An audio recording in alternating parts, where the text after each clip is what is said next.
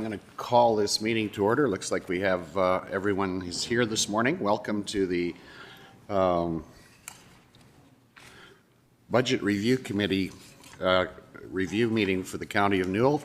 I think everyone's here in terms of councillors, so no one will be excused. We have an agenda before us. Is there any changes to the agenda or a motion to adopt the agenda as presented? Councillor Chrisman, please. The motion to adopt. All in favor, please indicate. That is carried. Thank you. I think with that, we can go right into our presentation from CIBC Senior Economist Catherine Judge. Catherine, I see you're on the screen this morning. You're with us? Yes, good morning. Welcome. Thank you. Okay, so I guess we'll get right into it then. Sure. So the Canadian economy is on the road to recovery. We have the Q3 GDP data coming out this Friday. So we are looking for the start of the recovery, but still relatively weak growth. As you can see in this chart, there's still very heavy sectoral tariffs on the Canadian economy. Of course, that's not really a big impact for Alberta. It's relatively contained to BC, Quebec, Ontario, given the lumber tariffs, metal tariffs, and auto tariffs. So in terms of Alberta, the effective tariff rate is actually relatively low because most energy products have been able to qualify under the CUSMA trade agreement to enter the US tariff-free. So in our view, really the continued recovery story does rely on the CUSMA trade deal making progress early into the year. We do think that Trump sees some value in preserving that because he could have slapped a 25% tariff on all Canadian goods back in April, but he didn't do that. He did preserve some parts of the CUSMA trade agreement. So that's a very important framework for Canada-US trade, which is why the agreement, which he initially renegotiated NAFTA into the USMCA trade agreement in his first term in office, wasn't that different from NAFTA. So we do think that he sees some value in preserving the agreement, and also with midterm elections coming up in 2026, he will want to limit uncertainty, which he's right now starting to get political backlash. The Senate has moved to essentially rule that they disagreed with the tariffs on Canada, although that won't really matter because it will get crushed in the House, but you're still starting to see signs of pushback, and he did roll back some tariffs on food items, but in terms of geography, it's highly contained to those three provinces, essentially. That doesn't mean that the Alberta economy hasn't struggled in terms of exports, particularly in the energy sector. Of course, oil prices are down year to date.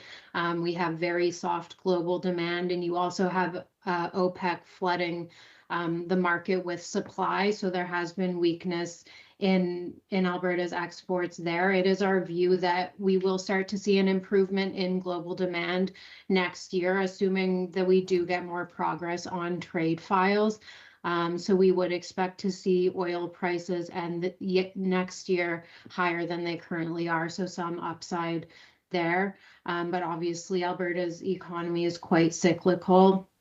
And there is still contention in terms of Canada and China and tariffs on canola. So there are still obviously trade agreements between countries will be front and center and could swing the outlook either way next year. But I think the point is that you're starting to see cracks in the US economy, and there is more pressure on Trump to resolve these trade issues. So if that continues, that certainly will be a positive for the Canadian and Alberta economy as well.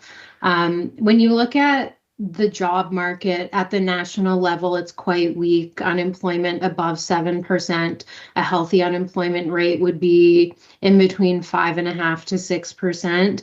Alberta has actually outperformed because there's still been migration into Alberta because, of course, the cost of living is cheaper than many other big provinces. So really when the labor market starts to turn, you typically see the more marginally attached groups weaken first. So that tends to be youth and specifically summer employment, which was very weak this year, and then non-permanent residents or new immigrants.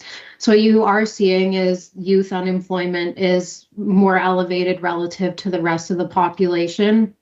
Um, Part of that does have to do with entry-level jobs being replaced to some extent by AI, in our opinion. It's something that's hard to measure because we don't really have good data on it, but we do think that that probably is having an impact. So we do expect the unemployment rate to stabilize going forward. The Bank of Canada has already conducted what it says is basically all of the monetary policy easing that it is prepared to deliver at this point. So that'll start to filter through more to activity next year. It does take several quarters for interest rate moves really to work their way through the economy. So we expect to see a stabilization in the coming months and then a lower unemployment rate on average next year as businesses gain more confidence around the customer trade deal, which we hope will be renewed, and therefore capital spending should also pick up. In terms of what we are seeing, the economy wasn't terrible in terms of consumption over the summer months, and a lot of that had to do with the Buy Canada movement. So people are taking vacations within Canada, not going to the US as much, still going to other countries though, but we don't think that impact will last during the winter months for obvious reasons. You're going to get less demand from Canadians traveling to cold places for vacations, but generally speaking, it was part of the reason probably why the Bank of Canada paused rate cuts for part of the summer. You had a lot of consumption funneled into the domestic economy rather than the US economy. And as well, wealth gains tied to the stock market have been a very big driver. This generation of retirees, the baby boomer generation, is the wealthiest on record in terms of real net worth per capita. And of course, a lot of it's tied to the stock market. So you are starting to see an impact there. And then when you look at the breakdown between goods and services, you're still getting a boost to goods consumption from people working from home. So that has been an impact. And that's part of what has helped keep population growth stronger in Alberta, the flexibility to work from home. But anytime you see the unemployment rate rise, and you are seeing some mismatch between the types of people that are migrating and the jobs available locally, which is why you still get a rise in unemployment. You get slower household disposable income growth, which is something that we're seeing now. So that will weigh on consumption and slow the recovery. But at the same time, you have an elevated savings rate still. So pre-pandemic, the rate of saving was just below 2%. It peaked at around 8% post-COVID. So there is a lot of room for it to drop, but still leave a decent buffer going forward. But of course, a lot of that money will probably be going to higher mortgage payments for people that are renewing, that took out mortgages when home prices were at their peak post-COVID. We're seeing those roll over next year. So that will have an impact, more money going into that rather than discretionary consumption.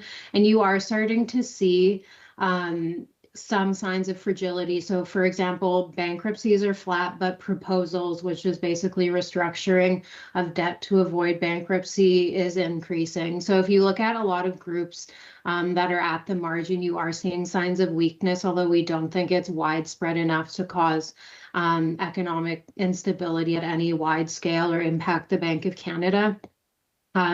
We do think it will start to stabilize and improve over next year. Now, in terms of population growth, obviously the government started announcing over a year ago restrictions on non-permanent residents, including temporary foreign workers and students. So as of 2025, you are seeing net outflows of NPRs. So population growth is obviously down sharply, not down as much in Alberta, because NPRs weren't as big of a share in Alberta versus, say, Ontario and BC. And you are still getting interprovincial migration because the cost of living in Alberta is much more affordable than many other provinces. So this is really working to Alberta's advantage because you have more people to produce output with. So you have more potential for GDP growth, which is why I'll show in our forecast table at the end that we expect Alberta to outperform generally versus other provinces. Now, housing, I mean, is arguably the most rate sensitive area of the economy. You can't really look at it at a national level. It doesn't really make sense. You have to look at it kind of city by city. So when we look within Alberta, I mean, the markets are relatively balanced. You get a lot of weakness in Toronto and Vancouver because condos are in recessionary territory right now. And then even in other smaller provinces and cities like Halifax, St. John, you're seeing a lot of demand still from stronger interprovincial migration. So it really varies depending on the area that you look at, but housing market activity is one of the Bank of Canada's most watched indicators because Canadian households are so over leveraged and tied to the housing market activity that it can be a real financial stability risk if you see big swings in these metrics. So, of course, there's been a big focus on affordability, and the housing supply plays into that greatly. So, if you look within Alberta, housing starts per capita are basically skyrocketing versus the rest of the country. A lot of that's because the rest of the country has a greater share in condos versus Alberta. But basically, the point is that if you want to return the housing stock to population ratio back to what it was in 2019, you would have to build houses at the national level for just under 2 years at today's pace, whereas in Alberta, it's closer to 1 year. So there's basically just less of a housing supply shortage, which makes housing more affordable. And housing supply and housing policy is one area where we were expecting more from the federal government in the budget, but actually not a lot ended up being announced in terms of catalyzing the supply side. So in terms of the federal budget, of course, you had a lot of announcements in terms of, I mean, leading up to the budget, a lot of this was announced infrastructure, capital projects related to diversifying our trade base and things like that. These are things that take several years to roll out. So in our view, it's not a big boost to economic activity in the next year or so. It actually, given the level of stimulus that we got, we think we may end up adding Bank of Canada cuts to our call. It depends on, of course, what happens with the data, but we do think that the stimulus was lower than expected. And also the types of measures have a lower economic multiplier because these types of projects, infrastructure projects and capital projects, are stretched out over such a long period of time. And roll out relatively slowly that you don't get any one big injection at any time. So the result is that by 2028, 2029, the level of GDP will be about 0.6 percentage points higher than it would have been without this budget. But you can see in the next year or so, you're not getting a very material impact, really. And I think, I mean, one reason maybe why the federal budget didn't focus as much or like as narrowly on the sectors hit by tariffs is that they're largely contained to certain provinces. So maybe the expectation was that provinces should or would do more. But I think one thing is for sure, interest rates are not the right tool to address these sectoral issues. Interest rates are a tool that mainly works through the housing market and other durable goods, and it's more just for broad economic health, not for issues in any one sector. So yeah, that's our view on that. But in terms of the Bank of Canada, this is why we say maybe they should be cutting more. If you look at interest rate sensitive sectors, their activity is below the pre-pandemic trend line. So for us, there is an argument for further easing. We don't have any more cuts in our forecast at this point because the messaging from them is kind of that they're done. And I think there is, I mean, questions around whether we will see more inflation, not from, obviously not from retaliatory tariffs that Canada has put on, those are mostly gone, but from goods that we import from the US that were exposed to tariffs when they were produced in the US, basically. So I think there's some scarring because of the situation post-pandemic when central bankers got the inflation outlook so wrong. But I think if we don't get material progress on the CUSMA trade agreement in the first quarter, there would be an argument to add more Bank of Canada cuts. When you look at, I mean, the inflation data, the issue with trying to judge the inflation data is that there's so many different measures. You can kind of almost pick and choose what you want to look at. And I mean, so how monetary policy really works is through the supply side, or sorry, for the through the services side of the economy.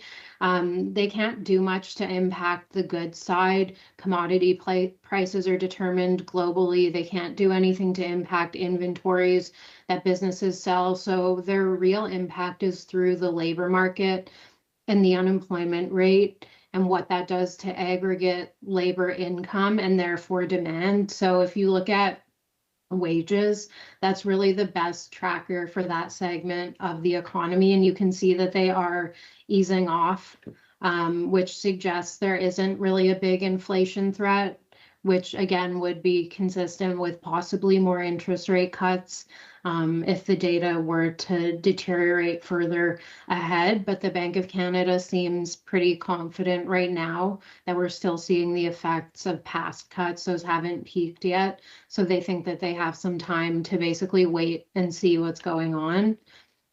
So this is our interest rate forecast. As you can see, we have the bank on hold through the end of next year. We have the Canadian dollar appreciating a bit. That's not really on domestic strength in the economy. It's more just the broad US dollar is moving from an overvalued position to more of a fair valued position. So that impacts most advanced economies' currencies versus the USD. So, I mean, I think in terms of longer term interest rates, we are in a higher for longer scenario. And that's because you have a lot of impacts in terms of government debt, particularly in the US being unsustainable, which filters through into Canadian bond yields. So you get higher for longer interest rates from that. You have pressures on the labor supply from baby boomers retiring and restrictions on immigration. So that's inflationary, higher interest rates. And then you have deglobalization, which is also inflationary. So just, and essentially we're not going back to low and stable and predictable inflation like we were pre-COVID. We're in a much more shock-prone world now. And the steady state for interest rates because of that is higher than it was pre-COVID. But yeah, let's just look at the numbers for the forecast here. So we do have the recovery.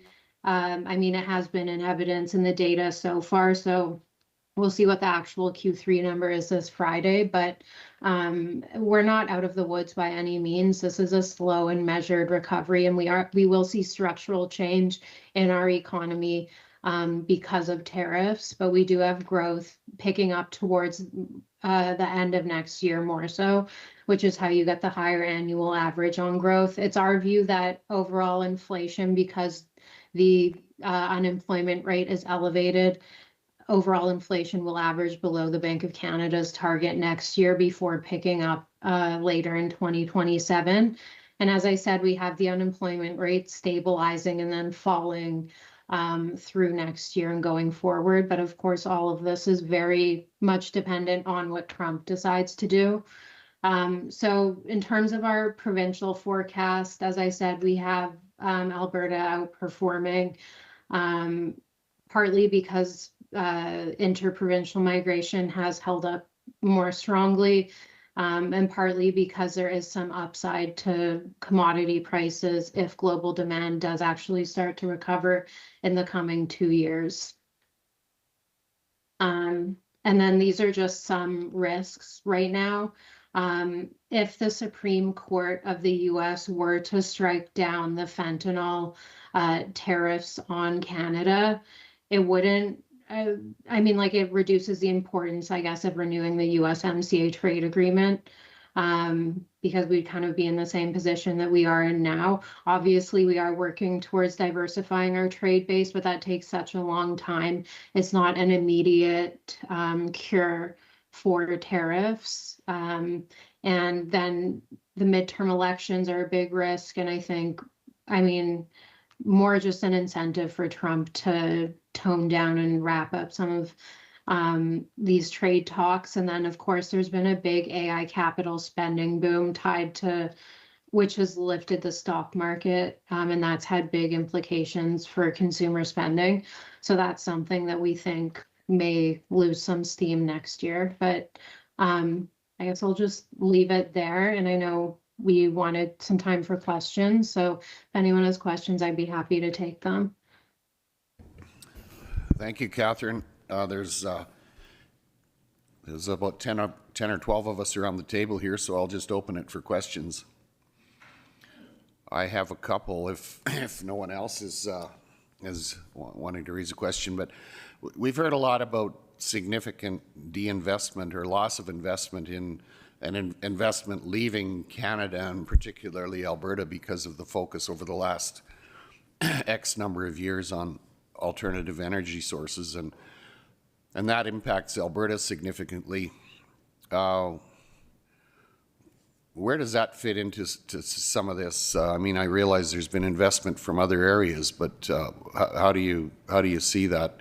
I mean, it's hundreds of billions of dollars that have probably left Alberta investment over a number of years. Yeah, and I think it all goes back to clarity on the policy side, what's going on with the industrial carbon tax, and also just relative tax rates versus the US are not very competitive in Canada. So I think there's too much uncertainty at this point to really see any type of boom in capital spending, and I would be cautious going forward. Like, of course, investment in the oil sector never recovered after the price of oil dropped in 2014. So I would be cautious. And I mean, I think a lot of it does go back to what happens with policy on carbon taxes and things like that and red tape, really. So. Okay, thank you. Yeah, I would agree with you. The other thing is, I think there's a fair bit of uncertainty in terms of the messages being sent out of the federal government, even to date. I mean, we're told there may be an announcement tomorrow in Calgary with regard to a pipeline, but a lot of the other messaging continues to be quite offside with what the Americans are doing in terms of their focus over the last year and a half, or year, let's say. Yeah, and I Undoubtedly, agree. that's going to continue to impact. Yeah, and I do think that you'll just continue to see caution until there's more clarity. And that's the message we've been hearing from clients as well. There's been, I mean, a lot of announcements about higher defense spending and maybe seeing which types of projects will qualify under that. That's a question mark as well. And then, I mean, yeah, you obviously, when you're working with different levels of government, there's a lot of layers to these types of approvals. So, yeah, I would be cautious. And then, I mean, we are optimistic. I mean, I wouldn't say we're overly optimistic on oil prices next year because of alternative energy, but they certainly will see some upside. But I don't think we're going to see a boom in oil prices or anything, especially with OPEC flooding the market. So, yeah, I would still remain cautious on that. Okay, thanks. Are there any other questions around the table here? Greg, go ahead. Hi, good morning. My question always with inflation is whether you track inflation on necessity items such as utilities, food, fuel, those shelter, those type of things, and divide and take out all the non-necessity type of commodities that are out there. I'm always interested on what is the inflation on the necessities of life. Do you have any tracking on that? We do have that data. I don't have the specific number, but I mean, obviously food prices are up quite a bit. And the issue is with inflation, when things go up, they don't necessarily go back down. Like the rate of inflation may stabilize or it may stay at zero, but once it's up, prices tend to be sticky and don't come down. So there's no question about it. Like the cost of living and necessities have gone up. And that's why you're seeing relatively weak demand elsewhere in the economy. So yeah, unfortunately, that is the case right now.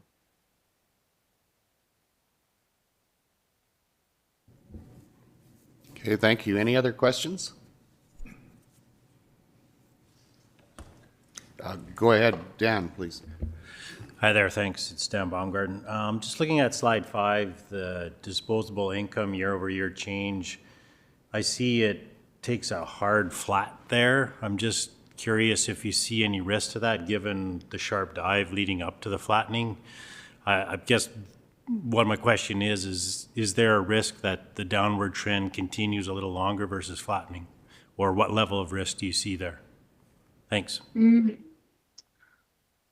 I think we have reached the bottom already. Like I do think Q2 of this year was the weakest that we'll see. So I don't think there would be a big risk for it. That's already a very sharp drop, as you pointed out. And with interest rates going so much lower over the past year, and it takes, 4 to 8 quarters for one interest rate move to fully work its way through the economy, I don't think we will get worse. We've already returned to growth in this quarter. So I think it's more a stabilization story and then some upside in 2027.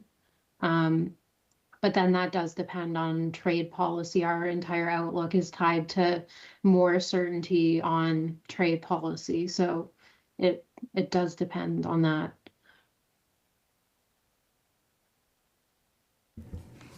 Okay, thank you. Any other questions?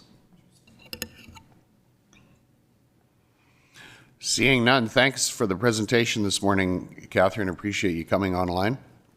Thank you. Okay, bye now.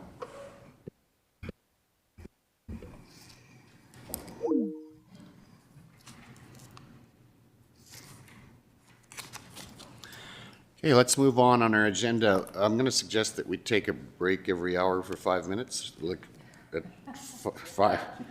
5 to 10, just so we kind of know what's coming. Is all we 4.2 funding request from the Rolling Hills Ag Society. Oh, I'm sorry. Yeah, that's at 1 o'clock. Right. Let's move on to the interim budget 5.1. Matt, you're taking us through that? Yeah, you bet. Good morning, Council. It's the big show. I don't know if I'd say it's my favorite day, but it's one of them. Let me lead with a little bit of gratitude as your CAO. Gratitude for the council we have around the table, the region we find ourselves in, the abundant natural resources we're blessed with in this area, the ingenuity, the entrepreneurship of folks in the region. County of Newell is a pretty great place to be. And we're in pretty great shape financially. So, interim budget review. Some of you around the table were here back in July when we had our budget planning meeting.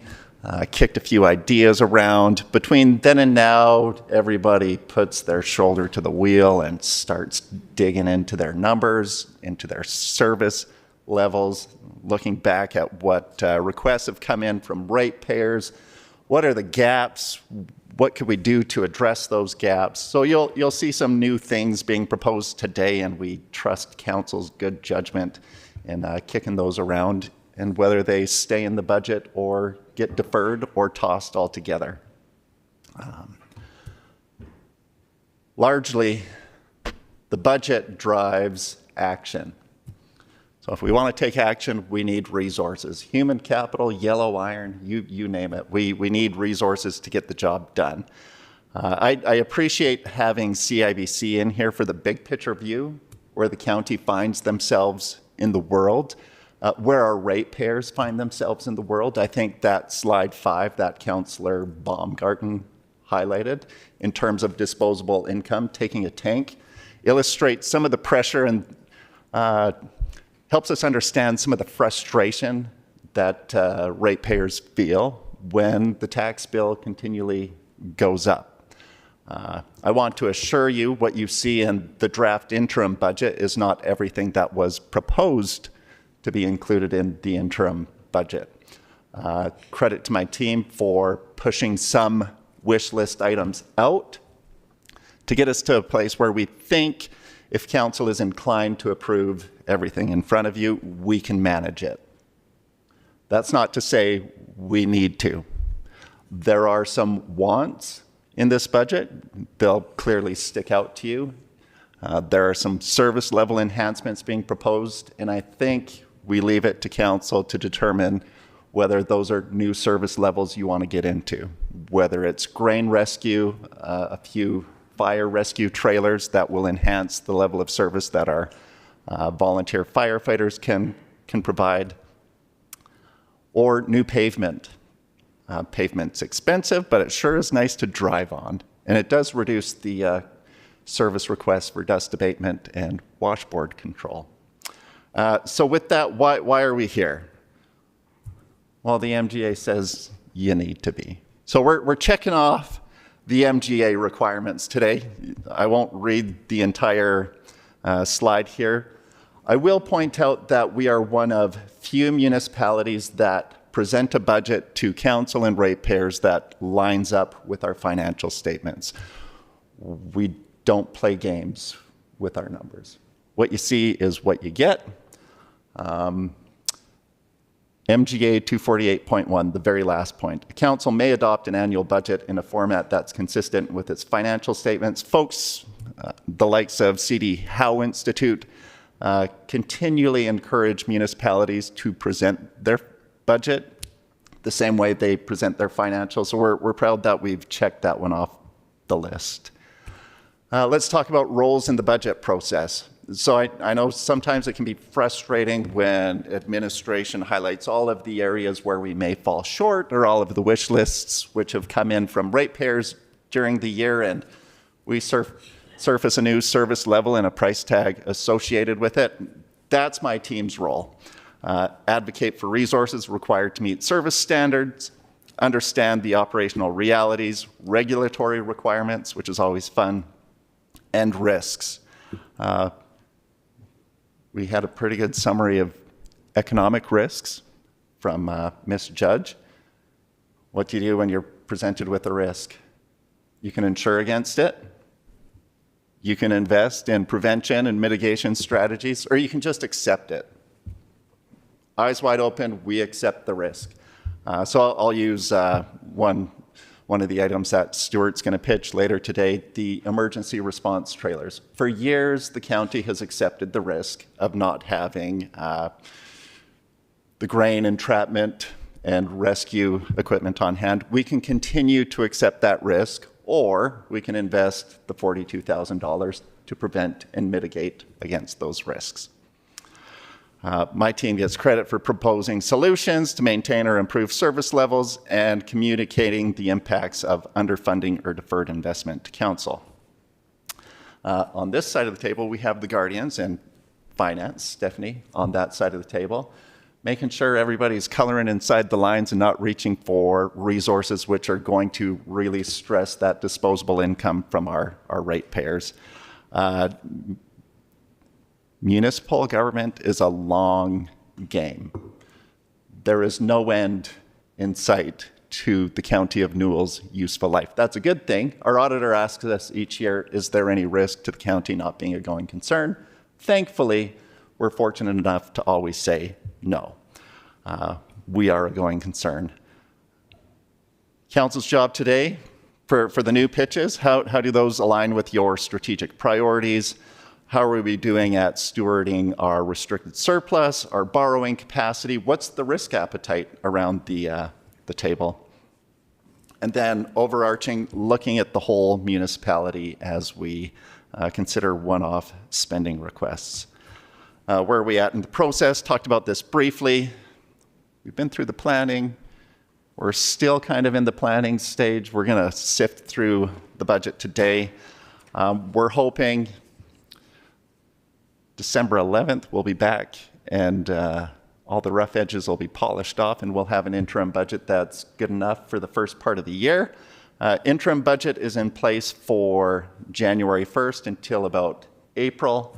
We're always waiting for assessment values to come in by the end of February. So it's always a little bit of a walk into the dark, understanding what the growth is going to be in the region to support any inflationary impacts and new service level demands.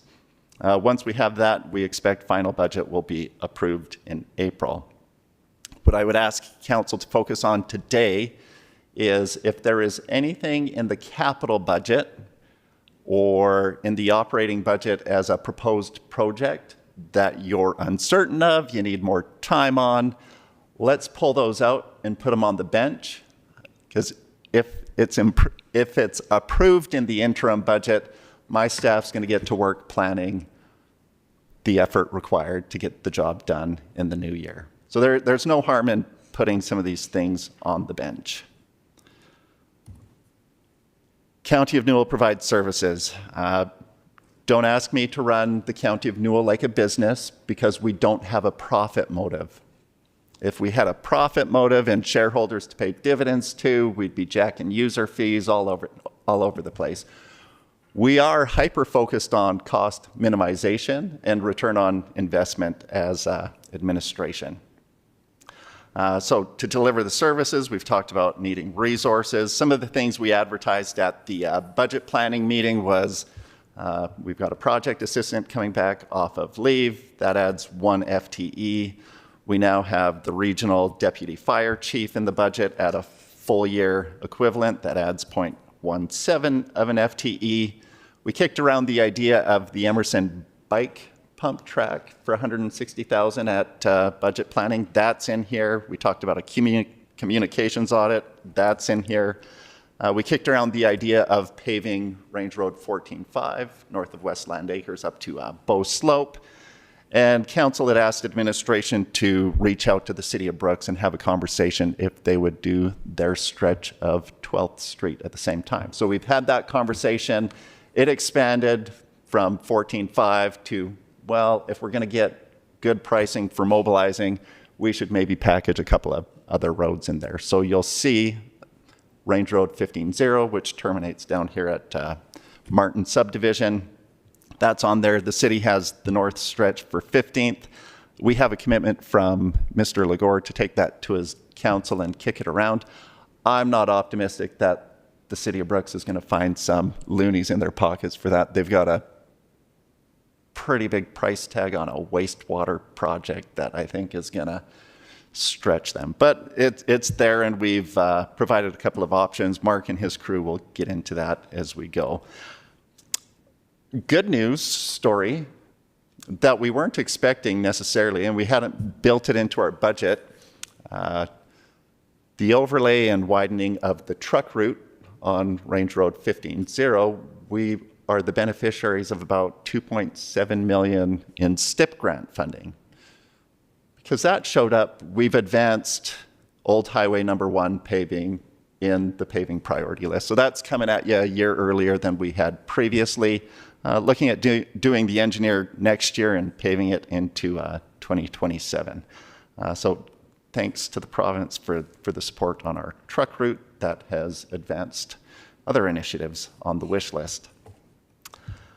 What else do we have in here? A solar project for generating some electricity for the county facility. That's largely going to be grant dependent for a pretty nice payback period. Council could consider charging forward without the grant. You're going to extend the payback period, but maybe that makes some sense. We're service oriented. Big picture, budget summary. I'm a big fan of minimizing the surprises. So we're anchored to the advertisement we made back in July. We're looking for 2.5% increase on property tax revenues. That'll give you another $843,000 to work with. Operating expenses, this number is going to change. We have baked $1.5 million contribution to the city's wastewater project. It's showing up in operations. I'm going to drop that down in the financials to other. But it's real money, and as it shows right now, you're up 5.49% or $2 million, an annual surplus of 8.8. And I will point out, if we move to the next slide, please, Stephanie. You can't see this, but you've got the PDFs available in your agenda package. We showed the budget by function, which mirrors the presentation in the financials, and the budget by object. I'm always really interested to see what other municipalities are doing in terms of the annual surplus before the undernoted. And I would suggest to council that number needs to at least be 0 if you're funding your historic cost of assets.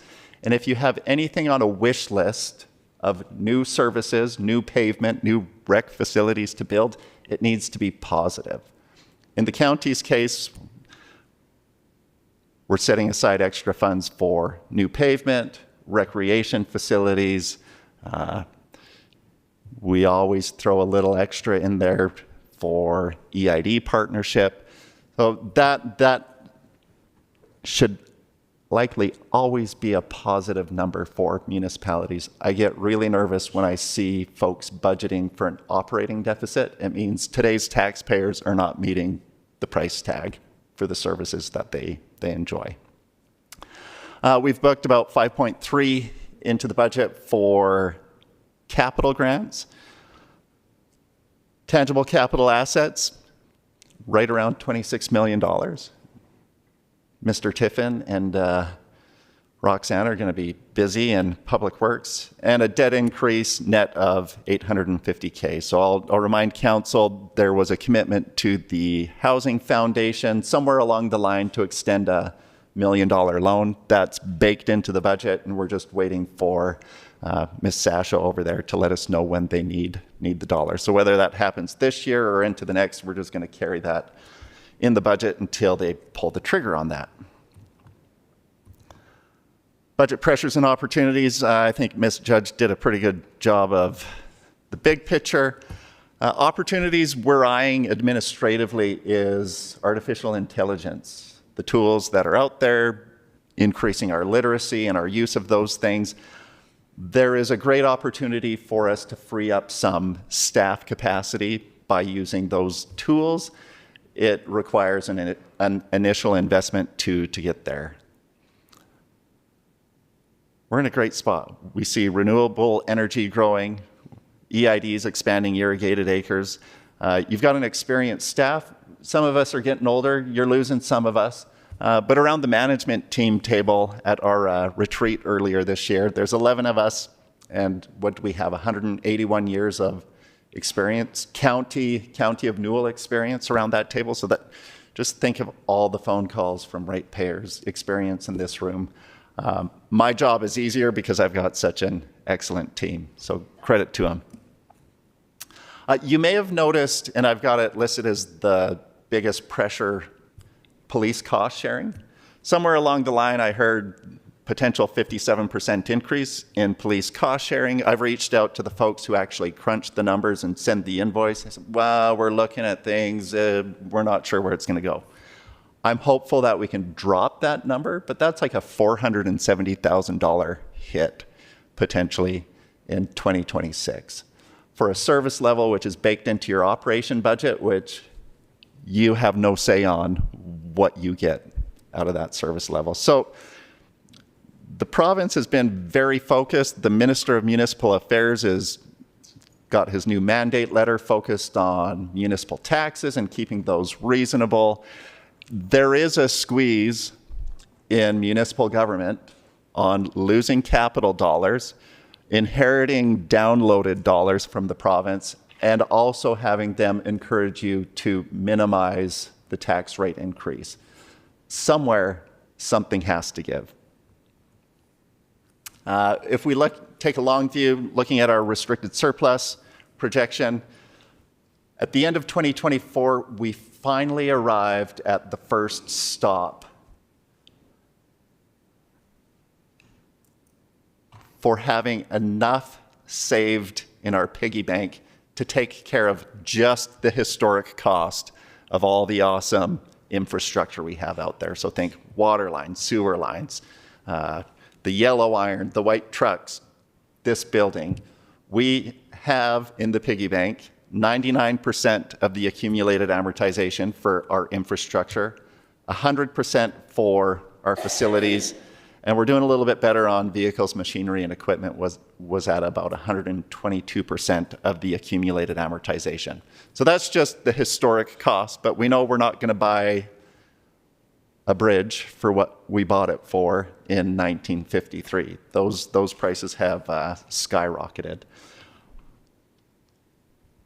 Restricted surplus is critical to what we do and the opportunities we have to ease the burden for our ratepayers. Back to that disposable income. If our ratepayers are feeling a pinch, council has an opportunity to be strategic and say, you know, we've done a little bit better with our investment income. We've tightened up here or there. Maybe we can ease the increases for our ratepayers. We don't have to shock them day one. And Mr. Schroeder is currently working on a dust abatement tender, and there's some shocks coming our way in terms of pricing and maintaining user fees where they've been historically. Have you ever wondered how accurate we are with our projections? Like I throw this up every year if anybody wanted to see, you know, how much hot air there is in the projections. You can find out. So I looked back in 2019.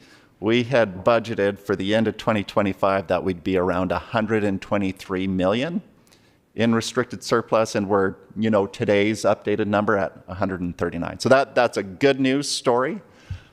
I don't want you to anchor to the numbers you see specifically, but I do want council to be aware of the patterns.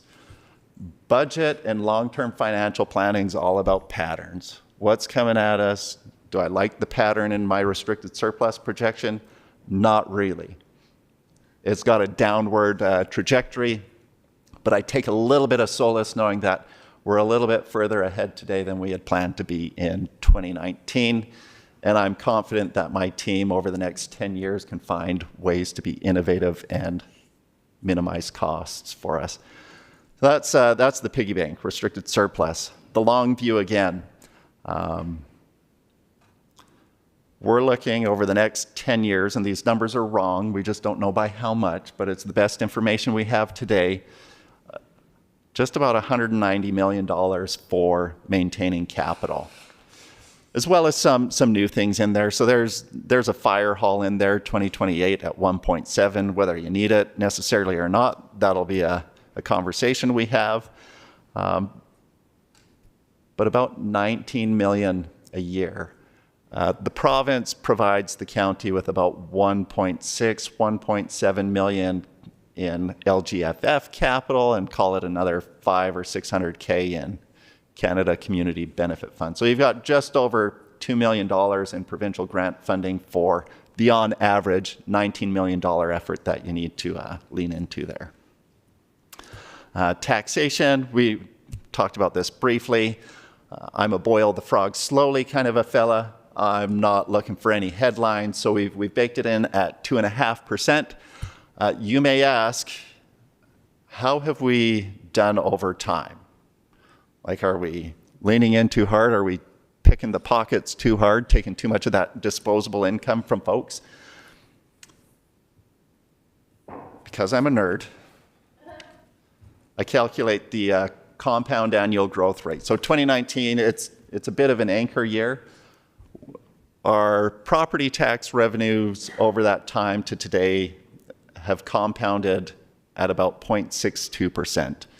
Our expenses have been compounding at just over 5%. So what does that mean for the big picture and the patterns of everything going on at the county?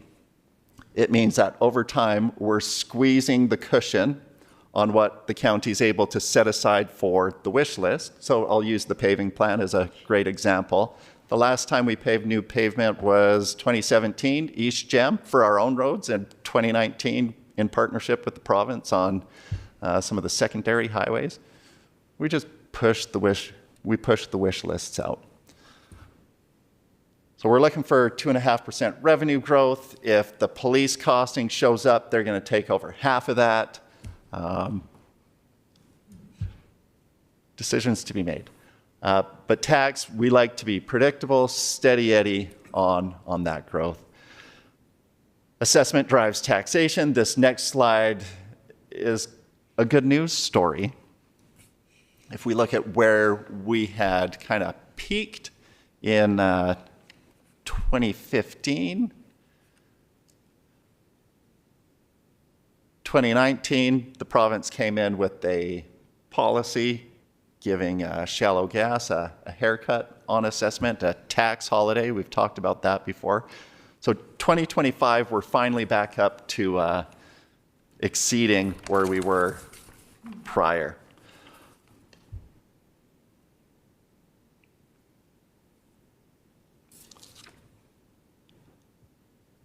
And this kind of anchors back to one of the reasons we pull CIBC in here for a bigger picture view.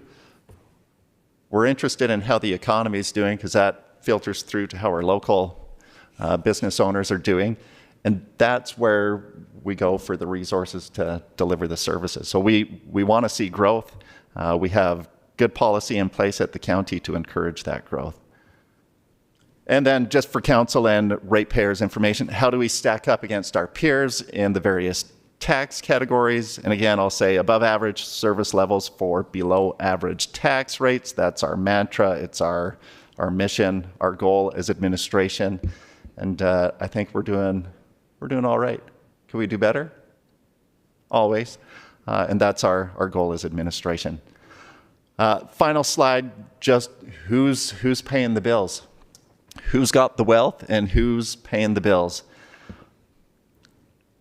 County of Newell, it's largely non-residential. That linear tax base that we've been blessed with here has provided an excellent quality of life, but it's also a risk. And it's been a risk for so many years now. I don't know if that risk is ever going to get resolved at the provincial level where they actually set here's the framework for the assessment model moving forward. But there are a number of initiatives the province has going, trying to lock things down on how are we going to value property out in the wide world? How are we going to hold oil and gas companies accountable for paying their taxes? We just had a deal with Prospect Oil and Gas asset sale, which looks like county's going to take a pretty big bath on some back taxes, which guys like me don't like doing. But that's the reality we're faced with here. With that, I'll quickly hop off my soapbox. I look forward to my team doing the heavy lifting. But before we get taught up here, maybe I'll open it up for any questions.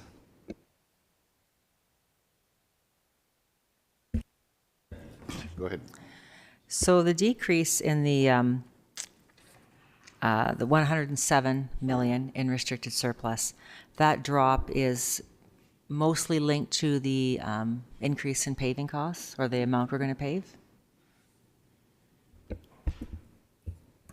The budget includes a transfer from restricted surplus of just over $8 million, if I recall off the top of my head. Yeah, 8.4. I'm looking actually 2027, just that way it's going to continue to go down. Like it's just that it's a pretty steep drop.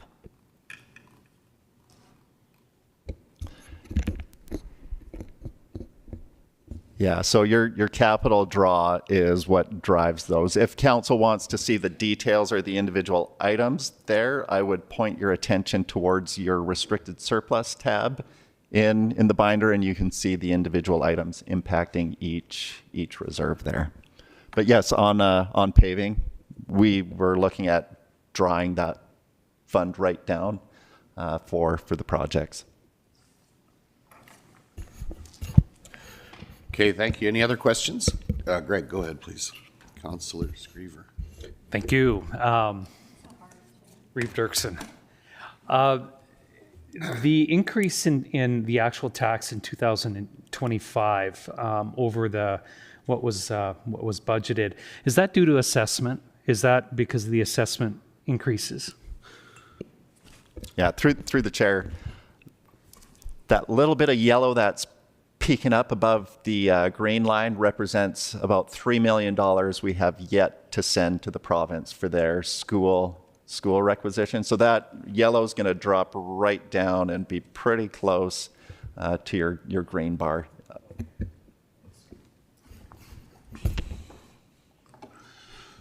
I have a question that probably doesn't have an answer right now, but I continue to think about what things would look like if we were really moving forward as to keep energy costs as low as they are. Like we've got imposition from the federal government with regard to carbon taxes. We've got the whole de-investment in Alberta aspect. Do we ever do any estimate on like blue sky and what it would look like if some of these costs were not coming to us? I mean, that would be across the whole economy too, but the impact our service levels significantly at some level, just in terms of cost, right? Yeah, we're not that creative in the effort for imagining what it would look like if we didn't have such high energy costs at the county. But we could tease that out in short order. I mean, we group fuel, oil, gas, utility. So we could find out pretty quick what impact those costs have on your tax rate overall, if that's an exercise council would like us to go through. I'm not suggesting it's a priority. I'm just thinking about the fact that we have taken positions over the last 4 years a number of times to try to keep those costs minimal and try to continue as a cost-efficient producer of energy, whatever that's going to be. So it's an interesting number. You know, so some of those estimates may be interesting. I mean, but I'm not suggesting that's a priority at all at this point.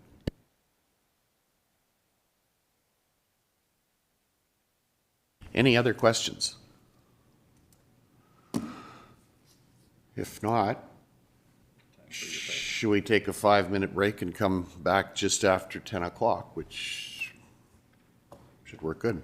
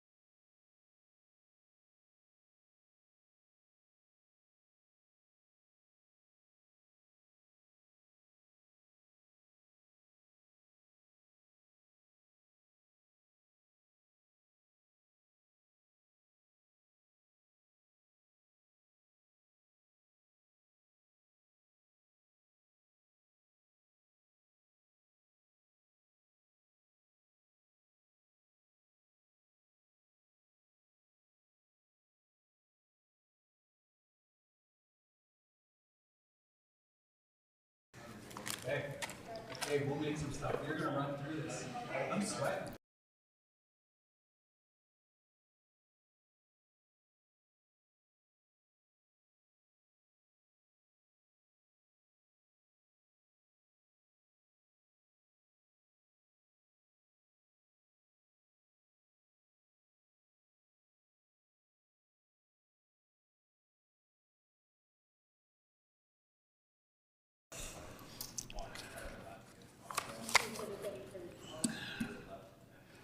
We're going to call our meeting back to order. Good.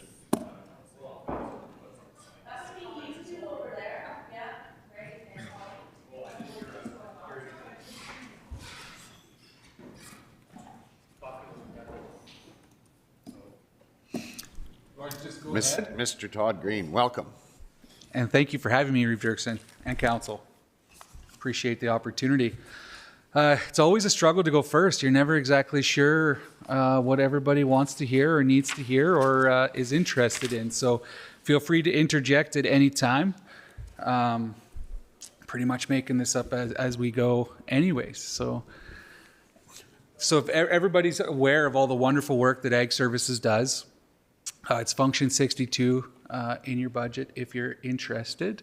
That's the monies that we utilize to provide the services. So the weed inspection and control service, we probably don't want to go through all these things line by line to any extent, but you kind of see we're a very vast department. We deal a lot with our ratepayers, whether it be the agricultural producers or hamlet residents, any of the users of our wonderful parks and open spaces. And one of our big things that we do is we try to partner. So we partner with almost countless organizations. Anybody that's willing to work with us, we'll work with them. So in the document here, you see the Alberta Conservation Association. We work with the Brooks Fish and Game Association, all of our urban municipalities within our county. The list is long. If it's got a shared benefit that we can see and we can work towards, we're happy to do that.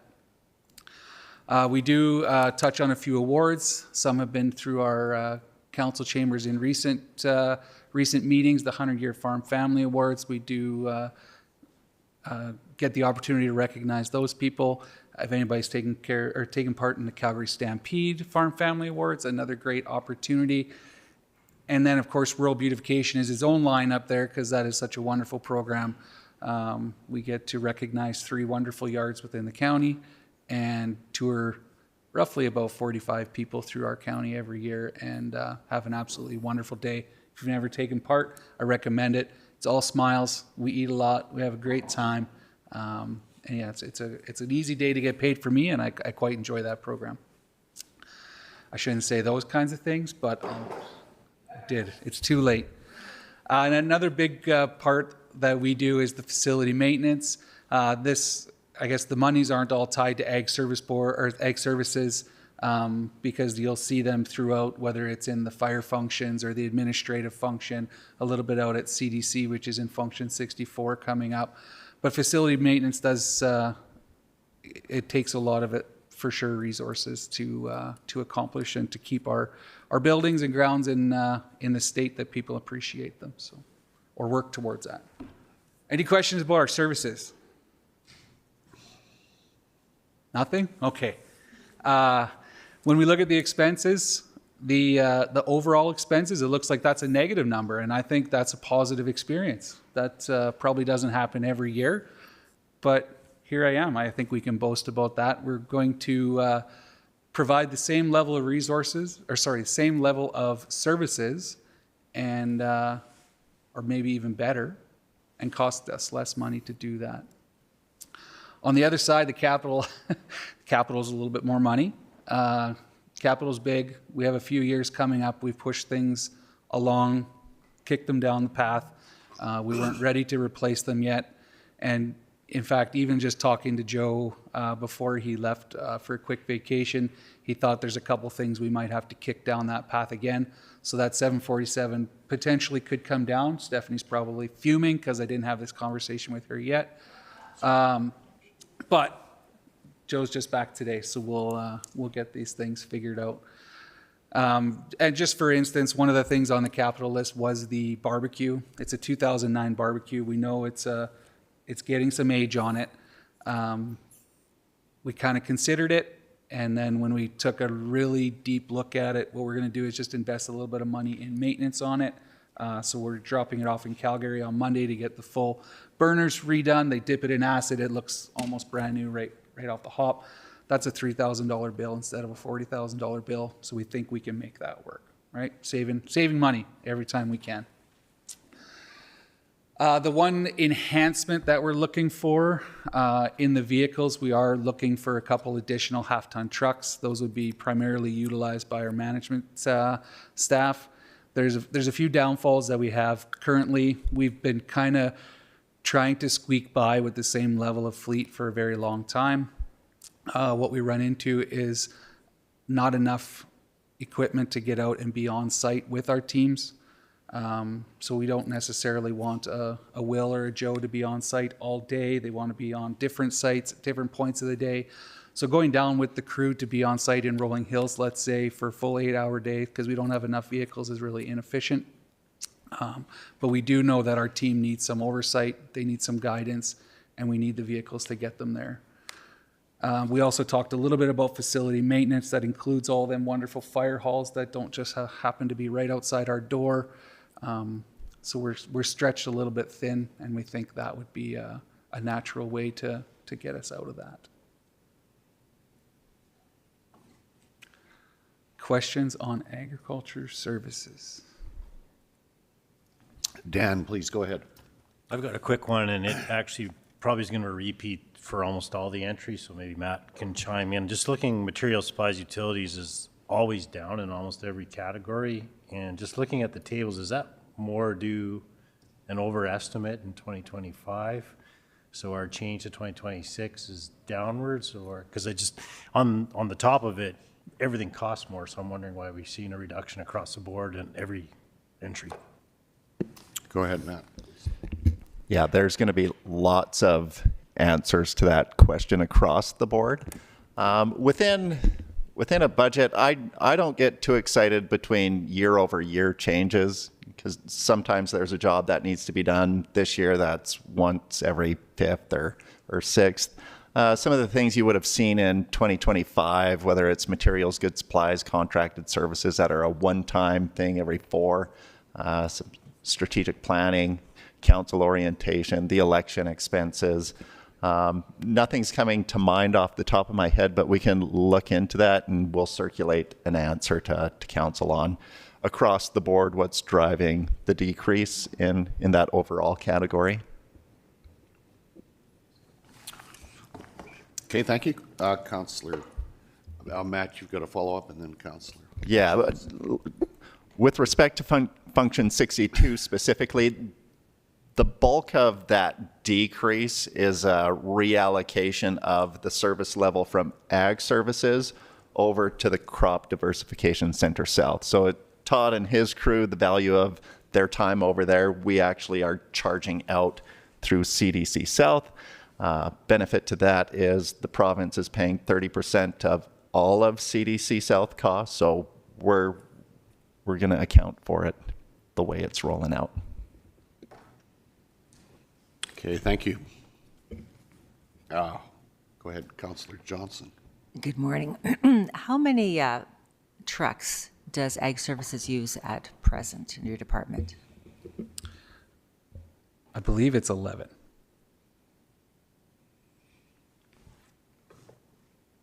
Thank you. Councillor Screever. Is there any way to, like you break out CDC South, is there any way of breaking out the hamlet mowing so it's not part of the expenses of the ag services? Is there any, do you have an idea of what that difference is? Matt, go ahead. Yeah, we will have internal job costing on what each hamlet is. We don't budget on that basis, but we do have the internal job costs. It is all currently falling under ag services, and this may be one of those discussion items if council has an appetite to continue to increase the farmland tax rate to a point where it covers just ag programming, we can get those numbers for you. Okay, thank you. Any other questions? Let's carry on. This is phenomenal. I just introduced the stuff and then Matt gets to answer all the tough questions. It's good. So parks and programmings, largely what this budget line includes is Emerson Bridge Park Campground. I think it's a jewel. I don't think enough people know that. And we really would like to see more people utilize the park, but that's what this includes.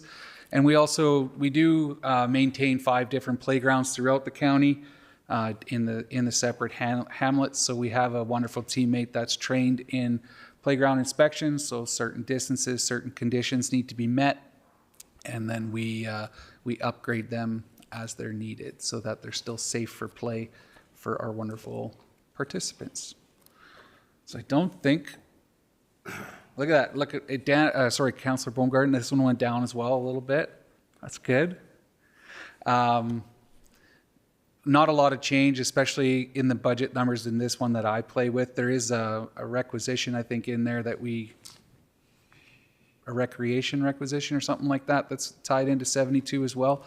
I don't play with that number. The ones that I do are specific to our parks. So we don't have a lot going on in terms of change or additional services, except that we did contemplate the pump track.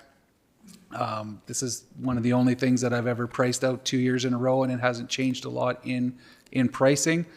So we had talked about $160,000 last year, and it's about that same price again. In fact, it's not $160,000. I believe the actual thing that we were looking to purchase is about $127,000. The rest of it would just be grounds work and gravel and that kind of stuff to make it safe and ready for use. When I talked to the crew about whether we would have the capacity to do this, they were just happy to do it. They think it would be a valuable addition to the park and it would give the younger members something else to do down there.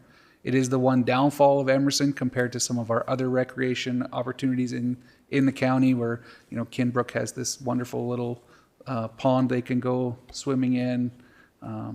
Those kinds of things. Rolling Hills Reservoir has another pond that people can go swimming in.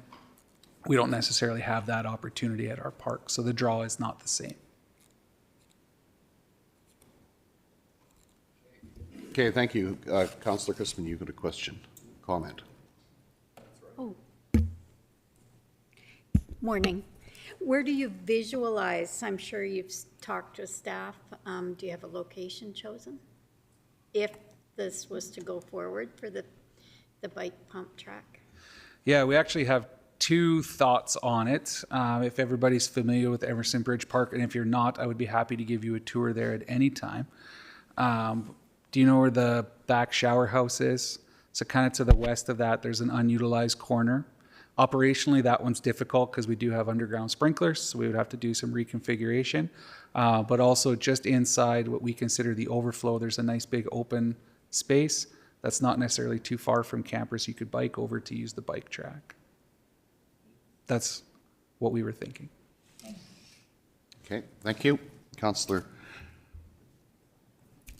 Kopp, and then Councillor Johnson. So my question is, with the pump track, have we calculated out what maintenance is on one of those? We have some idea? Good question. The one that we are proposing, so the one great part about Emerson is that it's in a river valley. The one bad part is that river valley floods once in a while. So we were looking at 2 different options. One was primarily based out of plywood. The other one is more of a composite material. So we know that things are more money when we place them at Emerson because we try to make them flood proof. So we were looking at the composite model that wouldn't take much for maintenance, kind of a one and done-ish. Okay, thank you. Go ahead. So if we approve this, it's about $750,000 we've spent on Emerson Park Bridge, Emerson Campground the last 8 years. I don't think we've invested that much in any other recreation facility. This one is primarily the counties. But at what point do we, as a county council, say that's enough for that? I'm just feeling we're spending a lot of money on this, and it's not used by a lot of ratepayers. So I'm just wondering if it's still we want to keep investing so much in this campground. We have lots of campgrounds in the county. This is the only county-owned one, of course, but at some point we have to say that we have to balance out use of our ratepayers, because a lot of its use is not from our ratepayers, or from people driving through too as well, I believe. Okay, thank you. Anyone have a comment on that, or Councillor Skander, please? I guess I'll comment simply because I do enjoy camping down there, and it's hard when someone doesn't camp to understand the importance of it. Also, from being on the tourism board for a long time, the fact that we don't have enough campgrounds in the area is a factor. As far as the pump track, Emerson Bridge has a really nice playground, but not so much suitable for older children, and there are a lot of bikes on the road, so I see this as being a safety thing if they can ride their bikes somewhere else. It would cost a lot more than $160K to put in, say, a playground for older children, so there is that factor. Also, as someone explained to me at the airport, that this is a service and services don't make you money. If you were to look into how much money we've put into the airport in the last 30 years and how many county taxpayers are able to use the airport, I think you would see that the money at Emerson Bridge has been well spent. Okay, thank you. Councillor Johnson, Neil Johnson. I would tend to agree with Holly on this one. I mean, this is a beautiful spot, but there's only 50 sites out there. No, there's not 50 sites, sorry. It's your number. $800,000, we're about tapped out, I think. And I would rather see the bike track or whatever it is, maybe out at Newell, where there's, well, who cares whose campground is? It's, there's 300 sites at Crawling Valley, or between Crawling Valley and Rolling Hills, Okay, Kinbrook. let's, through the chair, please. But anyway, okay, that's it. That's it. Okay, thank you. Was there another? No, Councillor Johnson. I'm just reading the stats. I believe there's closer to 75 sites. Does that sound about right? I'm not sure. The occupancy, average occupancy rate was 35% in '24. It's been decreasing, and we're seeing that in campgrounds all across the county, that camping is not as in as it was during COVID. So we're seeing a decrease in camping. That's, ask any campground, they can verify that. Okay, thank you. Pump track, just, I'll come right back to you, Councillor Hofer. Pump track, that is basically, I visualize a bike in the air part of the time. Is that kind of what the goal is? It was actually a new term for me when I heard it from council to look into it as well. But it's a track that you go around. It's got ups and valleys and curves, and you pump your pedals and go around the track. Okay, thanks. Councillor Hofer, please. I was just thinking, as opposed to having a bike track out there, would the consideration be maybe put water in these campsites? Because that's a lot of people are talking more that the reason they don't go camping is because they got to pack water. If we put water into these sites, what would that do for us? Yeah, so we, that was through a grant program 3 years ago. We have 12 full service sites out there now, out of the 90 sites that we have. Just so everybody knows there's 90. So we have 12 full service sites, so water, sewer, power. And then we have 2 water fill stations as well. So one right when people drive in, as well as one back by the shower house. So packing water is not a big deal. We have free use to come and fill your camper whenever you are there. I mean, if the idea is from that side of the table, I'm happy to investigate what the cost to do these things are. Typically, we see with water directly to the site, there's more water usage than if you have to just use what's in your tank. So then you would see sewer increases as well. Okay, thank you. Councillor Screever. I'm curious, just expanding on that, what is the usage of the full service sites compared to the non-service sites? And I think in conjunction with that is, if we were just to put water in and not sewer, what would, the cost differences be there? We have electricity at every site, right? So if we just put water and not sewer, that may be an option. But what is the vacancy rates? Yeah, I don't know that we've done the full analytics for 2025 yet. What we do see is, I think when when Councillor Johnson mentioned the 35%, 39% occupancy rate, that's when we consider everything together. I believe we have higher occupancy on the full service sites. We have a little bit less on the just power sites, and then we have usually quite dismal on the no service sites.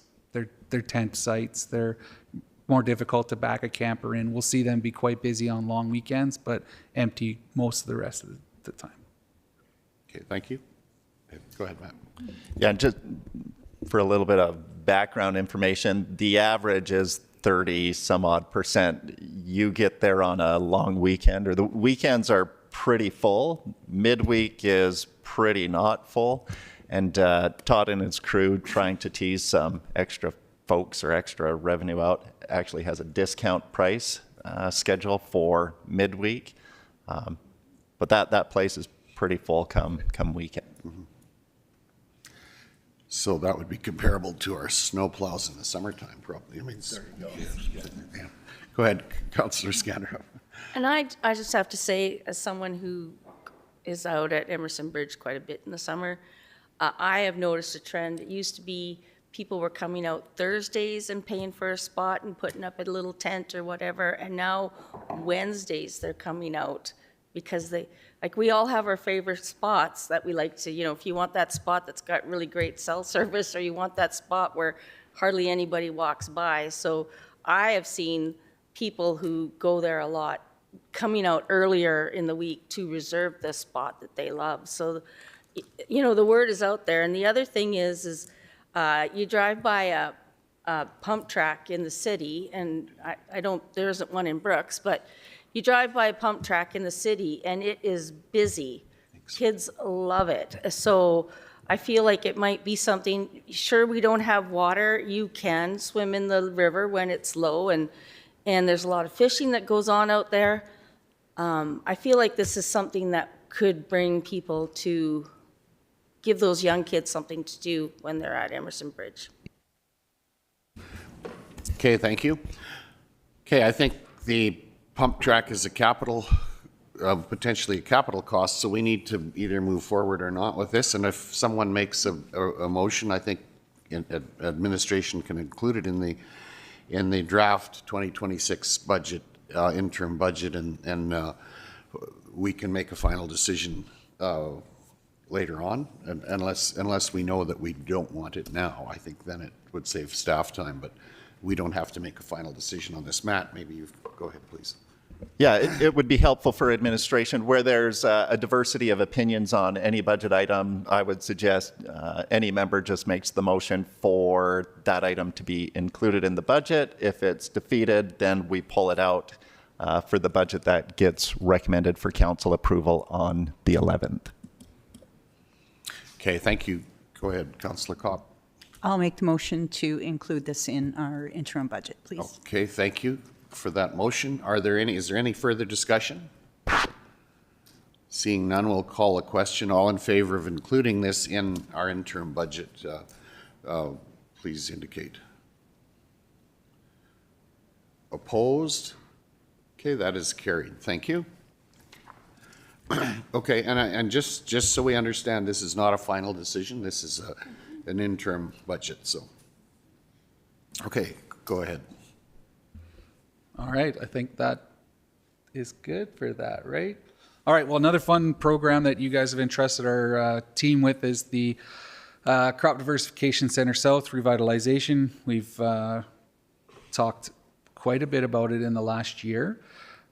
We are, I guess, what a time to be alive, because I mean, 2 budgets in a row, I still have no idea what I'm supposed to be asking you guys for money, because we haven't had a full year.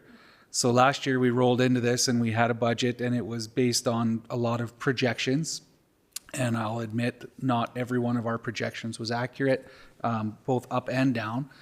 We still have 4 months to hit a year of what it looks like for funds. So I apologize in advance that I still don't know exactly what we need out there. I can tell you that we have been maximizing the use of the provincial capital dollars, as well as any of the operating dollars we can squeeze out of that system. So realistically, we've done a great job at that. And we intend to continue doing a great job at that. So I guess what you see here is not a very good representation of the work that's being done or the money that's being spent, but it's a great representation of how we're not spending our money. And I think I'm happy to tell you that story. Thank you, Todd. Go ahead, Matt. Yeah, kudos to Todd, Candace, Joe, Donovan, Tina, Jenna, who am I missing, who's been out there from our team, like just about all of your seasonals. What Todd and Candace and the crew have accomplished in under a year out there blows my mind. We would love to be further ahead with the capital spend. We've had lots of lessons learned. We've made some excellent contacts. Like, Todd's on first name basis with folks at U of C, Lethbridge Polytech, Ardar, keep going down the list. Just got back from a greenhouse conference. Everything is moving in the right direction, all the way from, we no longer have human capital out there turning a sprinkler head to water the lawn. We've replaced 150 sprinkler heads, which sounds boring and mundane, but that saves a ton of money.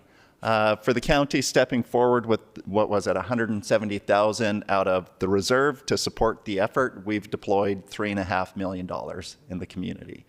That's pretty awesome.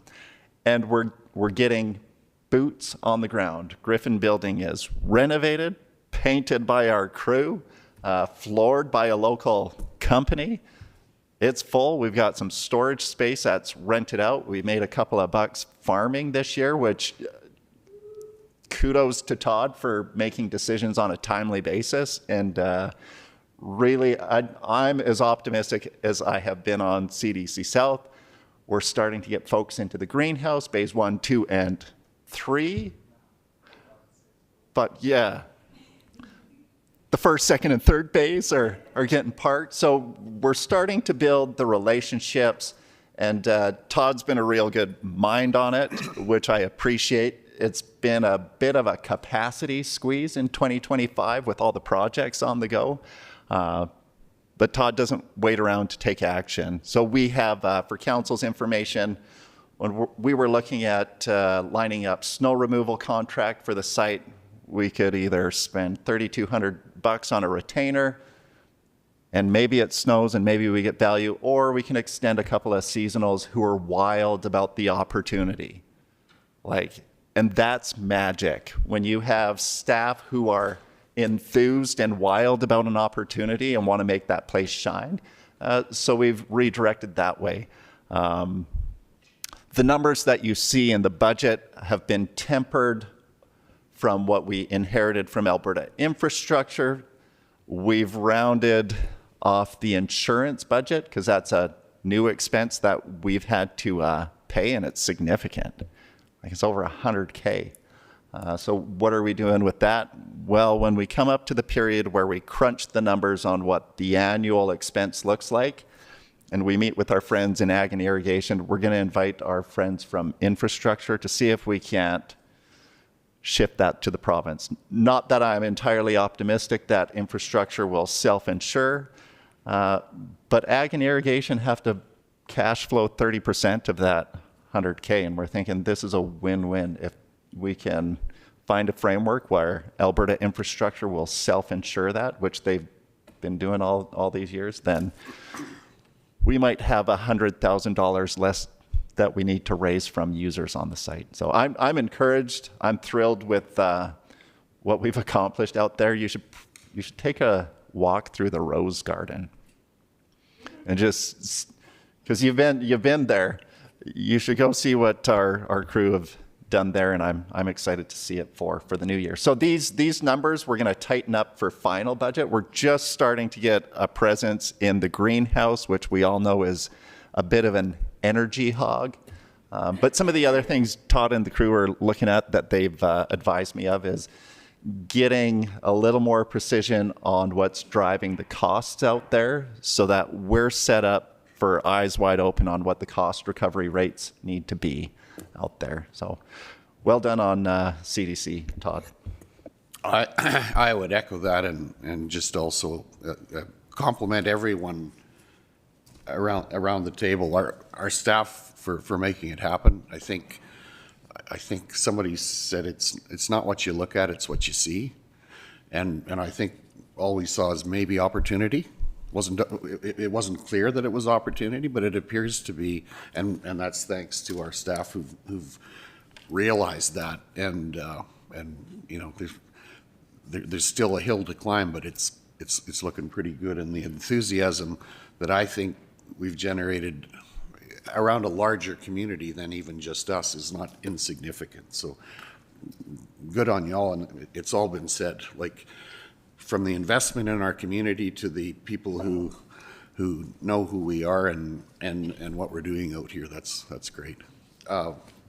Councillor Johnson, please. Yeah, just a question for Todd. You were mentioning the money that comes in from the province. What's the end game on this? When does that quit? And is there ever a chance that this thing will actually pay for itself, even if they gave it to us? Because it's substantial dollars that you're getting from the province right now. And that's not our end game by any means. No, and I think that's a really good question. And the big dollars that are coming from the province are the capital dollars. And it's mostly to address the infrastructure deficit that's there currently. So they recognize that the shape that this facility, or maybe not all, but the shape that the facilities were in were not adequate for the future. So that's the capital dollars. We've been investing those capital dollars to bring these systems back up to a reasonable state, a usable state. Part of my question, other part of that, they have to spend $3 million. What can you make out of this facility after the $3 million is spent? Like, there's no sense them spending $3 million and then we should make at least 2% or 3% on that money. Is that possible? And you're thinking in terms of the revenue from the users, or you're thinking Well, like an administrative fee? I don't care where you get it, but we've got $3 million of provincial money going out there, which is fine. We have to get a return on that, or there's no sense doing it. So when will that start happening? Or what's the game plan to get to that point? I don't know if that's an easy one to, there'd be some spreadsheets involved understanding that one. Can I just speak to that for just a minute? I think with regard to the $3 million from the province, that was to put air in the tires and fix the windows.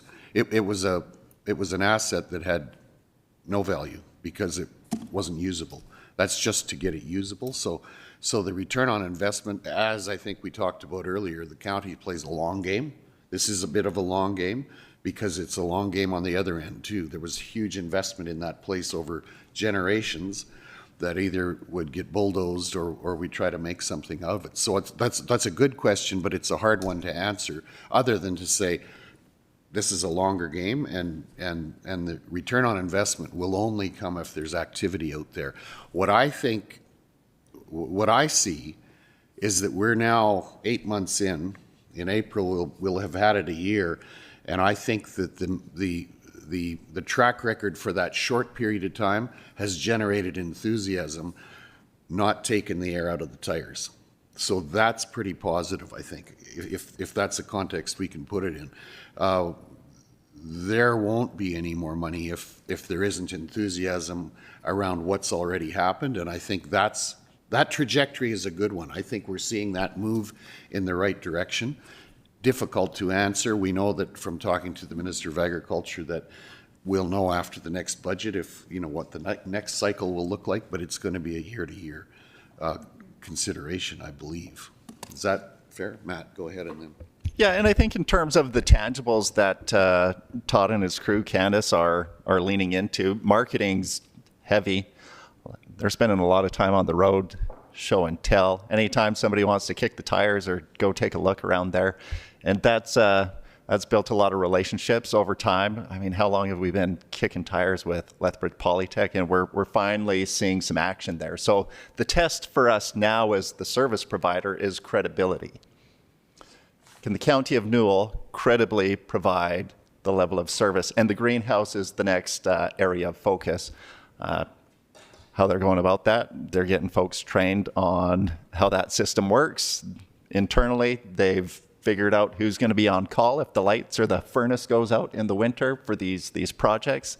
That's the next piece. We had conversations around the committee table about, is there an opportunity to engage with ARDAR and get our heads wrapped around what a greenhouse technician position would look like there? And it's one of those chicken and egg kind of situations, right? We don't want the cash flow going out for a greenhouse technician who has a largely empty greenhouse. But if we extend a couple of seasonals, get them trained, hey, that's a nice, easy way in. These folks are smart, they're getting trained, and we start to demonstrate through our service with Lethbridge Polytech and the other folks who come through there that you can rely on the County of Newell. We're there, we know what we're doing, and tell your friends so we can fill the greenhouse. So follow up, Neil? Is it? Yeah, all I am trying to get at, I don't think it would be wise for the county to throw in $170,000 last year and another couple $100,000 next year and maybe $300 or $400 along the way, because we dig ourselves into a hole where we'll never get that money back without a real successful marketing plan, which we're doing, but we have to be pretty vigilant of how big that pile is actually getting. Okay, thank you. Councillor Christman and then Councillor Screamer. Through the chair, I'd just like to remind council and maybe our new councillors that we took this project on, not for 8 months. We signed on for 10 years. Now, we can get out of that 10-year plan, but I think that'd be pretty raw if we were to jump ship at 8 months or even consider it. This is going to take a life of its own, or it's not. But we can't call that yet. That's my opinion. We've got people on a committee working towards that goal, and it's a big job. We've got staff who are extending themselves hugely at this point, and kudos to them for all that you've done.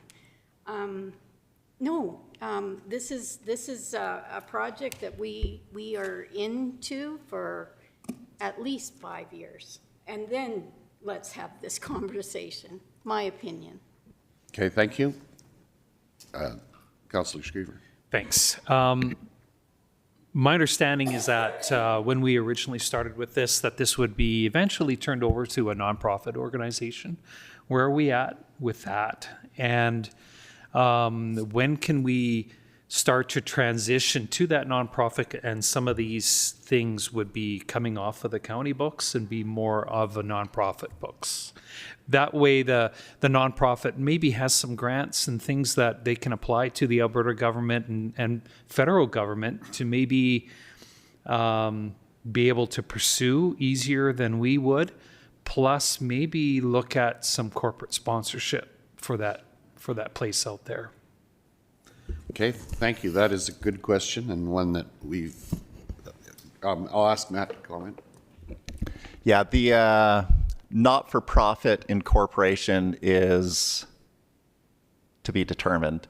I wouldn't recommend you incorporate that not-for-profit until you're certain you've got a line of sight that that place is a going concern. The county will always have a touch point in there with the lease through Alberta Infrastructure. So teasing the county out, and maybe there's a world where that lease can be assigned to the not-for-profit that gets incorporated, but I imagine a world where the province is probably happier having the county backstop the effort than a newly incorporated not-for-profit.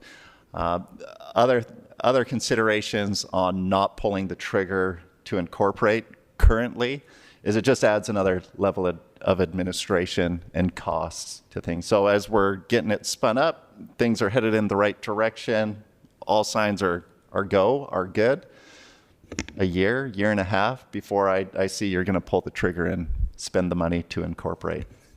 And I think to add to that also, I mean, some of that is a tentative, that was an idea or a goal, and that remains, but exactly what that should look like, I think we're dealing with something that is different than we maybe considered, you know, at the outset. When what we saw was opportunity, that was maybe one of the options, and it continues to be, but there might be others too. I don't know. Okay. Councillor Hofer, go ahead. What is the initial utilization plan for this place besides greenhouses once it's complete, to what Neil was saying about spending the money, getting it up to par to what we're going to be using it for eventually? I think multiple, but basically research, potentially. There's some, have you toured the facility? We should make sure we do that sometime soon. But it's basically a 750 acre research farm in 4 different locations, with about half of it set up for small plot irrigated research. So there's that aspect to it. There's also a significant community opportunity as a park and a place to do things. So it's and the greenhouse space is definitely a part of that as well. So it's kind of multifaceted, but we should take a tour out there sooner than later, just so you've had a chance to see it, I think, and open that to everyone at the time, because it's changed some over the course of the year for sure if you haven't been out there. So good question. Is that close enough? Yeah, thanks. Yeah, thank you. Yeah. Okay. Let's carry on. Well, I think that's about all I have. So this was really fun. And just so you know, all the conversations, I love it because it renews a little bit of skepticism in myself and gives a guy a little bit of a push to work a little harder for you. So thank you very much, and enjoy the rest of your day. Thank you.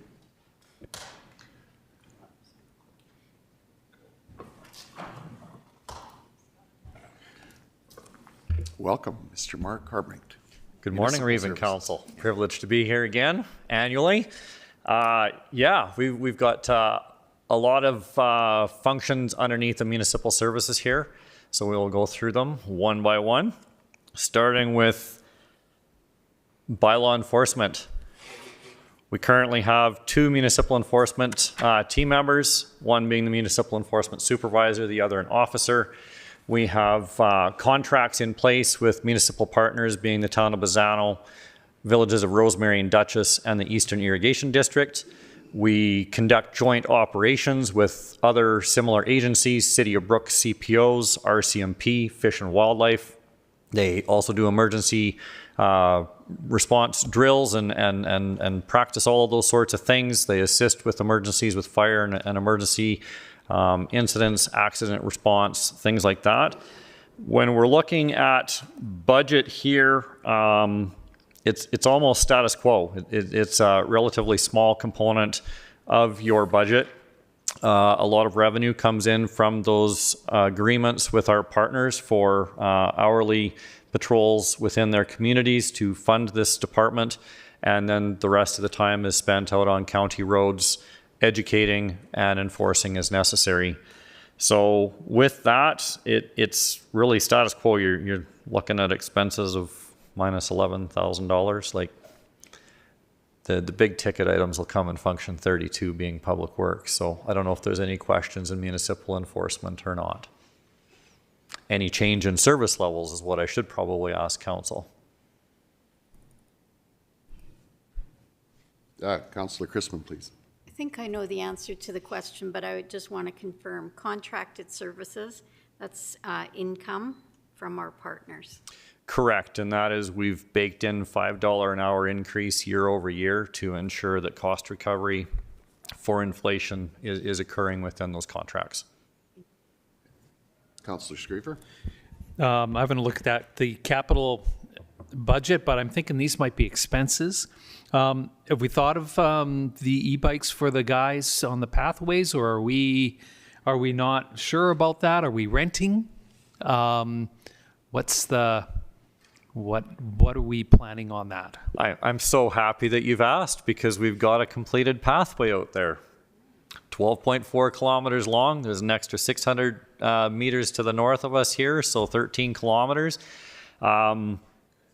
A few years back, we did purchase pedal bikes, an initiative where we wanted to make officers more available to the public, where they could use their bike carriers to get into our municipal partners, ride their bikes around rather than being in a patrol vehicle with the windows rolled up, AC turned on or heat turned on pending the season. They got used some.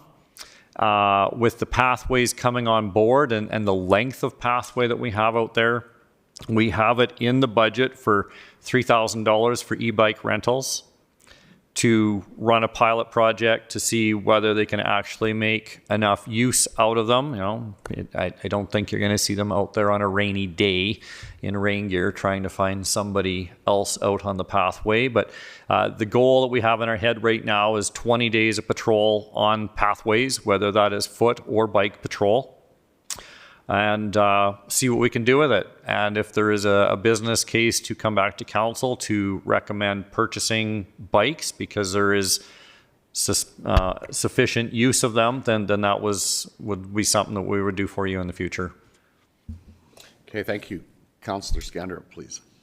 I'm just curious, what kind of bylaws would we be enforcing on the bike trail or on the pathway? Is there a cost effectiveness? Well, we've been pre-planned with everything here, so we do have portable radars.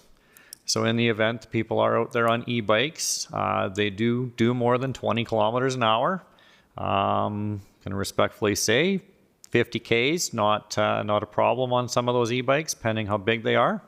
You have to be careful in the regulations as to what an e-bike is and what is permitted on our pathway.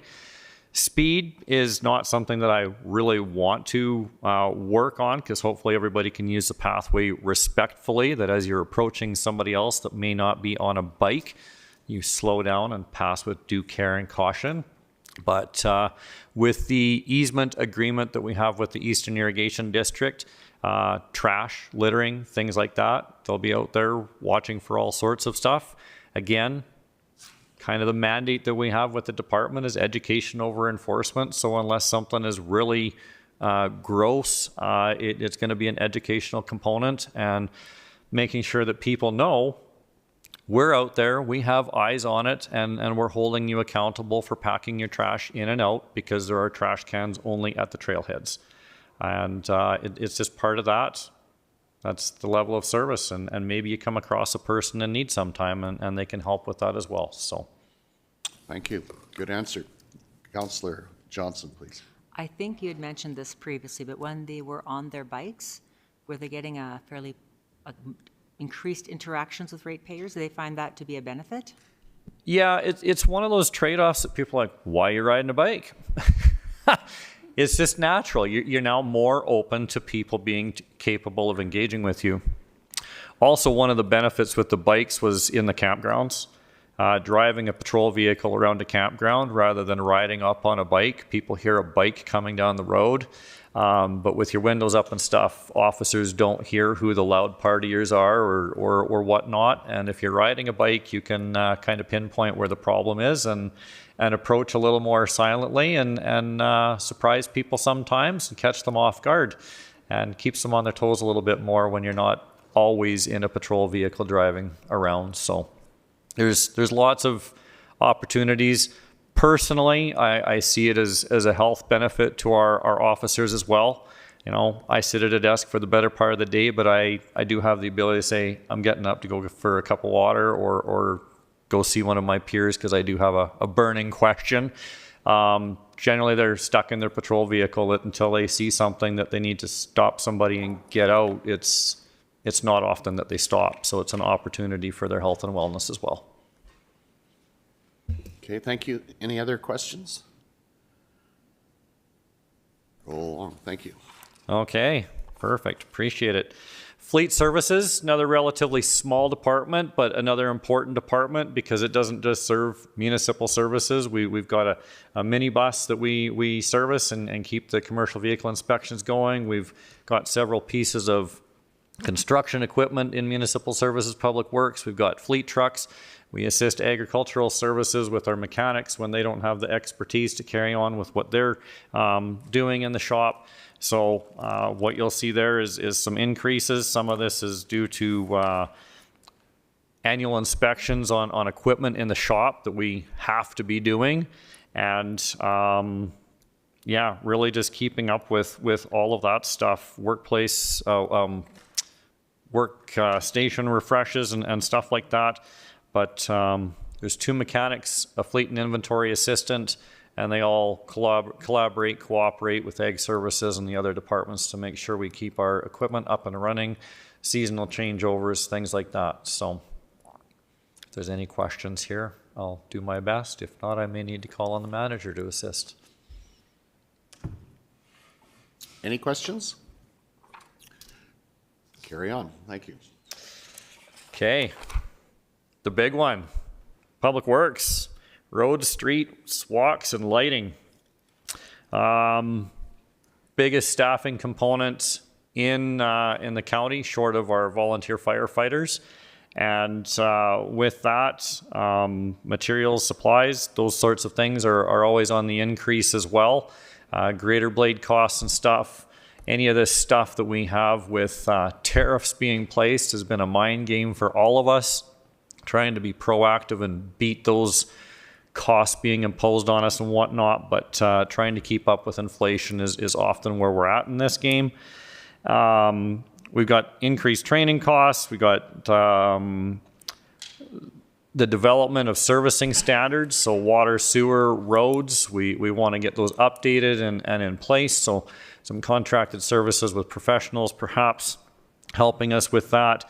Added paved road life cycle is a study that we want to conduct, similar to the gravel road study we just completed.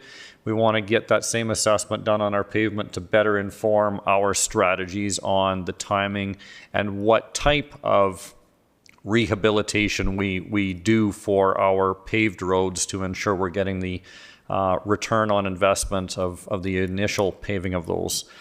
Additionally, this line painting cost, the more you pave, the more you gotta line paint, crack seal, all of that.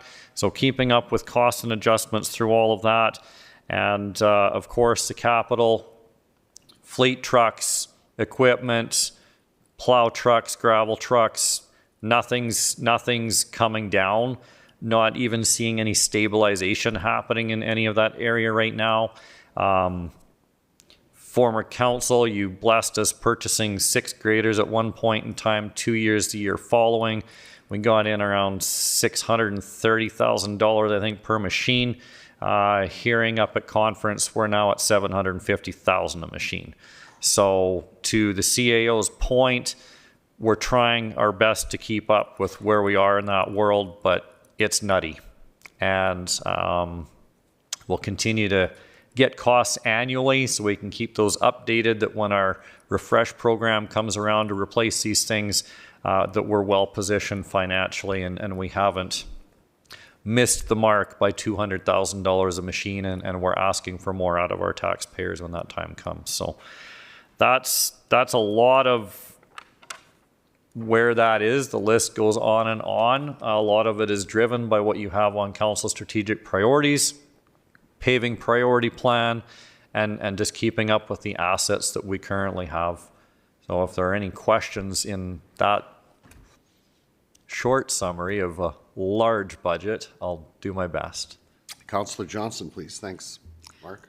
Your vehicle capital is 687,000. So are those coming up because they have just reached end of life by years, or it's end of life, your staff are saying it's done, I can't make this go anymore? Most of it is by years. I'll remind council, we are in partnership with Enterprise on 9 fleet units now. Most of them are on an annual replacement cycle. One of them is just about on a 6-month replacement cycle because it's 20,000 kilometers and we must own them for 6 months before we can flip them. That program has been paying dividends. We've at least paid for 1 or 2 vehicles through the return on investment and being in that partnership and utilizing Enterprise's expertise. So that is a very good program. The rest, when we got into the 3/4 tons, 1 tons, 2 tons, when we evaluated that back in the day, we were actually doing better management than getting into the annual changeover of those. So we've kept those on about a 10-year replacement cycle, and it seems to be working. We're getting there without any major repairs or replacements of things. Yeah, maybe there's a transmission from time to time, but it's not the normal. And sometimes we can't predict those things either, because the brand new vehicle can be the lemon where the old one's the better performer. So I hope that answers your question. Okay, thank you. Follow-up? Go ahead, please. I just have a question about bridge files, because we know they're very expensive and much more than they were when you first put them in. Who does the assessment that lets us know when they need to be fixed? And is there any value in if you have additional money to do those bridge files ahead, or is it work better to just wait till the last minute in terms of? So Alberta Transportation identifies which bridge files need to be inspected, and it's usually about 30 to 40 a year. That information is then fed in to say what is coming due, and more frequent inspections may be necessary pending what the condition rating was on them. STIP funding has been a major component. We're aiming for 2 bridge files every single year now on 140 bridges in Newell and whatnot. That's not a lot, but you're looking at a 30 to 50 year life expectancy on some of these things, pending what kind of structure they are. For the newer councillors, we have bridge files that are concrete bridge decks. We have bridge files that are large diameter culverts that exceed 1.5 meters in diameter. So those are all considered bridge files, and they all have different life expectancies, and that's why the inspection cycle is critical. To replace them early, that's probably an expense you really don't want to go through, because you're spending money prematurely that you're throwing money away from what the initial investment was. There are other strategies of extending the useful life of bridges. We have a bridge file we have on the books now for replacement that 7 years ago or so, we put struts into it to maintain its structure and hold it up. There was some cause for concern from neighbors that, it's impeding the volume that can flow through that bridge file. It's one of those strategies that we have to employ, that $30,000 went a long way in getting another 5 to 7 years out of that bridge file. It's just like everything else. We don't leave a pothole in a paved road until the whole road falls apart. You fill the pothole, you extend the useful life, and you keep using what you have, right? That's where we're at with all of this. It's the most financially sound and reasonable, common sense thing to do. To replace prematurely, I think you're really just throwing taxpayers' dollars out the window. Okay, thank you. Councillor Screever? Yeah, my question is on the insurance line. How come such a big difference from actual to what the budgeted was from 2025 and now back up in 2026? Go ahead, Matt. I'll just say the year's not over yet. So for council, when you're looking at the 2025, if it says actual, that's actual of the year to date when it was published. So we typically come in pretty close on the insurance budget. We're pretty coordinated with RMA there. So Stephanie can speak to the renewal terms, typically fall time, right? It comes in and we pay some bills. Yeah, the invoice just came in and we just processed it. It was dated November 1st, so we probably just missed this by a few weeks. Okay, thank you. Councillor Cobb. When it comes to the vehicles that Todd's area needed, will those ones be put under the enterprise fleet system as well because they're half tons or, yeah? Okay. In the affirmative. Okay, any other questions? You want to take 5? Let's take 5 and come back before 10 after. Okay, thank you.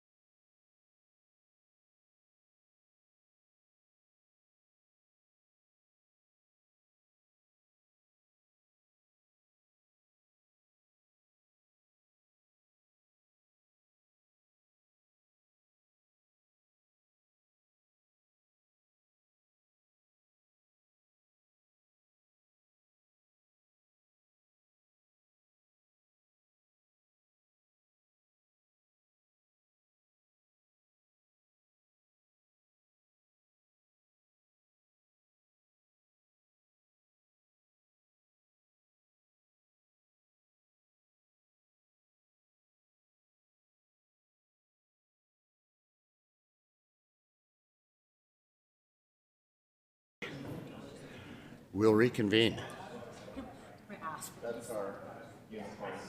Request for clarification.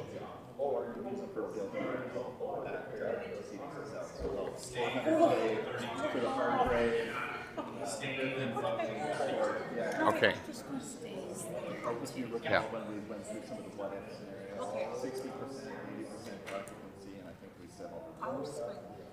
Okay, go ahead, Mark. Okay. Today I'm also here to present a couple, well, one RFC and then manager of operations will present the other, but we're going to start with the paving priorities. This ties back to the introduction of the CAO about we've had some discussions with the city. We've had several other things pop up.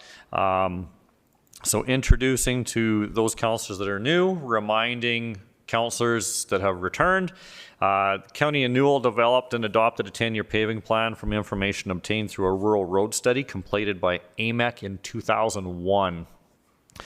That plan has always been used as a guideline for prioritizing paving projects in the County of Newell, and some of the roads identified in the 2001 study remain on the paving plan. What that plan really consisted of was connecting communities to communities, commodities to market, and people to destinations.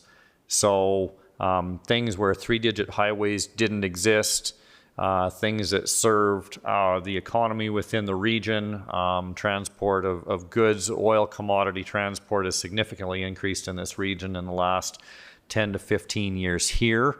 And I think those paved roads that have been put in place have served that extremely well and are working really well considering different states of other levels of government and their opinions and perspectives on pipelines. So lots of benefit going around with pavement in Newell. Summary of things as to why there are benefits of paving roads. I can tell you that we're probably in the ballpark of about $5,000 per mile to maintain a gravel road these days. You're in the ballpark of about 1.3 to or so for paving the same mile of gravel road. So my question always is how many times can the annual care and maintenance of a gravel road go into paving a road, because you're into several decades of return on that investment. However, there is the quality of life to the residents and how the economy flows through the transportation network that we have. Roads are something that everybody benefit from 365 days a year. Often underappreciated, higher in demand, it's always washboard, it's always dusty. We don't get those concerns phoned in once a road is paved. Sometimes it's, why can't we drive faster? So with that, we've put together this RFC seeking direction from council with budget and determining where this should go, if anything at all. So under the desired outcomes, Township Road 18-2 from Highway 873 west to Range Road 14-5. 873 is to the east of us. 14-5 is the road that you drove on before you turned into the office here. And that road just lies about 1.5 miles to the south of us. That is a connector that several people from Lake Newell Resort utilize to get to the east side of town, which in my opinion is probably something that they work on the east side of town or they have an appointment on the east side of town and serves as a primary connector. That road was on the paving priority list just a couple years into my career with Newell, and land acquisition became a challenge at that point in time. However, with council's advocacy efforts and Highway 873 grade widening and overlay, this seems like an opportune time to consider putting 18-2 as a priority going into 2026. For the timing, hopefully, the hopes would be that whoever gets the provincial contract for 873 would also see the benefit of adding on some more volume of asphalt, gravel base and stuff, and maybe have some mobilization savings costs to adding this contract in at the timing that that work takes place for 873. That's why this one's in front of you. Traffic counts were conducted on it. Those statistics are included in the RFC, and I think it's pretty self-explanatory from what's been included. In consideration of all those factors and things above, administration recommends that road as a good candidate for upgrading to a paved standard. Costs associated with upgrading the road are estimated. This is a very high-level estimate for everything we're talking about today because we don't have detailed engineer design, but $1.85 million.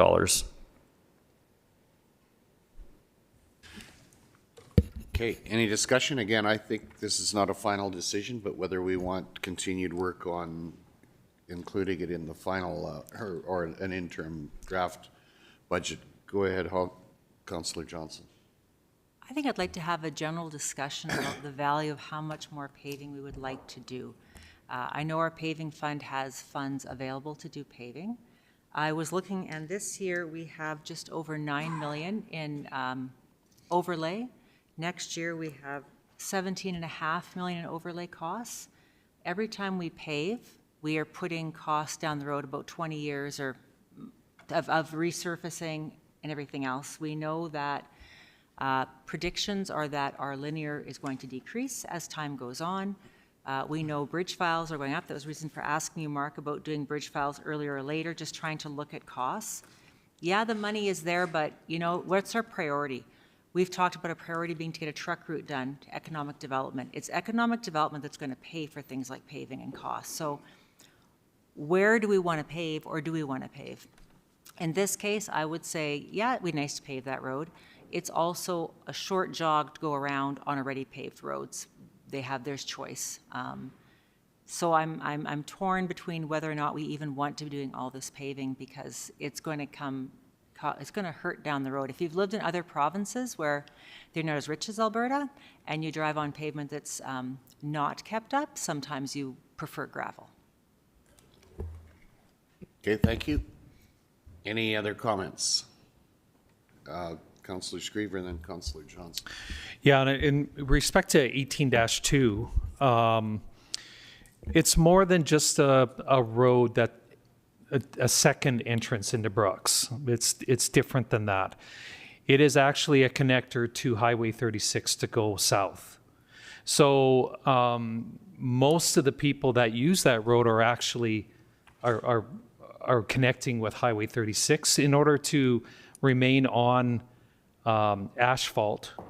You'd have to go all the way down to the Silver Sage Road and then over to Highway 36. And it's a backtrack of, I don't know, 5 miles, so 8 kilometers. So it is a definite asset to do that road, is my thought anyway, and I just want to be proactive about that. And also the connector between Highway 1 and Tilbrook. Remember that? I was just on it on Sunday. It's bad. Trucks are actually driving in the ditch to turn right onto Highway 1.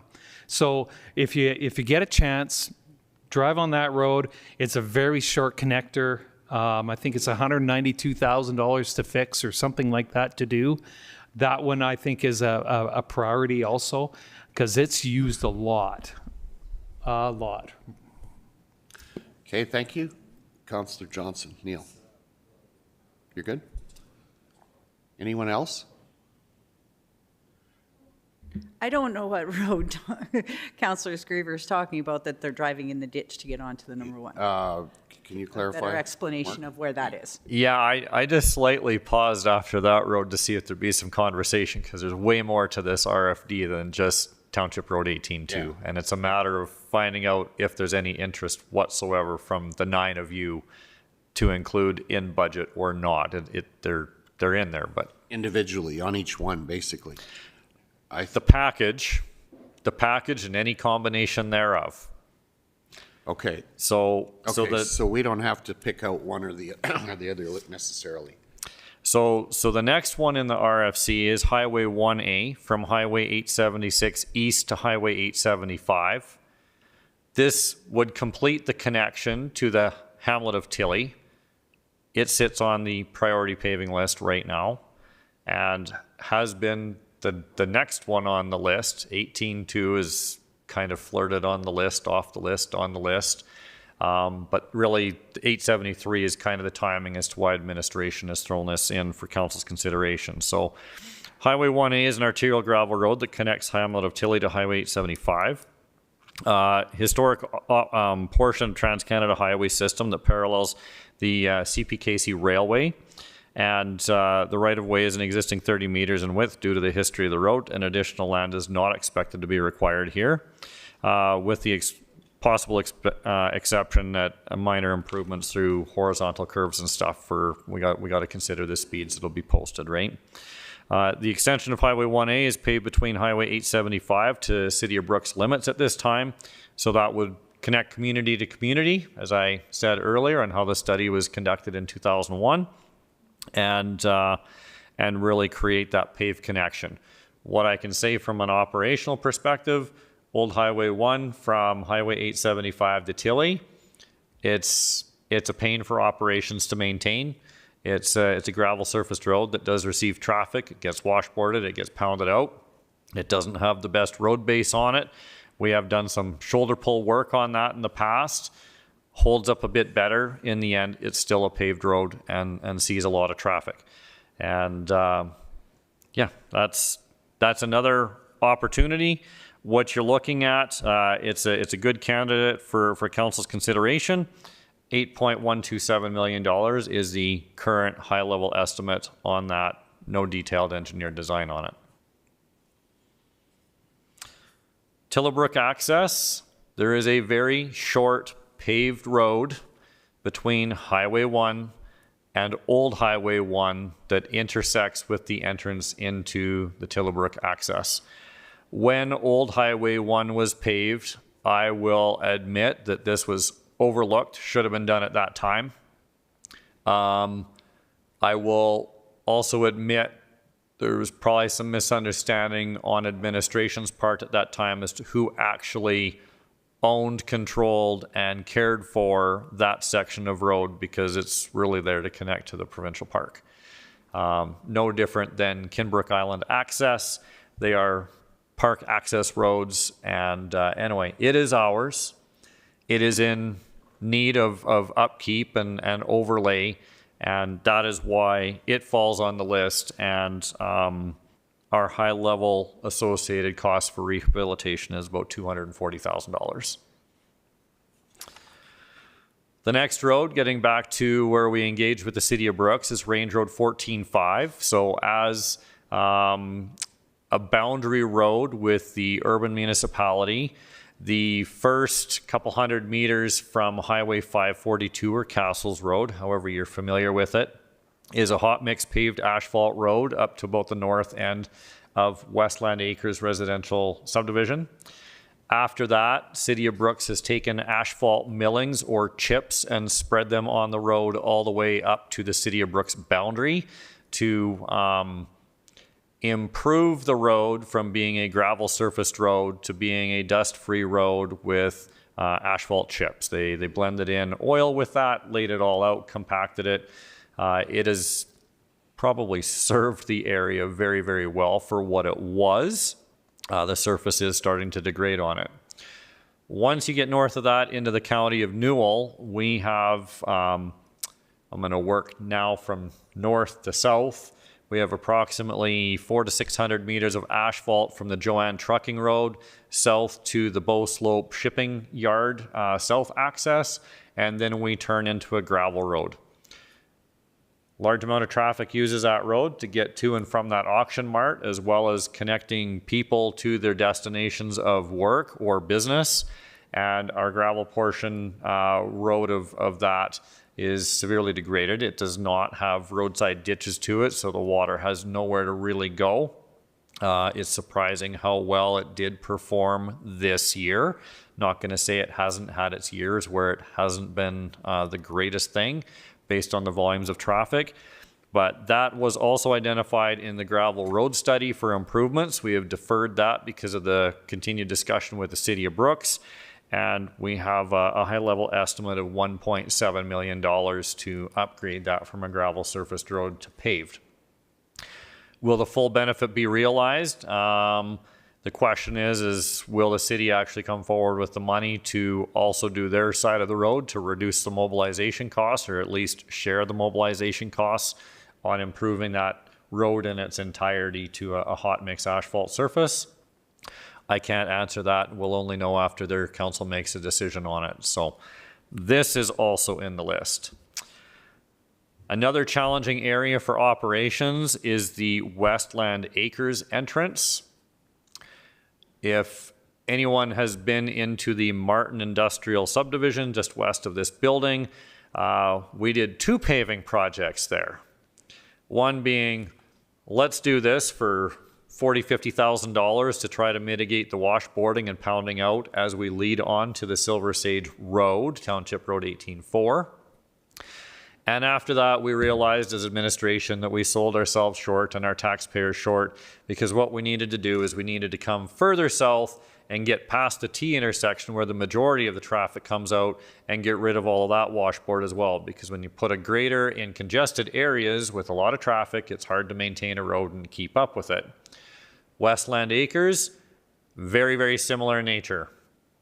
A week or so after maintaining that road or getting dust abatement down, you start to see some of the potholes form in the gravel surface as you're leading up to the asphalt. So what administration is also suggesting or proposing to council to consider is paving the entrance of Westland Acres, getting us into the residential area slightly to keep the heavy iron, the yellow iron, the graders out of there, and maintaining more of the grid roads, which are more economically beneficial for us. The subdivision was originally proposed to be completely paved with the understanding that if we went with communal servicing from the city of Brooks for wastewater and full pressure water systems, then county council would be in a position to say, yes, we can go in and pave the road. Until those deep utilities were in, it doesn't make a whole lot of sense. Since then, City of Brooks has said they're not in a position to be able to receive the wastewater from anything outside of the city limits at this time. Therefore, communal sewer is not going to be an option. They'll continue with their private sewer systems. And we installed the county low flow trickle system into Westland Acres to give them their potable water. There's an opportunity here to do some improvement for operations, for the taxpayer to do better if that is a desire of council. Further just a question, Councillor Johnson, please. I'm just curious, so I can see the problem is mostly at the entrance. So if you pave in partially, does that not just move the problem to where the pavement and the gravel meet? I'm just thinking of highways, you know, people kind of get to gravel and they slam on the brakes and then over the gravel, right? Is that what you would see here? Would it be different? That's what we're trying to mitigate, is giving people enough time on pavement that they're not doing their braking or their hard acceleration in the gravel section. They're doing it on the asphalt section.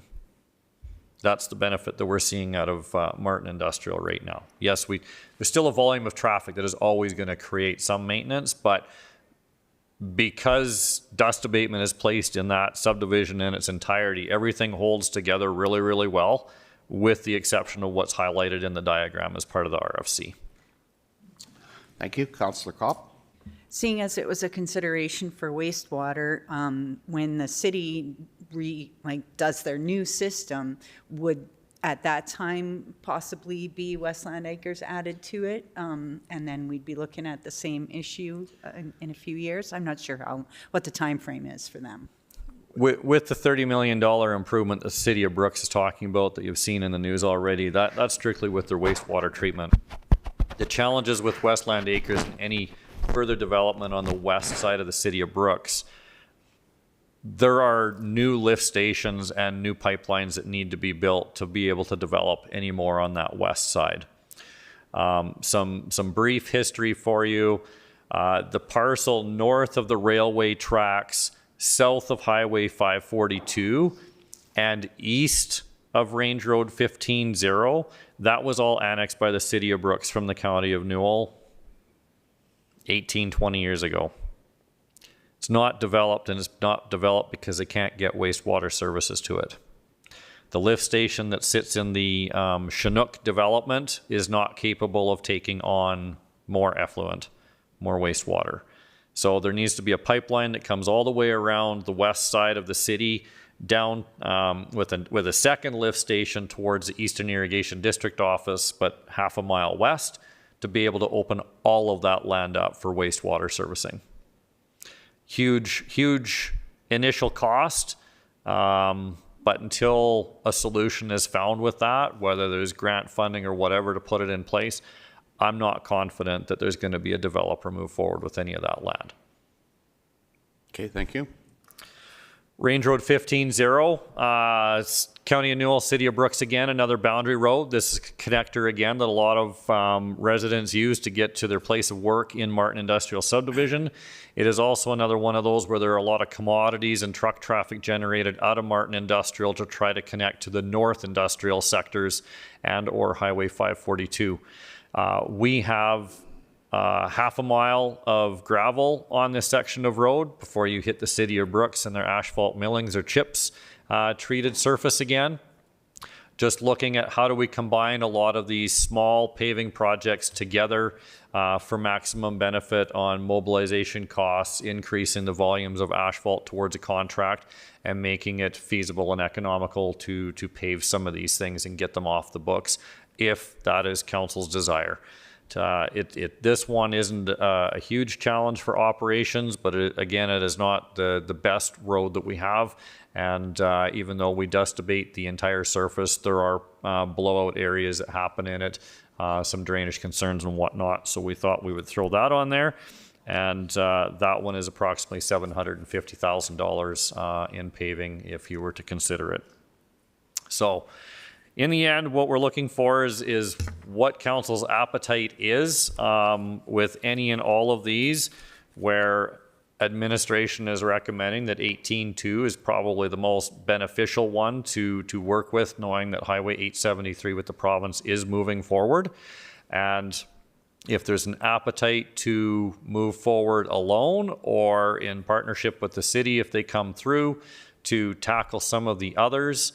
And I'm not part of the RFC, but Old Highway 1, well, I guess it is part of the RFC, Old Highway 1 out to Tillabrook, or out to Tilly, how we package some of those things together for the best investment if you were to proceed. Sorry.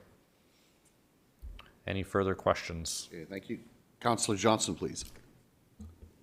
Are you asking, could you do them all? The CAO is nodding his head that yes, council may choose to do them all. Like if we're going to do it, what's the difference? We got the reserves, we got the money. Yeah, we're fine. Matt, maybe give us some clarification on that. Yeah, so the paving fund is sufficient to get after all of this based on the estimates we have today. The funny thing, when you hire an engineer, they come up with different numbers than you're going to see included in the budget. So this will be a continuing conversation. What we really need clarity on from administration's point of view is, do we keep leaning into the effort? Initially, when we had talked about 14.5 at budget planning, the message to us was, well, let's chat with the city. And if the city agrees to do their portion, some of the sentiment around the horseshoe was, we'd proceed. And some was, well, if they don't participate, then we're not going to get after it. So that's where you see 14.5, 15.0, and Westland Acres kind of packaged so we can realize some economies of scale. Key question in my mind is, does that proceed with or without Brooks? If the answer is yes, great, we'll leave it in the draft budget, gets approved, we'll go to work. And similarly on Township Road 18.2, Highway 1A and the Tillabrook access. If it remains, we'll keep leaning into the effort. We'll bring back updated numbers. If they look good, kick it out to tender. If there's any surprises, we bring that back to council because we're, with most of these, above a purchasing threshold where administration can pull the trigger on their own. Okay, and I think you commented that a little skeptical about what the response from Brooks will be, but till we hear that, we don't know either, right? So Councillor Scandra, please. Just a question more about clarification. That Tillybrook access road, isn't that part of our ring road for the truck route? Because it is really a busy road.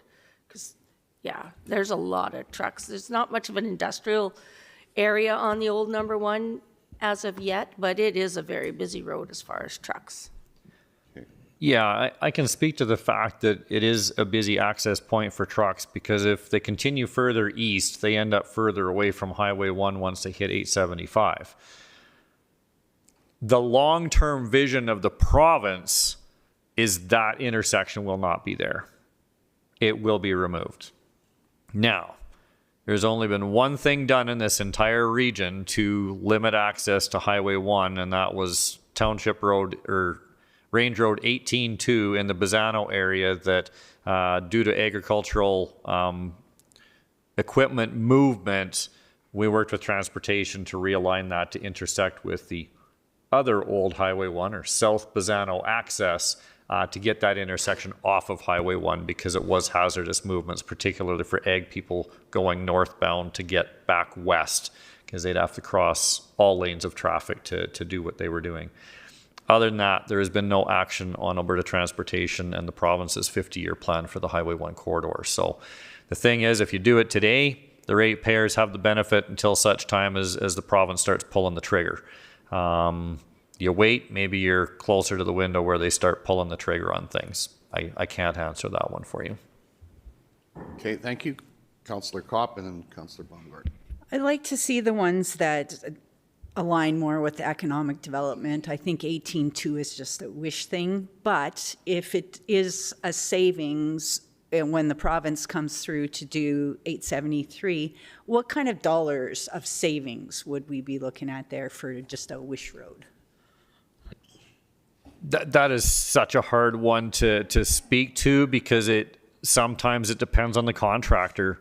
A lot of times the dollars that we see saved are in the mobilization costs, and on smaller projects that can be $250,000 to $500,000. When you start throwing larger quantities at things, larger asphalt volumes, larger gravel volumes, every rate comes down. So I don't know, if you put it out as a one-off, you're not getting the same value as what you are packaging the deal. So that is what has been learned by administration over time. To speak a little further to that, Councillor Holly Johnson spoke to, we've got these amount of overlays and costs coming in, because council had a pot of about $35 million in the reserve when I first started in the paving reserve. They pulled the trigger and started moving hard on getting asphalt on the ground. Well, when you do all of that, that's how it stacks up 20 years from now. That's why we want to do the paving study as well. The justification is, let's get a condition assessment on it, because if some of those timelines can move, we're not moving those numbers out because we want to maximize. We don't want to do it prematurely with our maintenance. We want to do it at the proper timing. So the crystal ball right now, based on age, says this: condition is a better metric, and getting the timing into the queue properly. So those numbers are yet to shift. And what we've been doing is they've been coming up in the 20-year queue. We get an engineer's assessment, look at the timing of when it should happen, and then we amend the budget as we go from there. But it's got to be in about that 3-year window of the 20-year period when we start making some of that movement. So just for council's clarification on that. Okay, thanks, Councillor Baum. Oh, follow up, or are you good? Okay, go ahead, Councillor Baumgart. Okay, just a great segue to what I was thinking, and further to what Councillor Johnson brought up before. We have a strategy session in January, correct? February. I'm wondering if we could make this a key agenda item on that. Being a new councillor, I don't have the benefit of the background in terms of how this paving list was made. I'd like to see a matrix of paving project, economic development, implications and or benefits, synergies with any other projects, those types of things, so we can get a better matrix and background in terms of validating the prioritized list we have, add, delete, move up and down as required, and then look at it in the greater picture of the funds available and what are the options in terms of funding now versus future. I'm feeling a little premature on the information background, and that might just be more because of I haven't seen this for very long, but I'd like to throw that out there as second thoughts on this and have just a focused, comprehensive review of this list and the reasons why things are there and what are the pros and cons of it. Thank you. Okay, thank you. Councillor Kopp, and then Councillor. My other question is, so you were talking about roads being, the engineers looking at them and saying when they need to be, something needs to be done. The $9 million that we have slated for this year, is that already engineered, said, yes, for sure, we absolutely have to do that this year? That's what we're looking at. That's why it's in the 2026. It's the 2027, 2028, 2029 thing that's where we look to refine a lot of those numbers, and that paving study would benefit administration to inform council much, much better. Go ahead. So we're thinking of doing this paving study soon, or 2026 it's already budget. set up? Yes? 2026 budget, I spoke to it in function 32, yeah. Councillor Christman, thank you. I don't have a problem with any of these projects at all. I think it's a major cleanup around the city, and I'm to the point also, because I know a road in the county that borders up against a municipality and the quality of pavement changes drastically, that it is what it is. So I'm at the point now on that road that I'm willing to move on that and get that done. Pavement is important. Pavement means progress. Pavement means prosperity. And our ratepayers appreciate pavement to be able to get from point A to point B. I see no slowdown in paving our roads, future-wise, down into the future. Sure, this isn't in my division, but someday it will be. So, yeah, bring it on as we can do it. Almost poetic there in the first part of that. So it's good. No, that's good. I think it's good. Councillor Johnson and then Councillor. Yeah, when you look at what former councils did out in Gem, all around, they were pretty aggressive. Antelope Creek Road. This really isn't that big a stretch just to finish the whole thing up, and we're finished. And it's not, except for the old number 1 highway. No, I'm in favor of your project, so I think we should just go ahead and finish this up, and we'd have a hard time picking roads to pave if we don't think we'd be done. Okay, thanks, Neil. Close. Councillor Scudder. I would just like to know what the cons would be if we went ahead with this, the Range Road 145, Westland Acres 150. What are the cons if the city of Brooks does not complete their portions? There would be no cons to the county of Newell. I believe public opinion or perspective would be across the invisible border as to why something isn't happening on their side. And not trying to be unfair in that statement, but I think that would be it. There's no con to moving forward with paving any of this. There's no con to operations. There's no con to our public. There's no con to our economy. Yeah. I think Councillor Crispin hit the nail on the head. Prosperity and all of that, it serves the community. Because of my history, a lot of my history with the County of Newell and working with council, the rural areas were not well connected. Gem, for example, was landlocked. You were landlocked by road bans. Road bans of the provincial government until other things happened. So that paving some of those roads served the agricultural sector now industries out there hauling oil, and it's crazy. It's not just one beneficiary. It's all. The school division benefits as well because of the school bus routes and things. And that's how a lot of those other roads got looked at from former councils was we need to connect things. And, you know, I guess to my comment back to the city of Brooks, I'm not trying to slam them. They have their own financial situation, their own priorities and things to go through. But there was a point in time where county council lobbied to have Highway 876 paved from Highway 544 up to the Steveville Bridge. There was no asphalt on the other side of the bridge. You had 20 miles of gravel to get up to Highway 570. I think that's what the perspective is here. You control and govern the county of Newell, and your choices serve your ratepayers. I also believe there is benefit to the people coming out of the city of Brooks because they're coming out to Martin Industrial to work. We are connecting industrial markets, commercial businesses to better roads to move more freely and serve them better. So whatever your direction is on governance, administration will act upon. That's a large list to do it all. My team is up to the task. I will not promise it will all get done in 2026. That's the concession in that. So, Okay, thank you. Councillor Screever. My question is for staff through the chair and the CAO.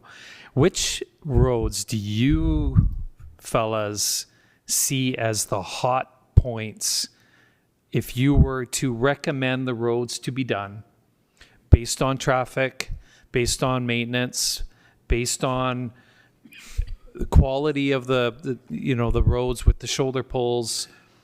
Where are your hot spots, and are these all hot spots? 3 words, all of them. It's in order, is it? In no particular order, it's all of these. Council's labor and equipment are better served out there on rural roads rather than messing around in developments and areas of high traffic. That's how I'll summarize that. I think for the most part, these are relatively short stretches of road that just cost more money to maintain than most other areas that you're maintaining, right? Go ahead. Yeah, and is there any roads we're missing that are hot spots that are not indicated on this list? Would it, for us, it's always, and it's tough, but it's as soon as you get moved from out center. So when you move around for outside of Brooks, you just watch where the traffic and industry set up. I mean, we can build on it and build on it and build on it. And you got roads around Bazzano, roads around Dutchess, Rosemary, all our communities. There are more roads that we could add over time, but definitely we asked for a short list. This is our short list, right? Yeah. Once we tackle it, then we go from there with the road study and stuff like that. yeah, and I think there's a few other roads too, like the Rosemary Road that goes to Highway 1 was initially intended to go all the way to Castles, right? Another relatively short section that at some point needs to be filled in, right? So I think we're good. Councillor Johnson, go ahead. Well, just to Neil's comment about Councillor Johnson's comment, this will all be done. The paving is never done. Like, as more we do, people have more desires and wants. So this is approximately 13 million. So if we pave everything, we're not paving again for a long time, roughly. I don't know how many years that would be. Someone could tell me that. It does worry me that we're not spending any effort on our truck route for economic development. That's a factor I think we need to keep in mind. And I'm not in favor of paving at all because I think our costs down the road are going to be more than the county ratepayer might want to bear. Okay, thank you, Councillor Johnson. Yeah, I agree with the one thing you said. If we do this, we don't have to pay for a long time. Like it'd be hard pressed to find roads that need paving as much as these 3, and we're almost done. And our economic development right now is I mean, half the oil patch has left town as far as the truck route goes. We probably needed it 10 years ago, but it's not a high priority thing until industry comes back. Okay, thank you. Councillor Screever. Other than the crude hauling is going to be here for a long time, I think, because a lot of those areas that they're pumping right now, Yeah. they're long-term pumps and they have no pipelines to them. So Can I just interject? I think that the individual aspects of these probably are decisions out ahead of us. The question is, do we want generally this list that's been put forward to us by staff to go to the next level to the interim budget? A motion to that effect would get the question on the table and then we can move on. Go ahead, Councillor Johnson. Yeah, I will make the motion that we put all these projects on the list for discussion. Great, and just that we understand this is not a final decision. There'll be more information come back to us so that we can make a more informed decision individually on them. So, any more questions? All in favor of the motion, please indicate. Opposed? Okay, that's carried. Thank you.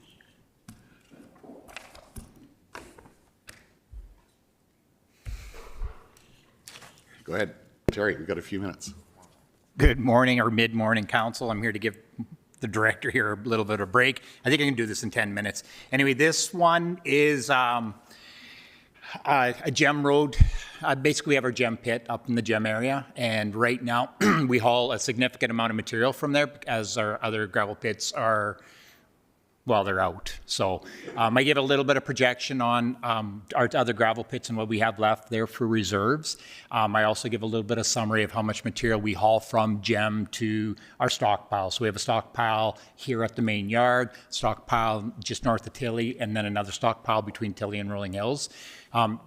Basically came from the drivers, like basically the route. On the back page, I have routes that we currently take. So the drivers do drive this route around. We do haul a lot of material around. So that'd be kind of the purple line up the yellow and then all the way back around, right? Yep.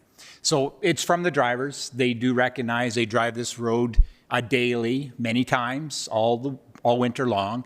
And they said, hey, Schroeder, like, I think there is a shorter route here we could look at. We did discuss it with our team. We did put forward a study. So just basically we got some engineering firms to look at some alternative routes. I think we did identify 3 routes to them. They did identify another route. So the basis of their study, what they would do is just take the time it was to haul from the gravel pit down to the south end there, that verger there. They take that distance traveled there. So we have a distance that we currently travel and use. They took each route and determined how much time savings there was involved in that if we went with these alternative routes. And then over the course of 1 year, 2 years, we actually went out to 50 years. So if we invested in money in these routes, where we break even after a certain duration. There's some routes that are definitely a shorter duration. Route C, we did identify it. This is kind of a cool one. I know Mr. Harbeck and I, we've been out there many times. That is one thing that really sucked that we sold that land or gave it away years ago. That is a direct route from point A to point B. It is the old railway. I don't know if you've ever been up there, but it's an old railway bed that CP would have used many, many years ago. And I think that's where they hauled all the ballast gravel from for developing a lot of the railways. So that was one of the routes. The natural route for us was going the purple line, going straight west and then south to the highway. It's all on public road allowance. We did also select Route B, which just continue west all the way out to our paved road. It's a little bit longer. And then another route that was identified by one of our consultants was Route D. It's just basically using some right-of-way, some existing roads, mostly on EID. Little bit less investment because there's a road there. Most of the routes we would be developing like a regular road, like a collector road, or so 8 meters wide. We can travel with trucks both ways. We do have other route alternatives where we take the roads and make them a little bit narrower, like Route C, for example, because it's a rail bed, it is narrower. So it'd be a little bit more money to make it wider, but what we do is you just travel it and have turnouts for trucks to go on. So in a nutshell, it kind of makes sense. There's 2 studies involved in that. So once we got the routes in there, we did eventually think, hey, this would pay out in 50 years, worst case scenario. Do we have the supply of material there to make it 50 years? So this original study was done last spring. We did engage them again quickly, and we did a quick assessment of the gravel at that location on the property that the county owns. So we currently have about 80 acres there that we own, that we purchased off the EID. We've mined or used about 20 acres, half of one of the parcels in there. So we've used about 25%. Anyway, in a nutshell, we went out there and quickly did an assessment of the gravel there. We do have about 1 million cubic yards or 1 million cubic meters there, which would, if we decided to invest in this, that it would have enough material with the county-owned land there to make it pay off in 50 years. So I do have a cost-benefit comparison. So we have our routes there. So Route A through D, the C2s, B2s are narrow roads. So of course, they're a little bit less. 40 to 50 year payout there. Most of the roads would pay out between 40 and 50 years. So, yeah, I guess where we're looking at right now is just a little bit more direction for you if we feel this is something worthwhile to go with and approach, or if you would like some more information, or best of all, if you have some more questions. Trying to get this down to 5 more minutes. Any questions? Go ahead, Councillor Screever. Probably a dumb question. Can we build a railroad? Again, we've had this conversation many times. The Route C, we do not own that. That has been turned over to a private landowner. When we initially did this, we did consult with them saying, hey, would you be up for selling of this land or leasing or something like that? At the time, it was a brief conversation. At the time, the answer was probably not interested at this moment. So, I mean, that could be, Mark suggested that could be another possible thing. Maybe we could go engage that individual, that maybe see if they are interested, make them possibly interested in it. So, our conclusion there is we had conversation from our experience. He's probably not interested, but it could be something further. And then, yes, I'd love to have a little railway from there all the way to Rosemary, right onto Brooks. We've talked about this it's dreaming, I think. It would be cool. That's it. It's probably the scenic route too.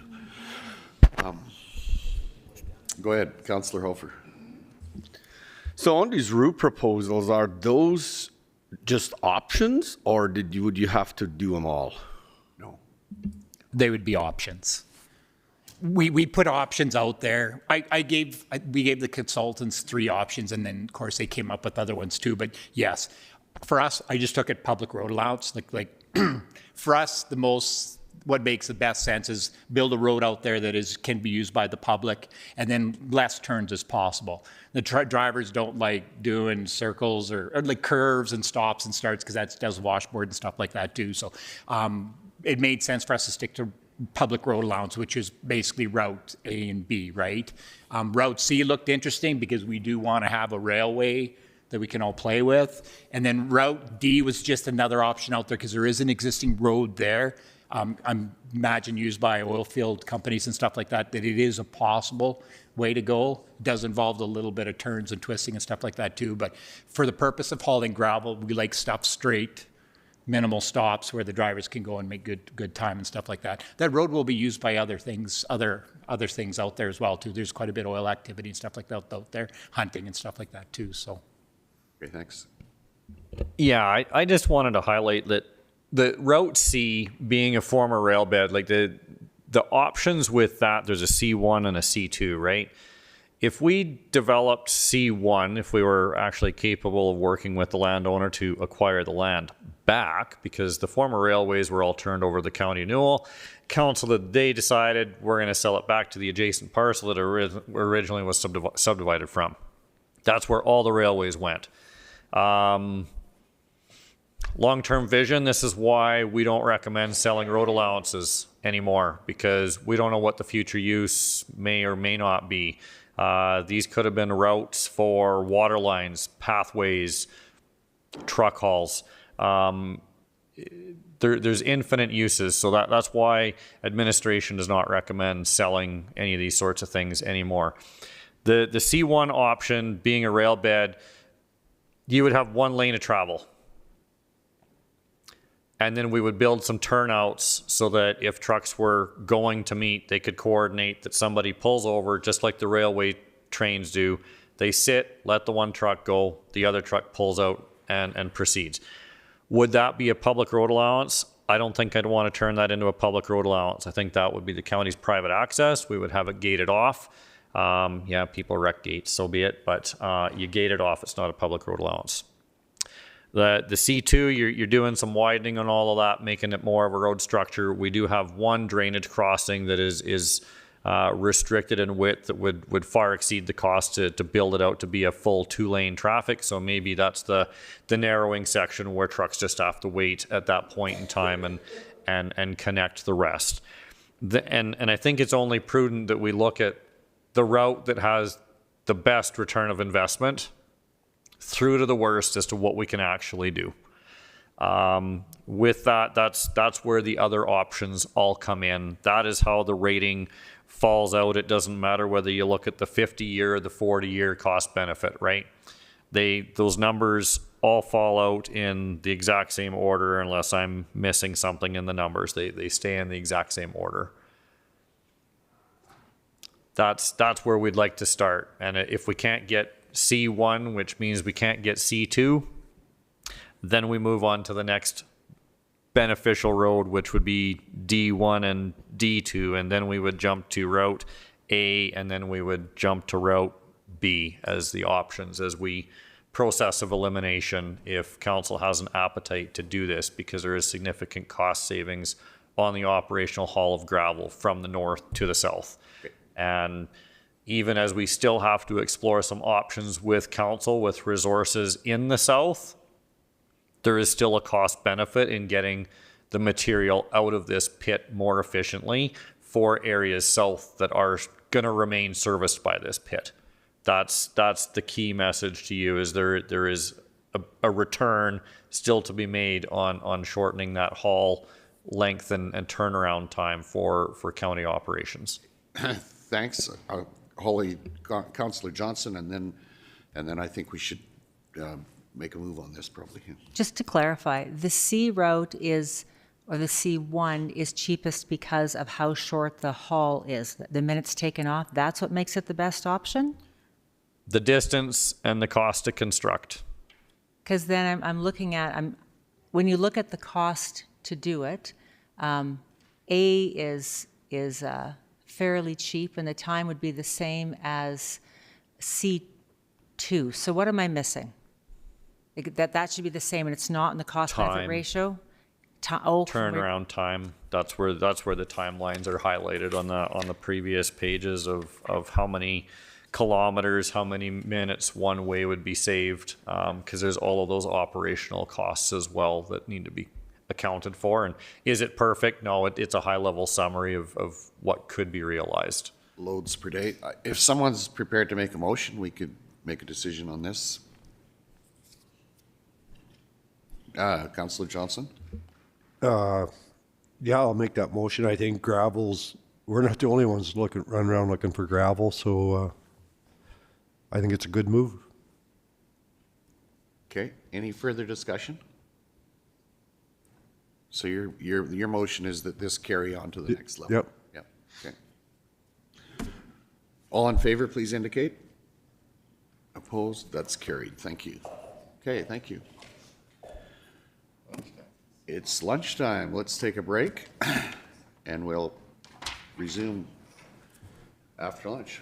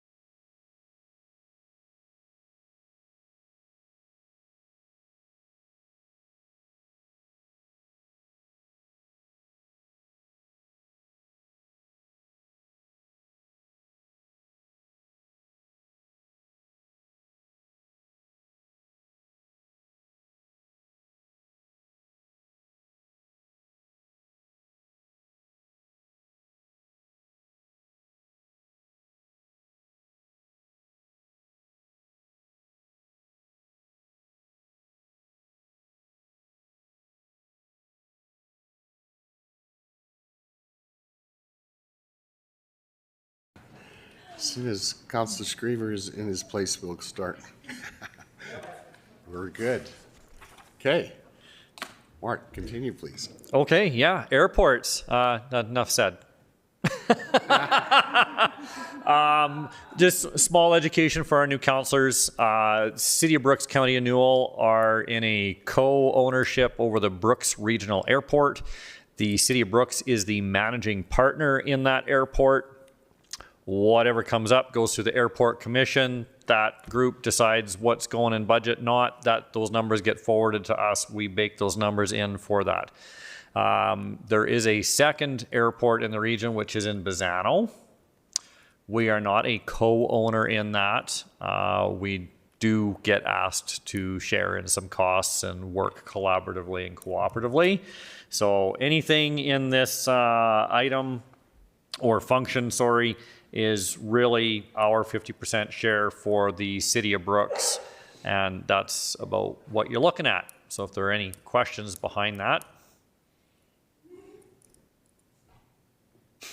Okay. Any questions? Councilor Chrisman.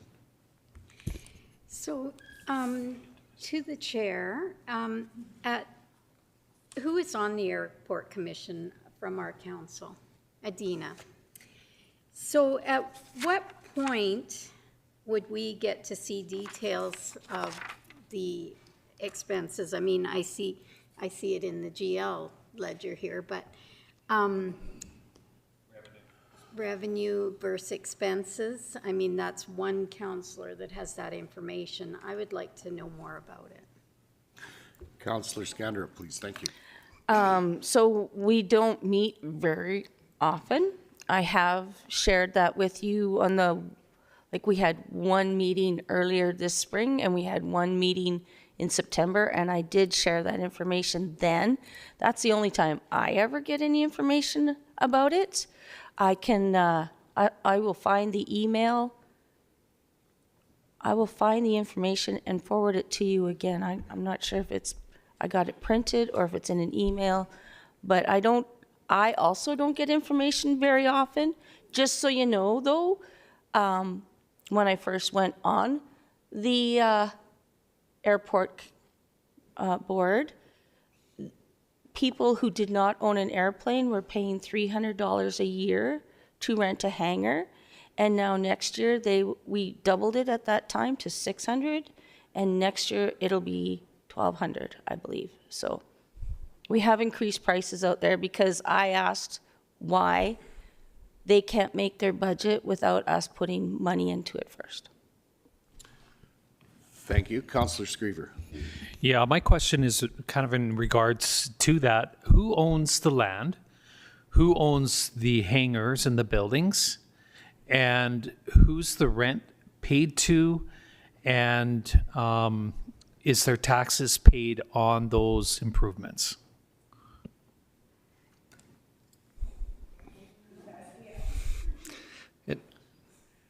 Well, I have some of that information. The airport owns most of it, except I understand Quickway owns their own hangar and area, land. As far as who collects it, that's where I'm done at. Okay, thanks. Yeah, so City of Brooks is the managing partner, They're the banker, they're the budgeter. They're the ones who call when we need to go out with our snowplows and clear the airport or get Todd's crew out for some gopher control. It's a very small file. We can surface the details because they're going to vary on who owns what at the airport. The land base, and I would not ever recommend this to a future council, is owned 50-50. Like you're in 50% on the Brooks Airport. I would not recommend that. I think it's better if one entity owns the whole thing and is responsible for it. And if there's an argument to be made on cost sharing, we bake that into an agreement. But you won't catch me recommending you go halfers with Bassano on the Bassano Airport. Like in ownership, maybe half on the cost sharing, but not wild about the 50% share of nothing. Okay.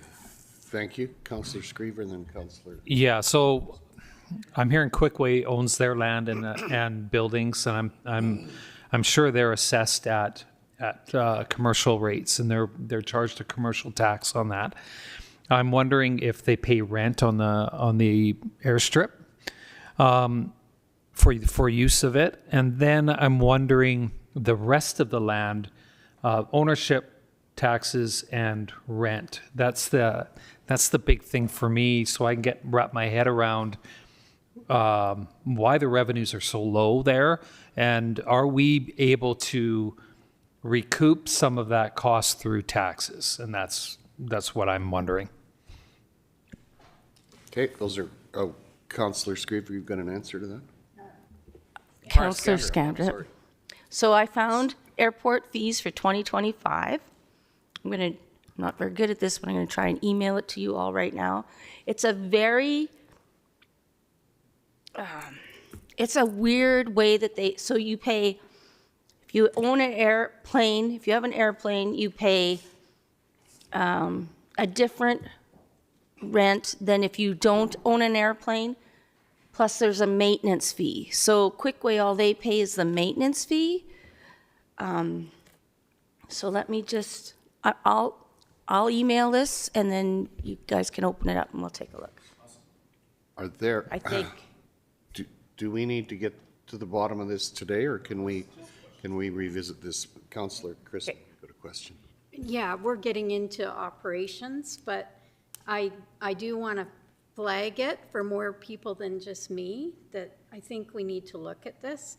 And maybe we gift the city of Brooks with an airport, half an airport. I mean, this, oh, they'd like to give it to us. Well, at least that way maybe we could deal with it. My question today, though, is who is running the ship out there? Like, who calls the meetings or who cancels the meetings? Because those are supposed to be monthly meetings. City of Brooks is the operational partner. Okay. Okay. Thank you.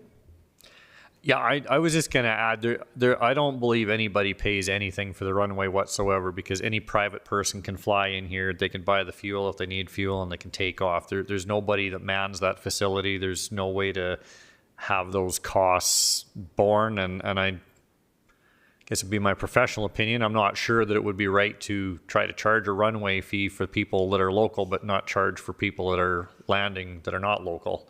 And I don't know how we would manage that, but if that's something that needs to go back to that group, that's for them. Yeah.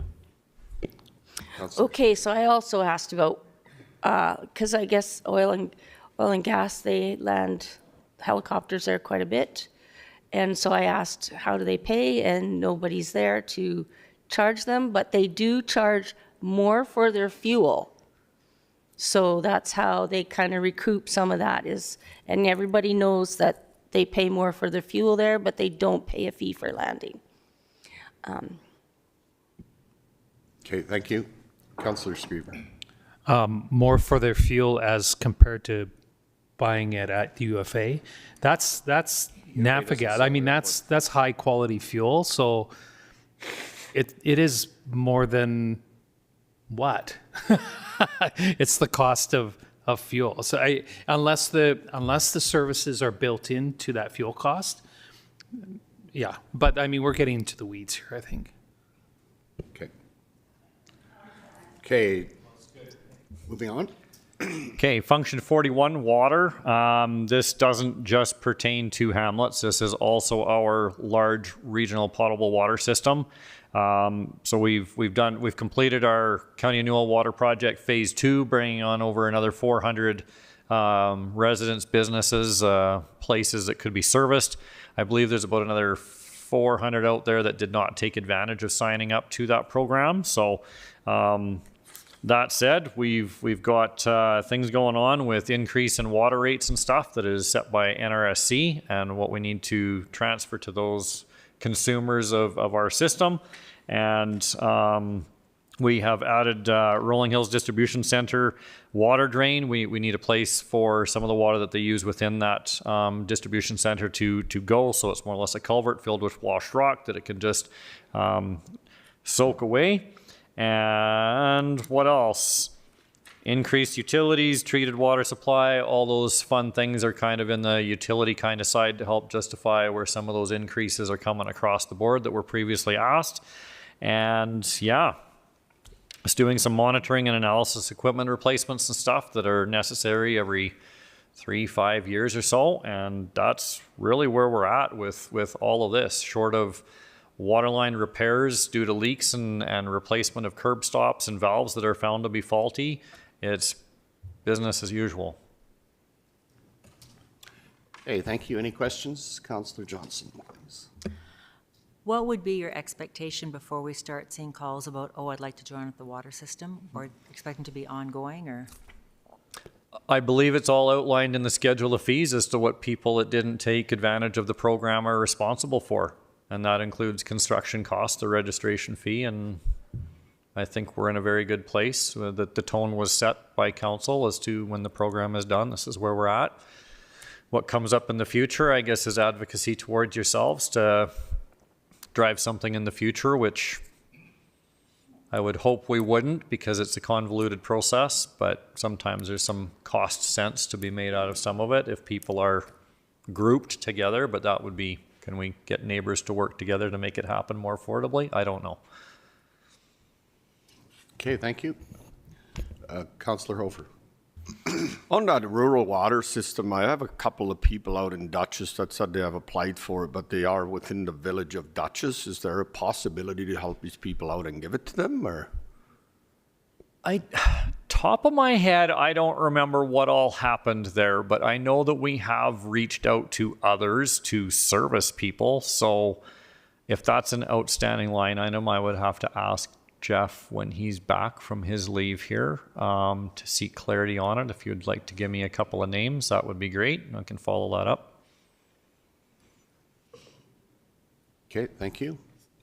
Any other questions? Excellent. Wastewater. Enough said. No, just kidding. Earlier this year, the Rolling Hills Lagoon lease ended early due to the tenant opting out. So we retendered that this year and have a new tenant. The Scandia Lagoon lease has also been re-signed. There is a right of first refusal on that parcel from the original acquisition time. Those things are done. Additional revenue coming in from both of those where market rates fell out through the proper practices.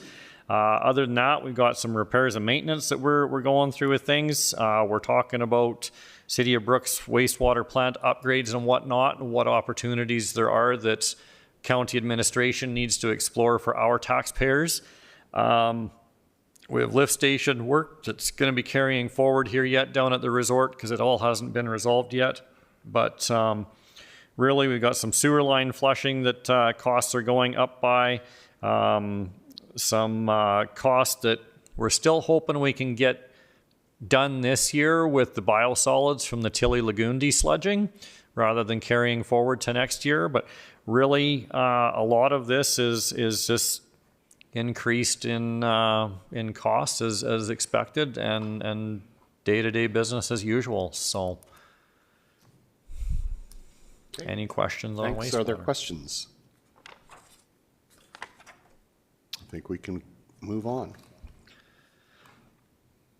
Waste management, not to be confused with solid or wastewater, but solid waste.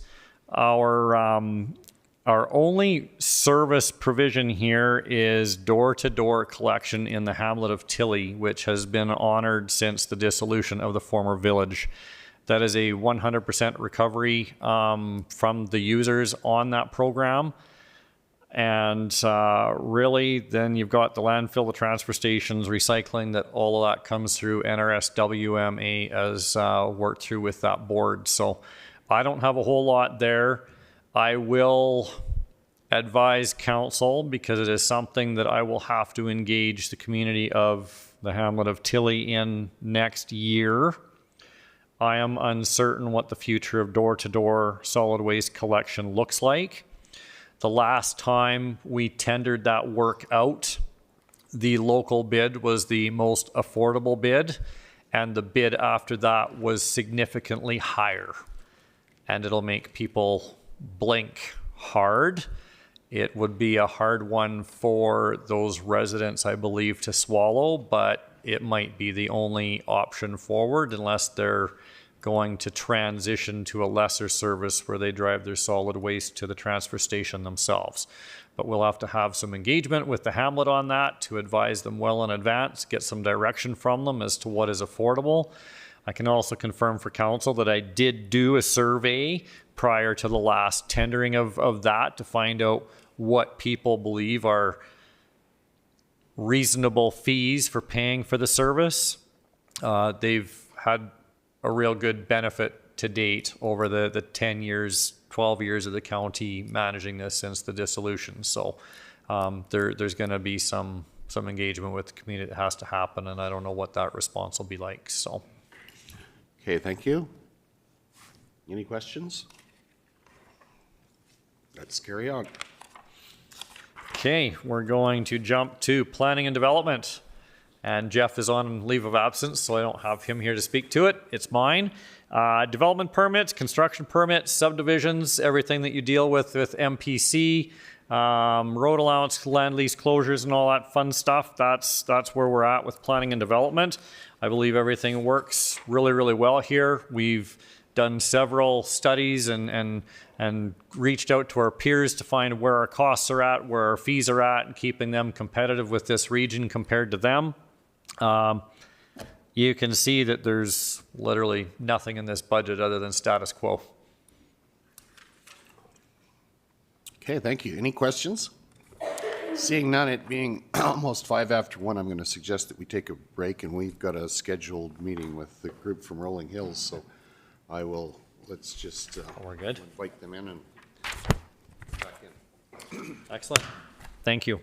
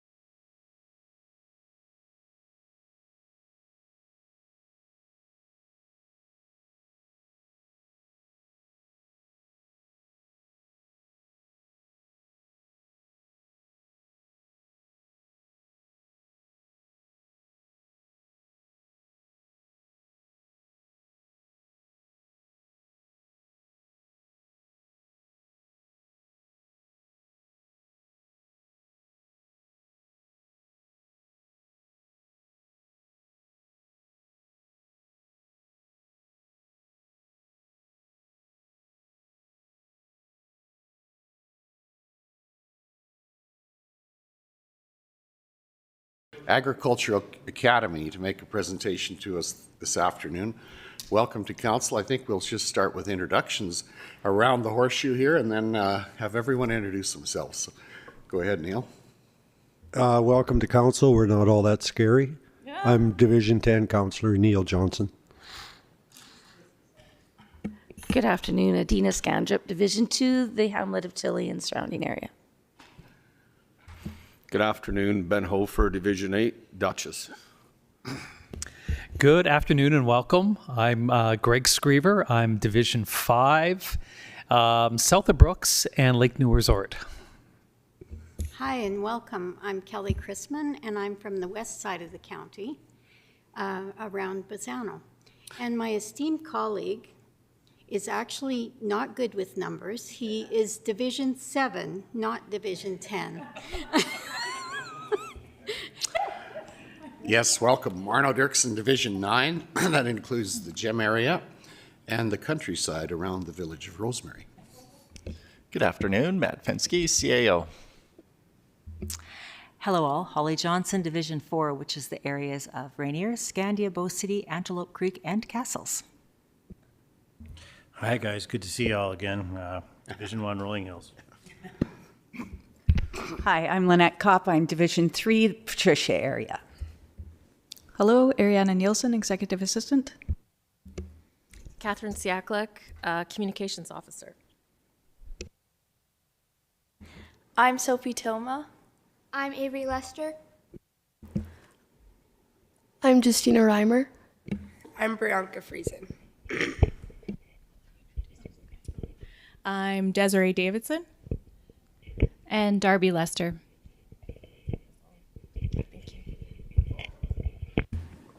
Welcome to all of you. You're here to make a presentation to us this afternoon. The floor is yours, please. Good afternoon, everyone. I am Sophie Tilma, and I am joined here by my classmates Avery Lester, Justina Reimer, and Brianka Friesen. Today, we are here on behalf of the Rolling Hills Parent Advisory Council and the Fundraising Society of Rolling Hills School. We want to start by acknowledging your past support, your partnership in covering the cost of our development permit, as well as the purchase of our CCAN. For the school farm, it was a crucial investment. We're incredibly thankful for it. Today, we are excited to update you on our progress. Our goal for the Agricultural Academy barn is $100,000. We are thrilled to announce that thanks to the phenomenal community support through our grassroots fundraising campaign, we have already raised $70,000. This achievement wouldn't have been possible without the support of dedicated groups like All Nations Optimist Club of Medicine Hat, the Brooks Elks, Fortis Alberta, and Brooks Smoker Wars. We are now on the final push to secure the remaining funds needed to break ground. To understand the importance of this final push, you will need to know about the Rolling Hills School Agricultural Academy, which is now in its second successful year. The Academy is an important reflection of our community's agricultural heritage. It provides students with unique opportunities and hands-on learning, connecting our core curriculum directly to livestock, crops, and plants. This program is already attracting students who bus here on the daily from Brooks, securing the future of our small rural school. The barn is the next critical step to fully support the year-round hands-on care our animals require, which is central to the Academy's mission. As we move to finalize the project, we are requesting the county consider partnering with us to complete this facility. We are asking the county to support our Agriculture Academy to help us secure the remaining funds needed to break ground. Alternatively, we're also open to discussing a low-interest loan. This would be a great way to give our students a hands-on look on how a loan works, building our financial literacy program we completed last year. We look forward to discussing how the county can partner with us to bring this critical facility to life.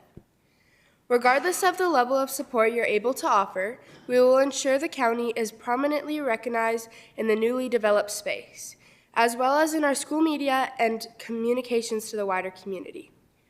We are also offering the naming rights to the building to the largest major contributor. Thank you once again for your dedication to education and agriculture in our region. We'd be happy to answer any questions you might have. Thank you for that presentation. Are there questions from council members? Councillor Johnson, please.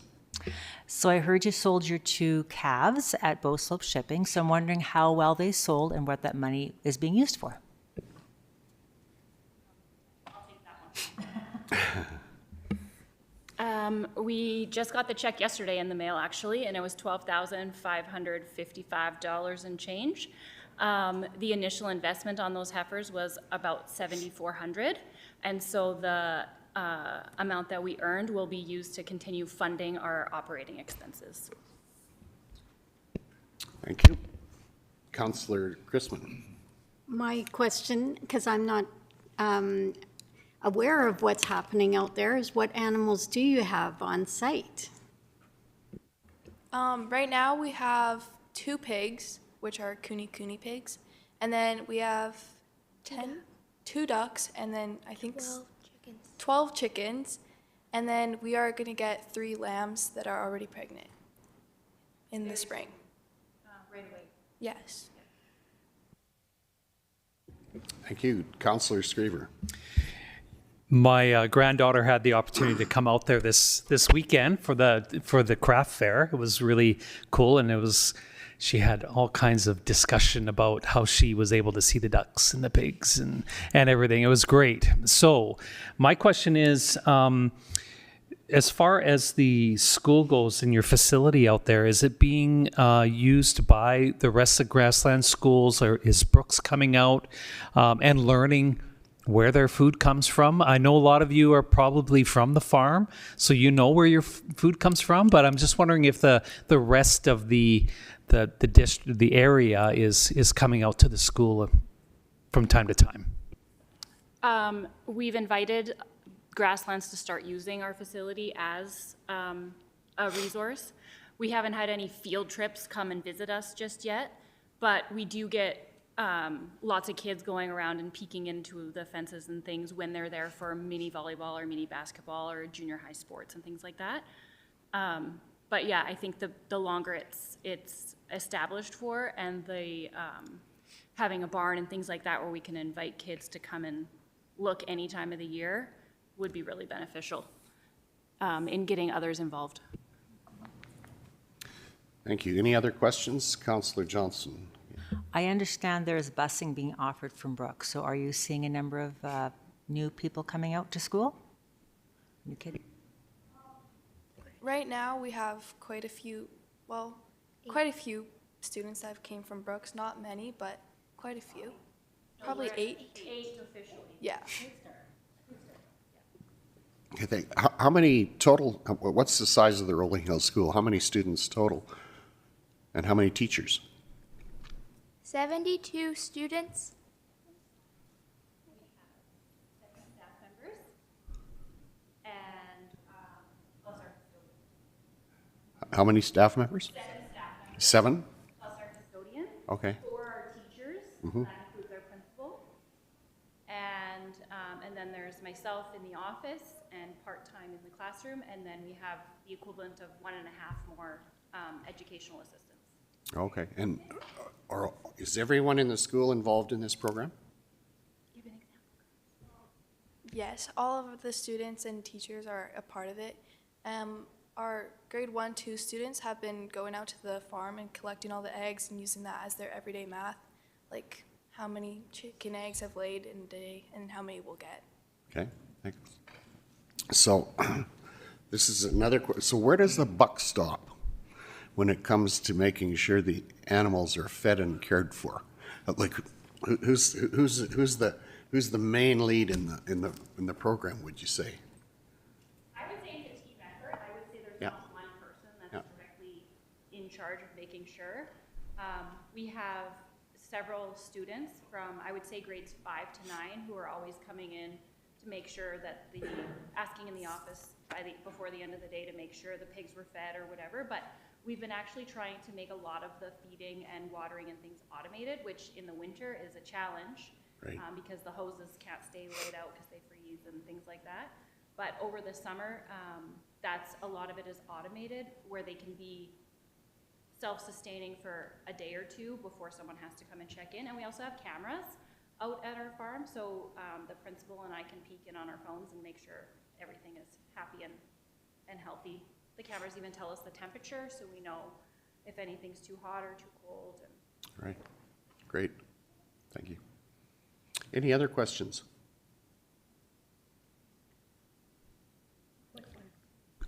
Councillor Christman, go ahead. Just a quick one. K to 12, K to 9? Pre-K to 9. Pre-K to 9. Okay, thank you. So when you go into Brooks, just to follow up if I may, when you go into Brooks, then you would miss all your agricultural. Are a couple of you girls getting close to that? Yeah, me and Justina and Sophie are in grade 9 this year. Can I just add one thing to that?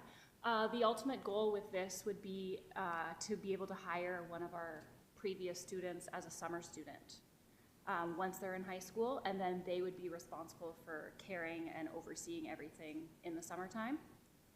And then we'd ideally be able to pay, that would ideally be able to be a paid position as the farm starts to generate a little bit more traction and income. Okay, thank you. Councillor Johnson, please. Just one more question. What animals do you plan to keep in the barn? When in your perfect world, what's the barn going to have in it? Pigs and sheep, chickens and the ducks. Yeah. Okay, are there any other questions? If not, thank you for your presentation this afternoon. It was well done. And we'll give you a round of applause. And I can assure you that council will be considering your request as we discuss our budget process, which is a bit of a process too.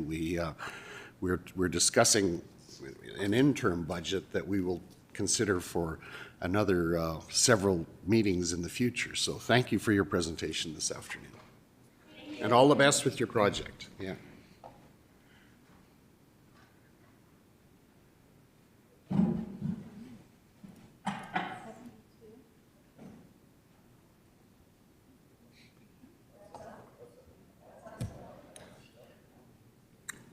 Is there a decision to make here? Could be. Okay. First heard, deferred.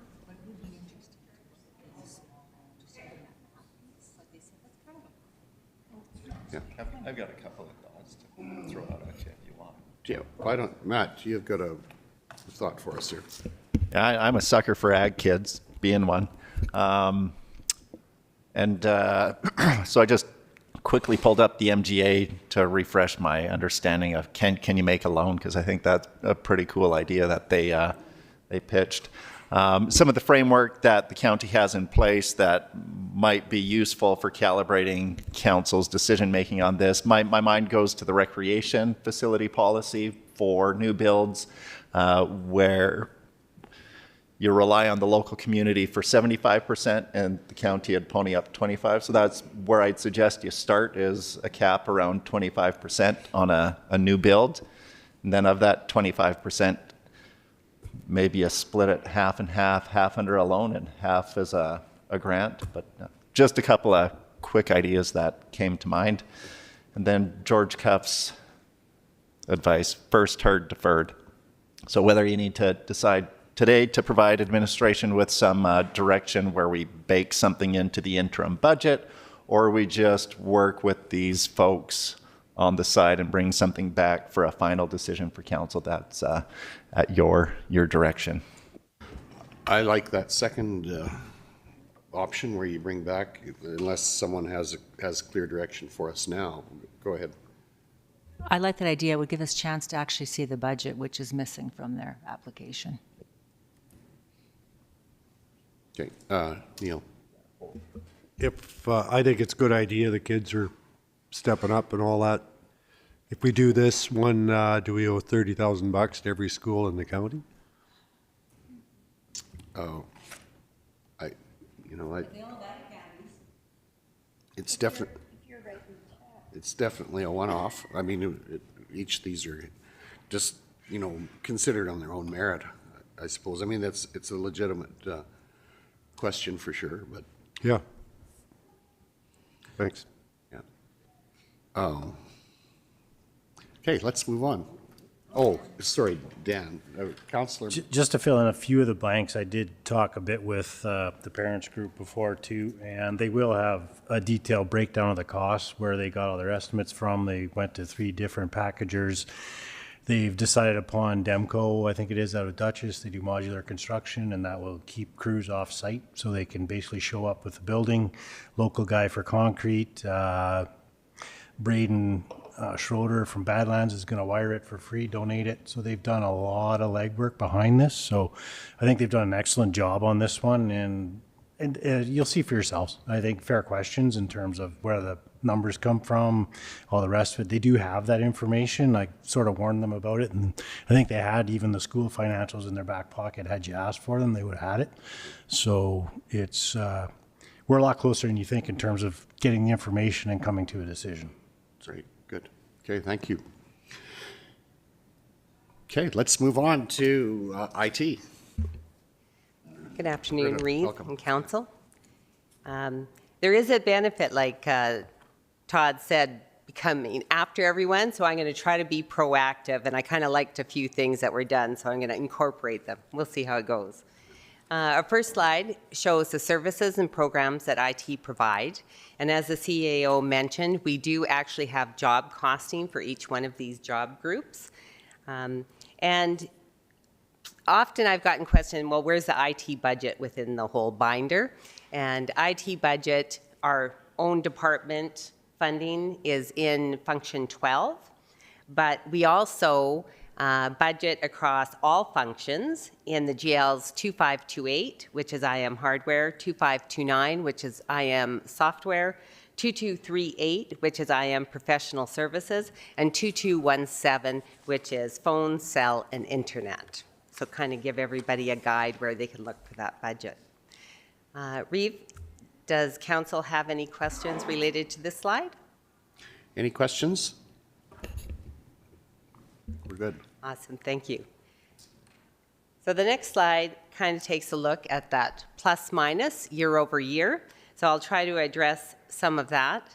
IM hardware, quite often we have things that rotate in, like our workstations. Some years there's more, some years there's less. That kind of shifts what that budget is year over year. We have made attempts to kind of standardize that year after year, but circumstances just end up that rotation just changes anyway. Also, when we purchase hardware, there's warranties, and sometimes we can purchase a 5-year warranty at the time we get it, or it might come with the equipment, or we have a 3-year warranty. So when that time is up, then those costs roll into the GL and changes it from one year to the next. And very similar with IM software, the same thing. As well as we often get surprised about an increase to software with little to no notice. So that sometimes takes us by surprise. Phone, cell, and radio. Typically what I do is an annual review because the phone bill is not a fixed cost. I kind of look at the years before and I try my best to get a budget that would make sense. And if the previous years lowers the averages, then the cost goes down. If it hires it, then I'll increase that. Any questions on that? Any questions? I think we're good. Awesome. So this is 2026 key priorities. I won't go over it too much. We want to do a migration with our budget software. In fact, that actually, they want everybody moved to a hosted environment by the end of 2026. So that's in budget. High definition imagery. It's Hamlet's, not Mallet's. I don't know. Oh. Could have been me. Anyway, that's kind of a roll in. We do that every 3 years. Fire hall infrastructure is new this year. We are expanding our network out to the fire halls as well as CDC South. So that's been, we've incorporated more IT infrastructure. Building monitoring system upgrade, we received notice that our current system is in need of replacement. It is now retired, the one we have, so we need to address that.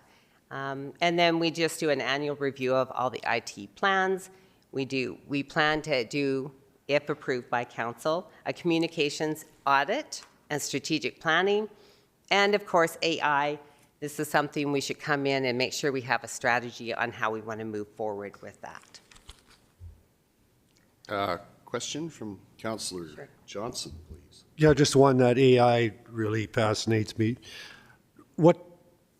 How much AI do you have? Like, are you 10% done or 5% or 90% or where out in the scale of things?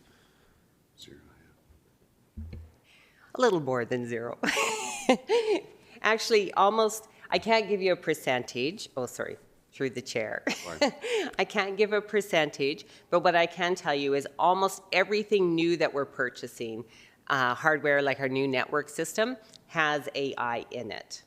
And I'm going to present a little further on some opportunities with AI, I think, and to talk about how we feel that might impact and improve our service level while maintaining a lower service capacity. I mean, that is the advantage of the AI, is you can get more done with the amount of service capacity that you have. So I'll touch on that a little bit more, unless you'd like me to expand. Thank you. Councillor Johnson. Just curious about the connecting with the fire halls and CDC South. What kind of cost does that add? And then how long is that technology likely good for? Because, you know, everything needs to be replaced in the world of technology. I can't tell you off the top of my head of the cost, but if you do look under 2528 and 2529 under function 23, it's broken up into each fire hall, and so you'll see the cost there. The CDC cost will be put under the under that GL, so it should be visible there. But there is ongoing cost and replacement to that. But we've sized that equipment to be appropriate for its location. We're not buying the same system that we have at the County of Newell out to the fire hall or out to CDC. If we want to take advantage of the CDC, I know one of the things that we're doing is renting out some of those offices. And in order for us to do that, we do need an IT infrastructure that they can tap into. But we've limited what our responsibility is and separated that out from what the renter's responsibilities are.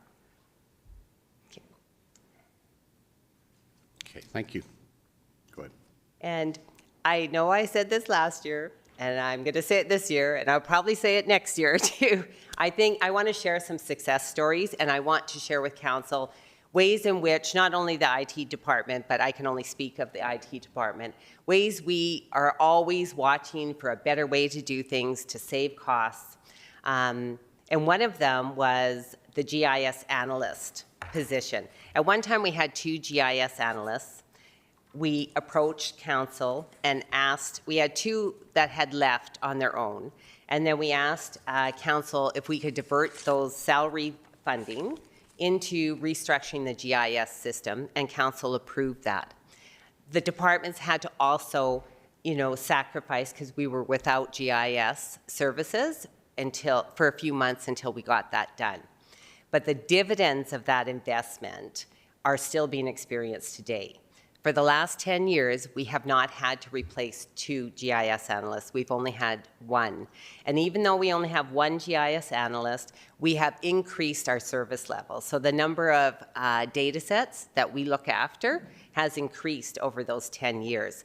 And the number of maps that we're able to produce has increased over those years. And that was to do with that investment to get a sound GIS structure to begin with. So at one time, I'm sure this is not exact, but I also know it's probably lower than it really is if I calculated it. So to date, we've been able to save $1 million. And I think that's a great success story. Great, yeah. And because I like success stories, tell a couple of more. So originally we had in Capital, we used to have a plotter and a large format scanner. When we replaced the plotter, IT staff investigated, found something that actually would replace both the plotter and the large format scanner. And that's what technology often will do, will give us opportunity to make these kind of changes. Doing that has reduced our capital budget of $20,000 every 5 years. We had an opportunity to use CIRA for our cyber awareness training. It's provided by the Canadian government for free. We had already purchased something called KnowBe4 and have been using that. We are making a transition over the 2025 and 2026. Making that change will reduce our annual budget by $3,795. And the last one, because last year council approved us moving from Office 365 to Microsoft 365. Doing that included what's called Intune. And Intune has the ability to use AI to automate the way we do our refresh program, which we can see that's going to improve the way our service level. As well, it might be able to replace what we're currently using for mobile device management. And we're going to investigate that next year. And if it does, then we'll be able to reduce our budget further by $11,000. That's what we pay annually for our current MDM system. Now we can talk some AI. So some AI initiatives that we have. in the budget this year that are new line items. One is accessible AI search on the county website. Of course, what this is designed to do is improve our customer service for those who are looking at our website. Instead of them having to search and go look, they can ask a chat bot a question. It will then respond and serve up all of that information for our customers. It's not perfect. There's going to be training that will be required. It does have trouble sometimes with complexity, so we'll have to work on that with the AI chatbot. And there's a potential that customers or people using our website will become frustrated. I'm probably one of those when I get online and it's like press this, press that, and then they just hang up on you. So kind of the same idea. So I think it's important that we provide an off-ramp. So at any point during the interaction with the chatbot to allow someone using the website and the chatbot a way to get out and move on and do things a different way. And another one is called Strata. This is specifically for the IT department. Like I talked about, we have expanded our footprint. We are no longer just in this building. We now have all the fire halls coming up with a network. We also have the CDC with a network. What Strata does is it gives us real-time visibility into our network. It helps us identify if there's a problem. We see the problem in real time, meaning we don't have to dig into logs and try to figure out where the errors are. It's going to actually help us. It makes suggestions on how we can make things work better. And it gives us a single pane of glass to see all the different networks, rather than us having to go into each one to take a look and do our maintenance. We can actually do it from a single pane of glass, which will allow us to do more with our existing service capacity. Because that is a concern. As we expand the IT footprint, you know, that taxes the IT staff and their service capacity. So this is one of the tools that we're looking at to help us do more with what we have. And it also has built-in things to allow us not to make errors, because we do sometimes. So it will take a look at what we want to do and advise us if that's a good idea or not. So I think that will also help. We're not a specialized shop. We don't have a network specialist. We don't have a server specialist. We have people who can do multiple things, and they're generalists. So this gives us the specialization without needing a staff member to be specialized. And that's what I wanted to share. Reeve, any questions? Thank you. I'll open the floor for questions. Anyone have questions?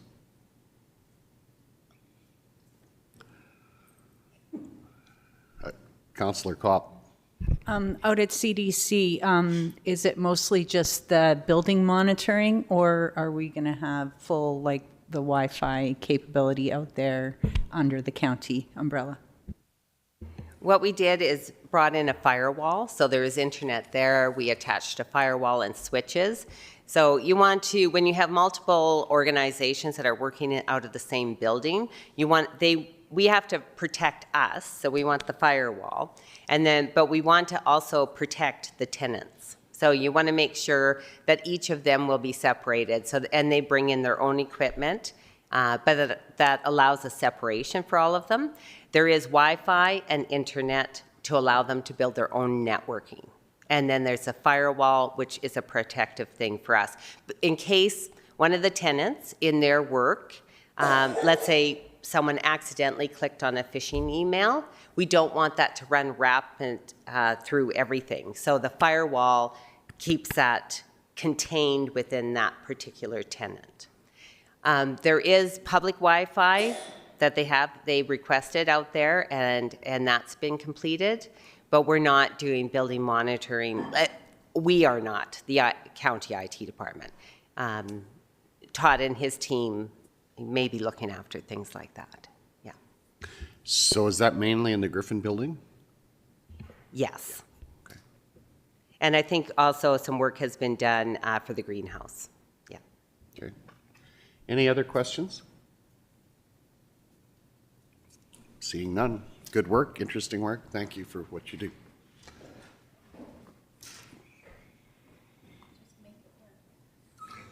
Right.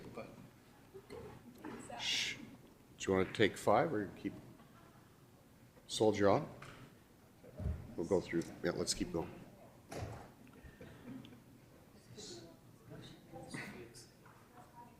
Huh?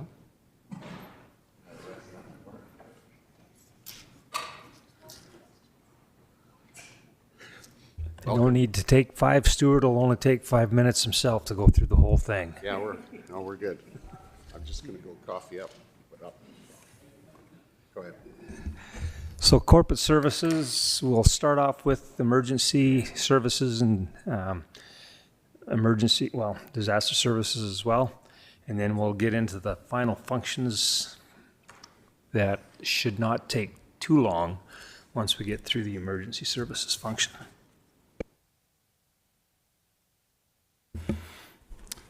All right. Good afternoon, Reeve Council. Thank you very much for having me in this afternoon and going over some of my budget stuff. There we go. So within our emergency services, and a lot of councillors here are returning, but we do have some new ones. I just want to give you a little bit of what this first page is, right?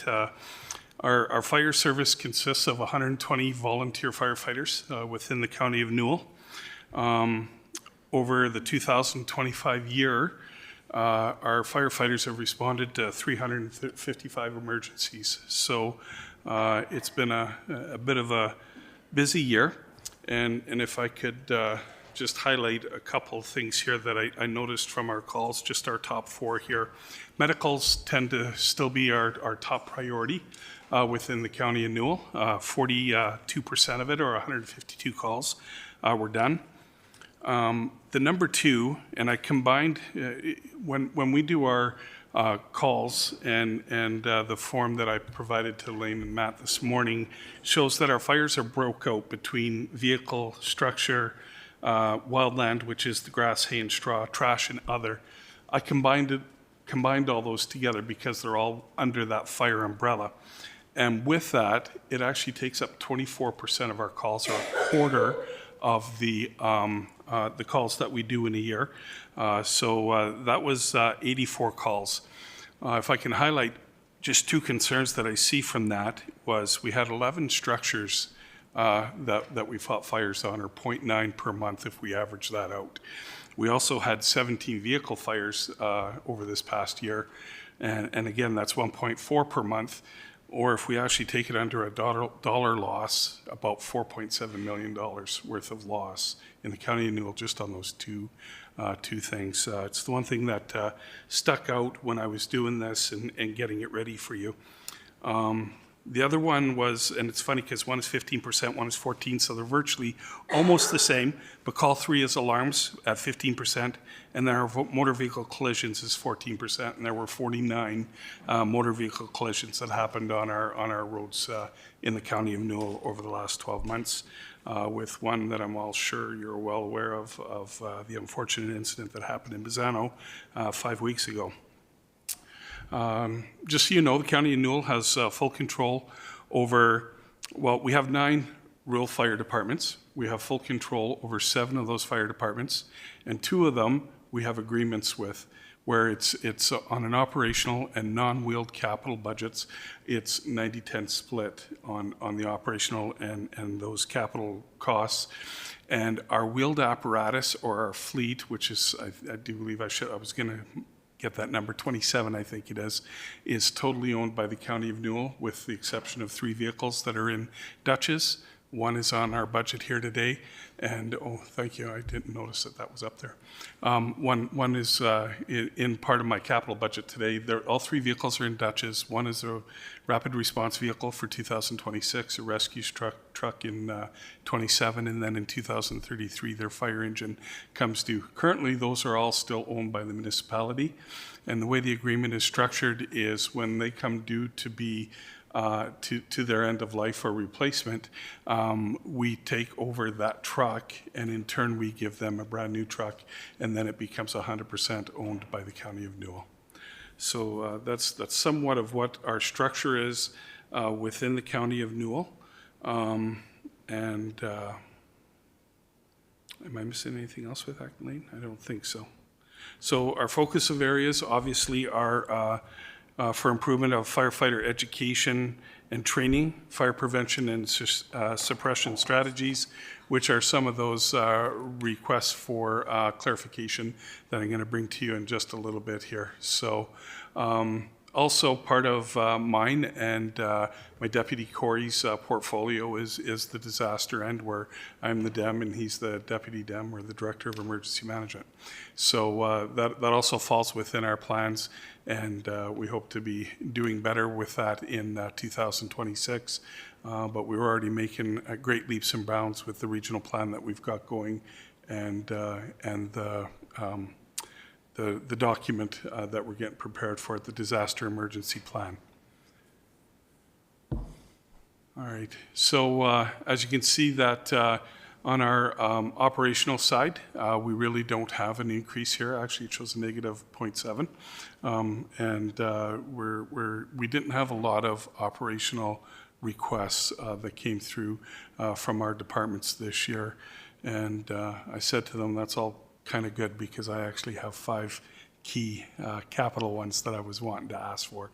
So in the capital, we have obviously 693, as you see there, and the Bow City engine requires a new bumper monitor.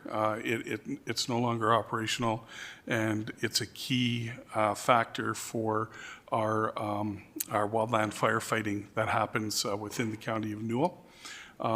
Dutchess is due for a new rapid response. Bizano, their pumper tender, or their tender engine, is the only one in our fleet now that does not have foam capability in it.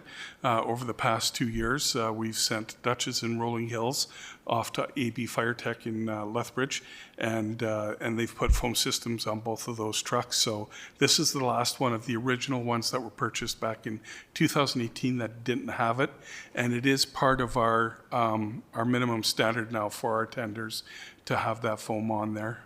It's a key component for smothering things at the end of a fire, so hopefully we don't have to come back on a call later on.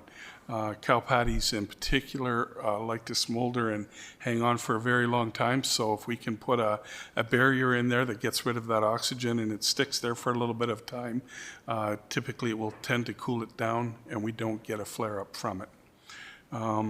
Then we have a request from Rosemary for a pressure washer. They don't have a stationary one like all the other fire departments have. I guess Scandia is another one that doesn't have a stationary one, but I have some plans there in the future. So, but Rosemary has requested a stationary pressure washer that will more meet the needs of what they have. It's old and antiquated and just doesn't do the job anymore, and it's getting repaired on a regular basis. Dutchess is due for some vehicle extrication equipment, so there's a request there for that.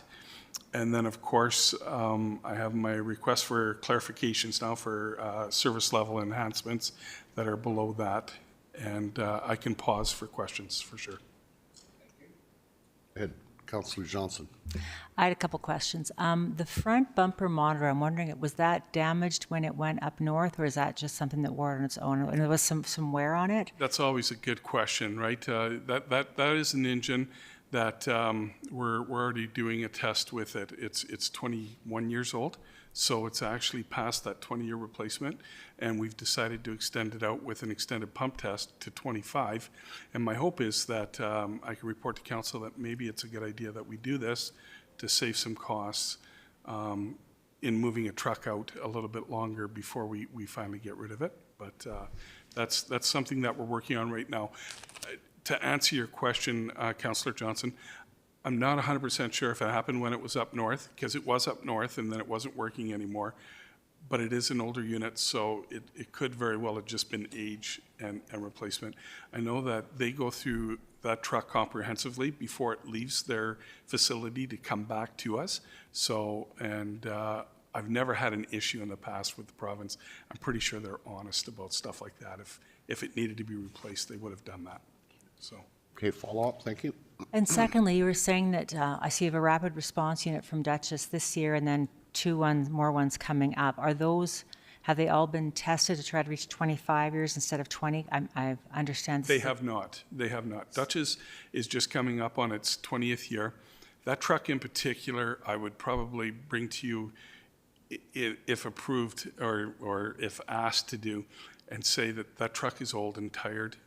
It was a second-hand truck when Dutchess got it, and it definitely looks like it's lived its life, and it's time for a new vehicle. It's not like a lot of our other vehicles that, after 20 years, our engines still look like they're pristine and brand new.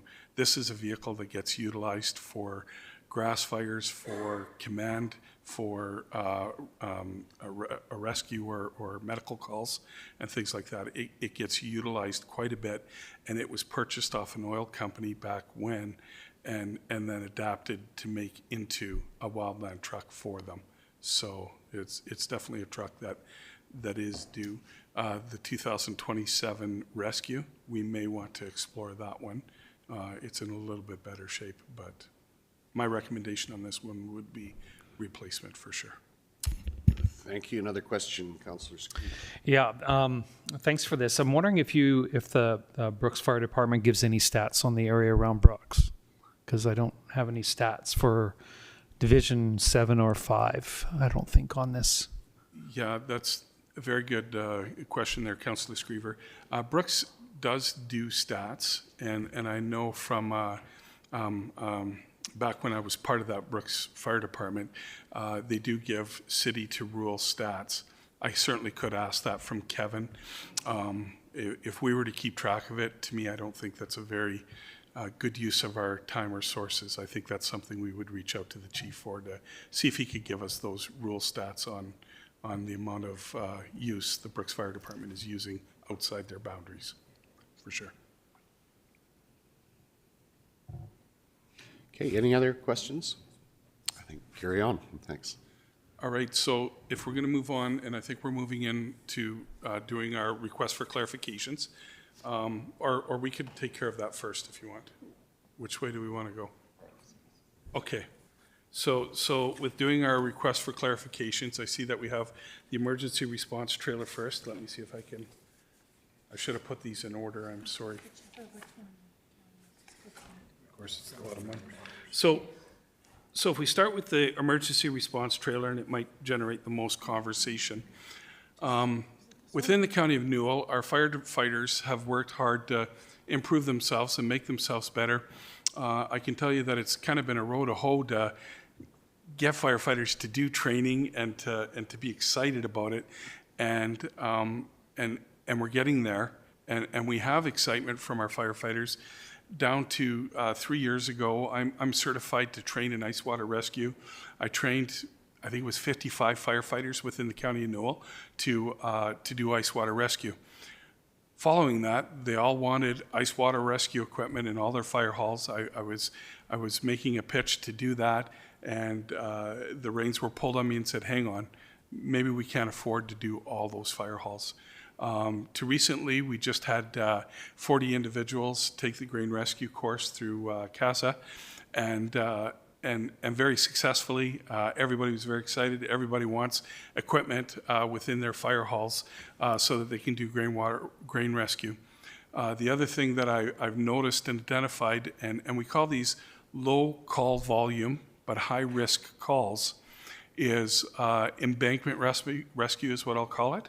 Patricia Fire this year, 2 years ago, and I think it was 3 or 4 years ago, had dealings where they had to do a rescue. This year was an individual off of a hoodoo, so it was up in a higher distance where you have to know how to do that properly with ropes and baskets and things like that. And we need to have the training and the specialty tools to do that. To a car that had gone over the edge, and then they actually went down to make sure nobody was in that vehicle. And again, our department personnel need to be properly trained to do that, or if an accident happens, it's not a great thing. We have grain auger things that happen, right, entrapments, to this grain rescue that hasn't happened a lot, but we trained for to make sure that we're ready. So what I presented to the chiefs and what I'm presenting to you today is we don't put specialized equipment in every single fire hall, but we divide the county of Newell up into 3 sections because currently the city of Brooks responds out if we have some of these specialty things that need to be done. Now, the issue that I have with that is Brooks, in particular, I'll use GEM for instance.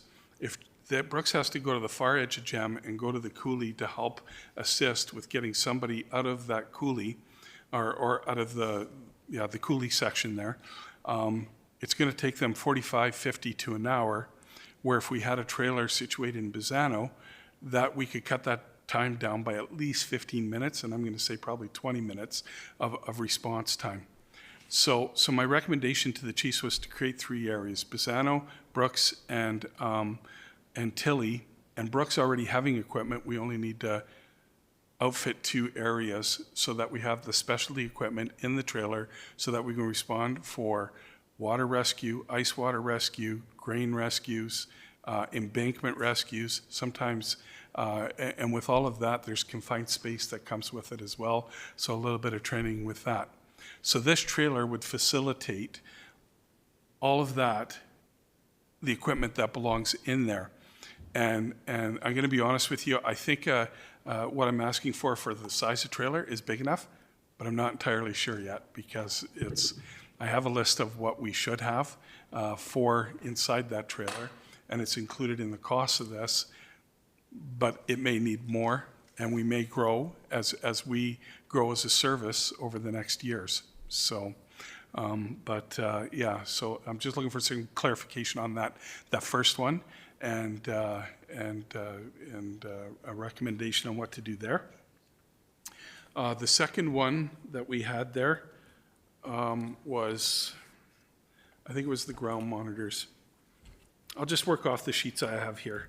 So I've got the extruder washing machine.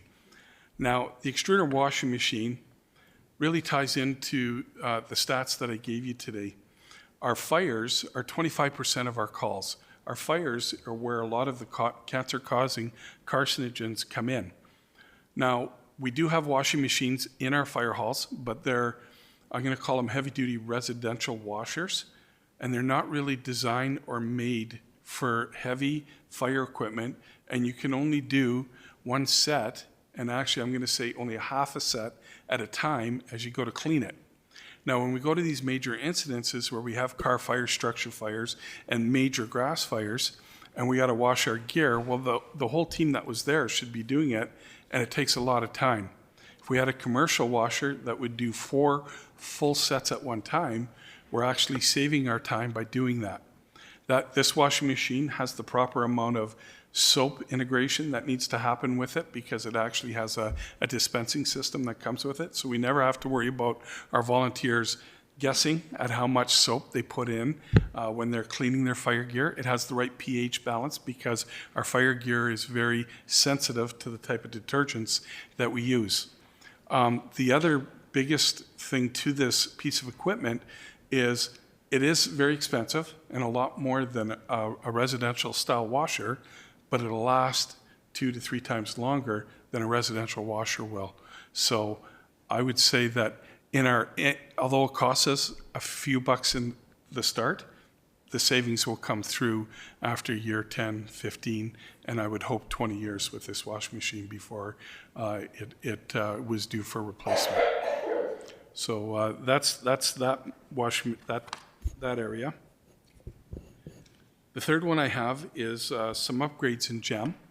So GEM has a space that is right outside their main door.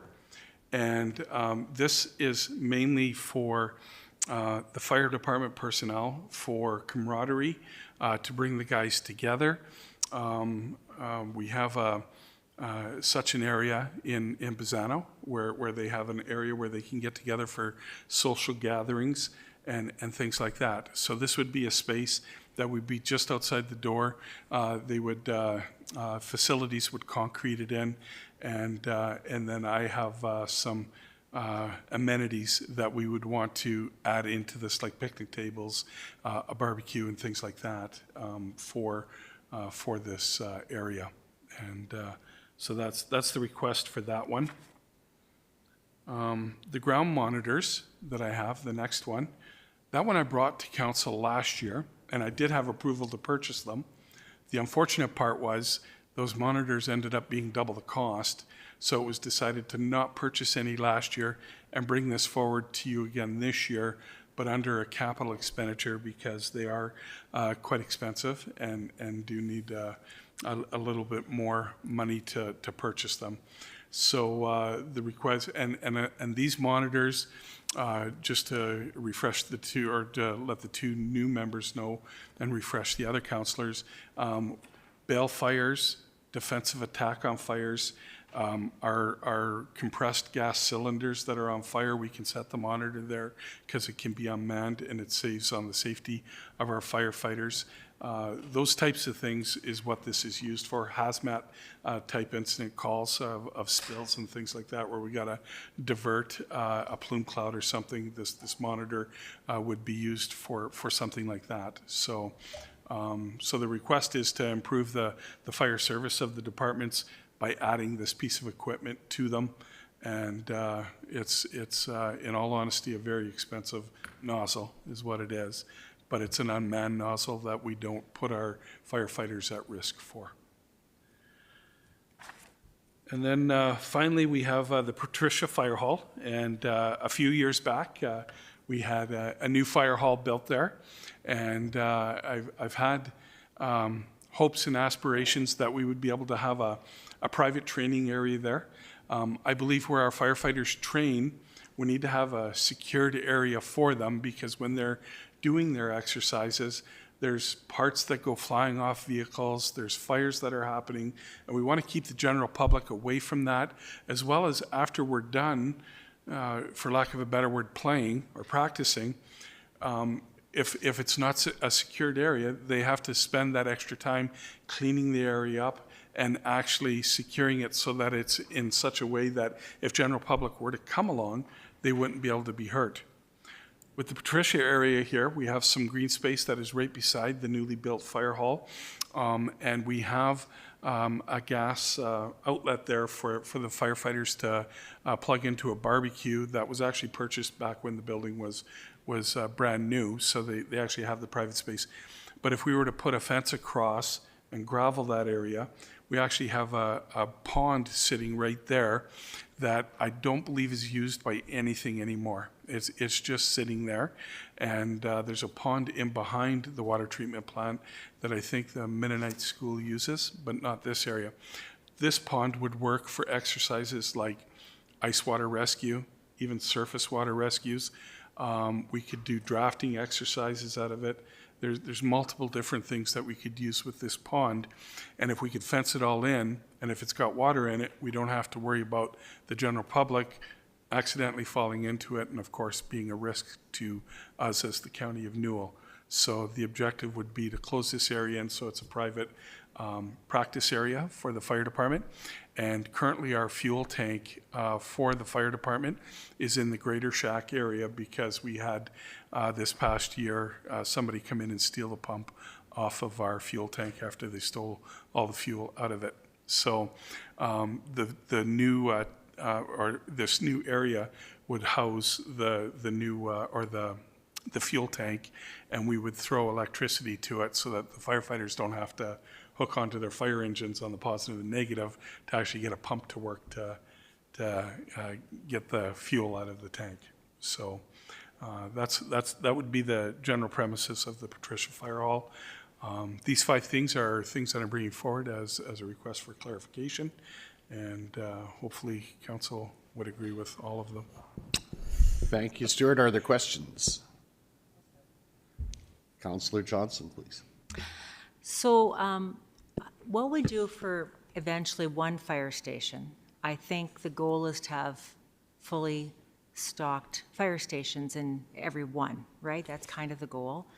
And everything in fire seems to have a replacement date on it, which makes it difficult. So anything we buy, we have to calculate there's more cost down the road, or we need more of them.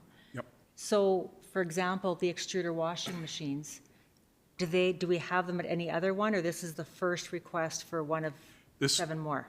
This is a first request, and if I'm thinking ahead, there's only one more machine I'd like to ask for. So in Cypress County, they only have one extruder washer for their 5 departments that is at the Dunmore station. And when they have an incident, the chief and the deputy chief go collect up the gear, and then they bring it to that station, they wash it, and then bring it back to the prospective fire halls. County of Newell is pretty wide, so my perspective would be my deputy chief lives in Bazzano. That's why I'm asking this extruder washer to be placed in Bazzano, because it becomes efficient for my deputy chief to sit there, tie into the county server, and be able to do his work there while he's washing the fire gear. The other place would be the Tilly Fire Hall. That way we're covering both east and west part of the county, and we could do 5 fire departments on either side. Now, the only downside to that, currently we have our expired fire gear sitting in the Patricia Fire, in the old Patricia Fire Hall, or our new storage area that we took over after Patricia moved in to the new hall. And we house just a small amount of that expired fire gear so that we can switch it out with the firefighters with our fingers crossed in the anticipation they don't have a major structure fire within that 24 hours, because that's all it takes to wash the gear and have it dry. The other objective with this extruder dryer is you can't subject your fire gear to heat, so you can't use a real dryer to actually dry your gear quickly so you can put it back together. The extruder washer is designed to get as much of that moisture out as possible so that it'll dry very, very quickly. So that's the other plus to this machine is with the residential type machines, they don't get all that water out, especially the underside of our garments, because they retain water and moisture. So it takes a long time for it to get out. So to answer your question, I would not want one in every single fire hall, a lot like our specialty trailers. I think we divide and conquer and set them in strategic spots so that we're still being efficient as administrators, Corey and myself, and at the same time, it places it in a spot where they can be used efficiently from the other fire halls or the other fire departments. Thank you. Any other questions? Councillor Baumgarten, please. No, good breakdown on all those.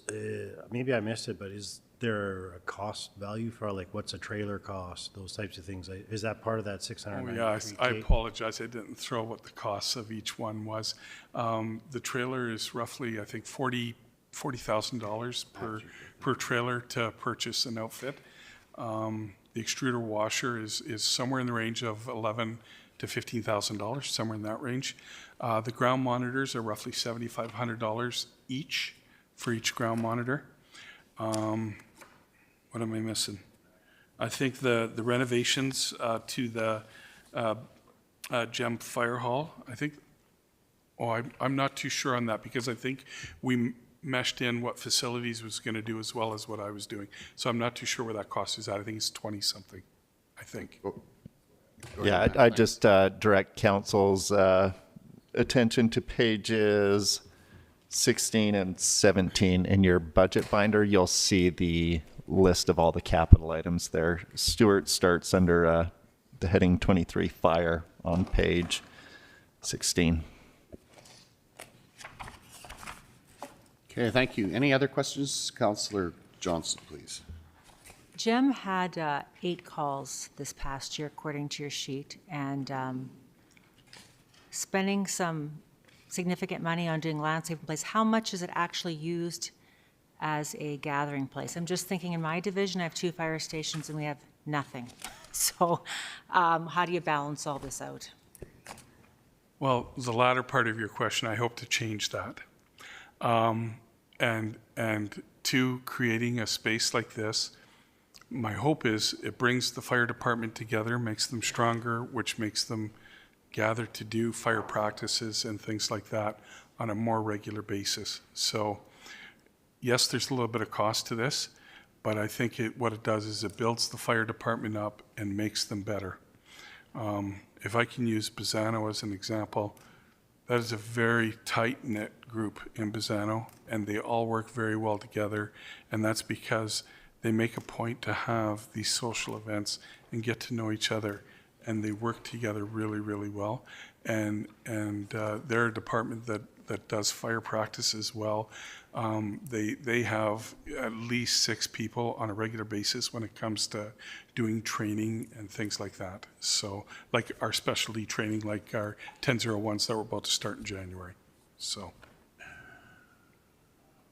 Follow up, please, Councillor Johnson. So what is the training take up in general? What percentage? I think you've told me before there's levels. So the firefighters, where are they training to? Like does everybody have a level 1? Are you still working on level 1s? Where is it at kind of? That's where we're working towards. And I can say that right now within the County of Newell, we're at about 80%. We're doing really well, but we've kind of sat at that 80% for a little while. And it's because we got to get some departments up to snuff because they haven't done training. So is there a demographic uniqueness to the makeup of the Bazzano Fire Hall, fire crew, compared to the others? I wouldn't say so. No, like I'm not too sure where you're going with that question. Just am I right that in the Bazzano fire crew, they're all town residents, right? None of them live out in the country. Is that right? Yeah, that's right. Yeah, I think the majority of those people, or all of them, are actually live in the town of Bazzano. So they're all, they're, right. Yeah. Sorry. And you're right. That dynamic is a little different than a rural farmer that, is 5 kilometers away from his next door neighbor, right? Yeah, So- I guess like the follow-up question would be, like if it's a comparative basis that they all work very well together, are you having problems with some of the others? I can't say that I'm having problems getting the necessary training done in a year. That's a bit of a struggle that even 7 years after I've been in this position, I'm still working towards getting to, and we're trying to find that minimum level. I created a policy just a few years back where I said we needed to have, I think it was a minimum 32 hours. And it was more geared towards the farming community, that we know that during the summer and in the fall when you're combining, you can't do practices as much, but you can make that up from November through to March, right? So, and it wasn't set. My ideal would be 2 practices, 2 hours every month. So that equates to 48 hours in a year. So I've put the standard from a minimum to a maximum, or to not a maximum, because if people want to do more training, I'm never going to stop them from doing that. But where I would like to see the level at is 2 times a month. And I can't remember how I worded it in the document, but it does state that to the ideal. Actually, I think that's the word I used. Okay. The ideal being 48 hours. Councillor Kopp, please. Well, this is probably for Matt through the chair. The pond that's out behind the old fire hall in Patricia, I thought that the Mennonite school bought that part or took over that area. There's 2 ponds there. The school purchased the large one that used to be the reservoir for water supply for the hamlet. The other one is the spill water, I think, coming off of the truck fill station or something. It's just adjacent to the fire hall itself. It's just a much smaller reservoir. Okay, thank you. Councillor Chrisman? And then a follow. This question's pretty high level. We heard from Matt that he had asked all departments to come in with their best number. And so my question is high level in that, did you shave anything off yours? Oh, I did. There were a lot of. I just want to know what the number would Yeah, be. If no. 700,000 is here today, what would it have been? Yeah, I had a lot of requests, and when I brought my request forward, the first thing I did with the caveat I put in there was, let's work with this because I know it was an unrealistic expectation.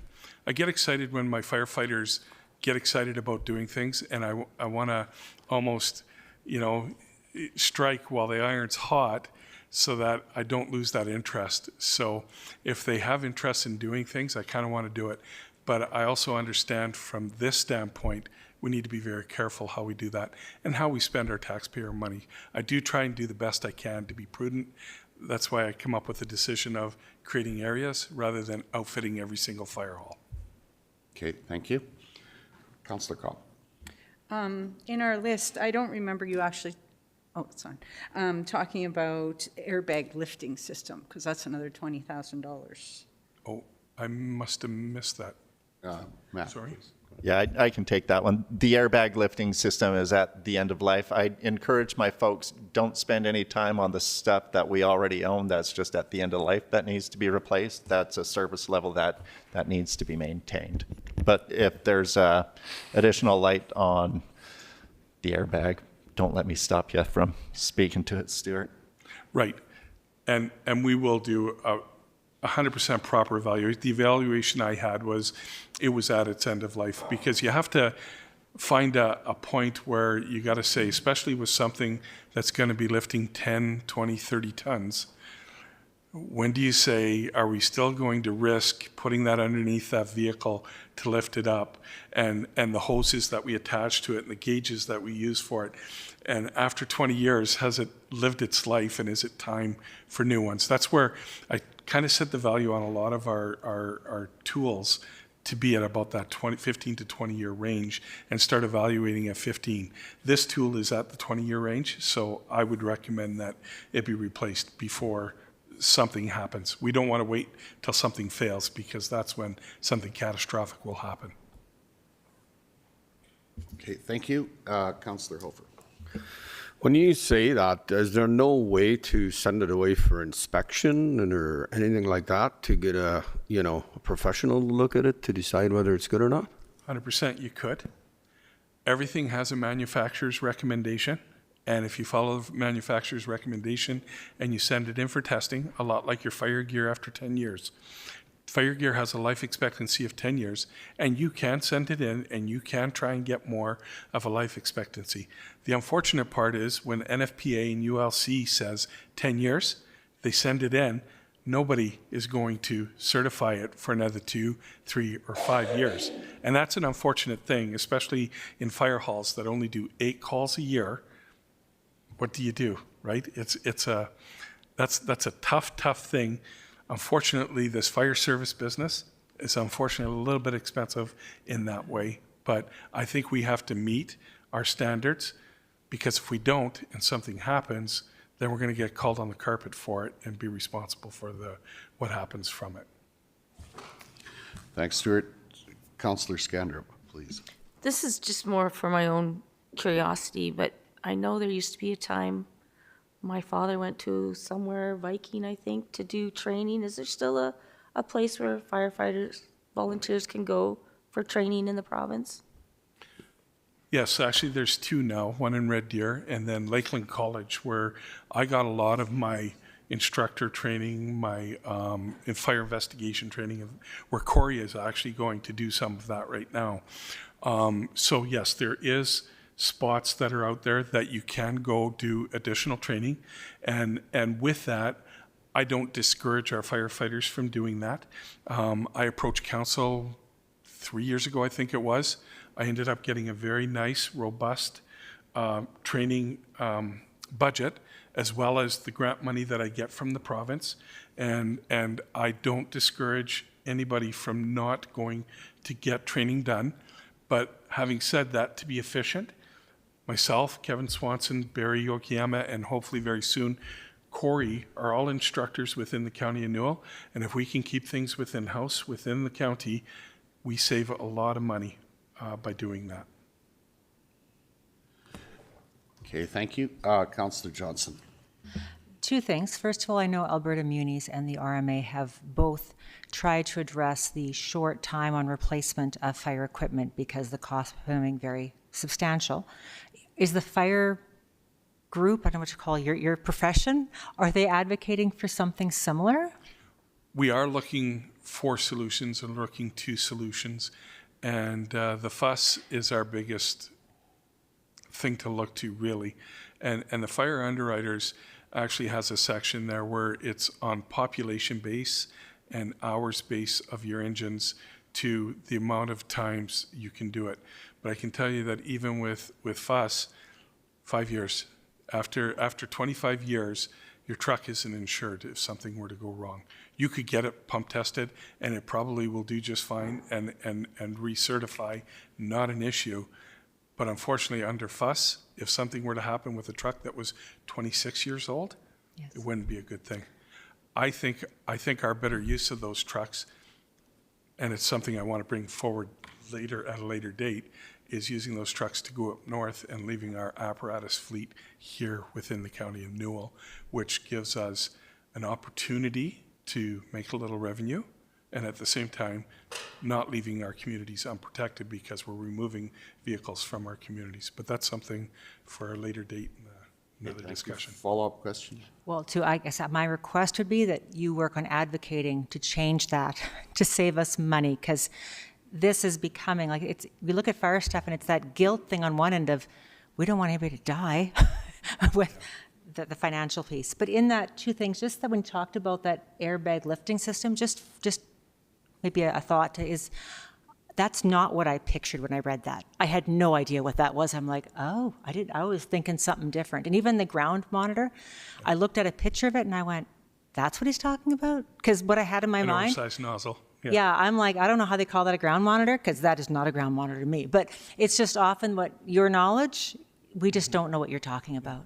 And I had the manufacturer of that nozzle come down, and I got a video of that thing operating. If you're ever interested in having a look at that, I could use the OneDrive and send it out, not a problem. So, okay, let's go through these one at a time and decide what direction we want to go. And I'm going to suggest that if we could get a cost on each one, like the proposal cost, that just gives us a baseline. Let's start with the ground monitors. Oh, sorry. Councillor Christman. Yeah, just, I struggle with that method because most of them have a fire department attached to them. Most of the requests, for example, the social area in GEM, I don't want to decide that. That is, I mean, that puts us in the negative with those firefighters. And I just, darn it. That's a position that I do not want to entertain. Like, we have a standard. We need to have a standard. And then our fire chief, regional fire chief, decides what happens within the budget. I don't want to attach names or departments to a social area or a washing machine. I don't know. Okay, well, I'm open to, I mean, we can approve these. I don't know and how then else to do this. revisit He's it. asking for $693,000. I think we give him a dollar figure and he takes that to his department and deals with it. That's my thoughts. Okay, thank you. Go ahead, Councillor Cobb. Seeing as we're talking about money, I have a question. We have a revenue line on here. Where does that revenue come from? Is that all from going up north? Is that where that is from? Because that's a substantial amount of money. Go ahead. Yes, the substantial amount of money is from assisting the province in mutual aid going up north. There will be a lesser amount that you've seen for years for responding to motor vehicle calls on any provincial highways. We charge out. Responding to fire, we will charge out and try to get that out of the insurance companies. But the significant dollars that you all see is entirely from going up north. I like Stuart's suggestion that we hang on to some of the old apparatus and send that to our mutual aid response and keep the good stuff here. That makes a ton of sense. Will it be accepted if it's no longer licensed? If it's passed a pump test, it will be accepted. With our brush buggies, we don't have to pump test our brush buggies, so as long as they keep working, we're good to go. If we have a Mach 3 or if we have the Honda pump on the back end, we're A-okay with that. So, yeah. For the most cases, unless it's a beat-up old piece of crap, they're not going to want that for sure. But if it's the Bow City engine, for instance, that's 21 years old, that went up there this year, it fits the need almost. They changed the criteria of how many people sit in the truck, so that kind of changed a little bit. But anyways, that's neither here nor there. Those trucks that are in really good shape, that have reached our end of life, I think we do well because we're going to make more money coming back on that than the average of $15,000 to $30,000 that I've gotten from engines that I've tried to sell after work. No, that's good advice. We can handle this the way council wants to handle it. We can approve the whole amount at this point on an interim basis and then review it again more specifically at an interim budget meeting in December 11th or in February, right? Matt, you got a suggestion? And then Yeah, I'd suggest all of these numbers are in the budget that council has had since October 30th. Instead of going through each item, whether it's supported or not, I would suggest if there's a member around the table who would like the question to be called on removing any of these items from, that you work at it backwards potentially. When I look at what Stuart has proposed, and I have to give Stuart credit because we were hard on Stuart, and we shifted a number of initiatives that we don't have capacity currently for, or we're in the middle of a software evaluation. There's a software product that would be very helpful to the fire crew. There's a number of things that he whittled down. When I reviewed these as your CAO, the ground monitors, they made perfect sense to me. If we can keep people out of harm's way, why wouldn't we invest in that? The extruder washing machines, an ounce of prevention's worth a pound of cure. Carcinogens and exposure for firefighters, that's just a long-term potential liability for you. The specialized emergency response trailers, that's where we put one in the budget this year so Stuart can get through the learning. We punted one to next year. That one requires a little more weighing and consideration. Like Stuart said, they're low call volumes, but high impact when they happen. So that one's, you can struggle with that one. I do appreciate that the fire service didn't propose putting them in every fire hall, because I don't think that would have went anywhere. So we've got some good strategy around increasing the service level on those trailers. And then your fire hall camaraderie areas, well, that seems like a nice to have, but if you're playing a long-term play with the fire service, we struggle attracting folks to the service. If this helps build that fire service throughout the county, that's a big deal. But those would be the three that I kind of struggle with, is the trailers for increasing service level, and then some of the camaraderie spaces. But I think the ground monitors and extruder washing machines, those are good investments for the fire service. I had Councillor Johnson, no, Councillor Christman. What is our theory around items that fire department, and I don't have one in mind, but let's just say they all wanted red suits, or I don't know. They want a specialty item. Okay, let's use the social area. Do we have a policy? Can they go out and fundraise for that?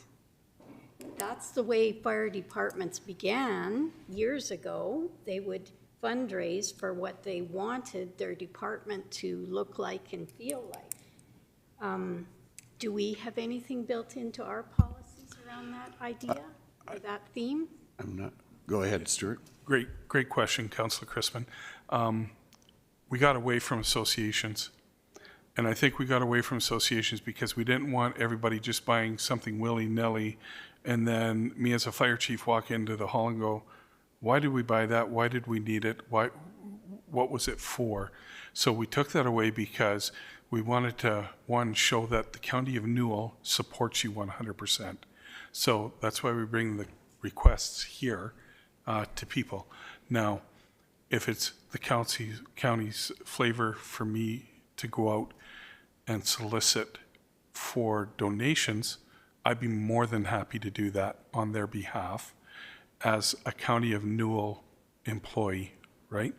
I know that EID, CNRL, just to name a few, have been very great supporters of the County of Newell Fire Service and probably would be in the future. So definitely could be an avenue to go, but I think when it comes to soliciting for funds, we should do that at this level here and let hopefully the fire chiefs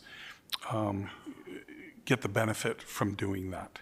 I couldn't agree with you more because I don't think we want to pile fundraising onto our volunteer firefighters. Absolutely not. I think we should be past that, I think, because it's just one more thing they'd have to do. Councillor Scandra. So I'm just drawing on my experience growing up with the fire department, and I feel like $20,000 to renovate the gem fire area when you're looking at 700,000 is kind of small.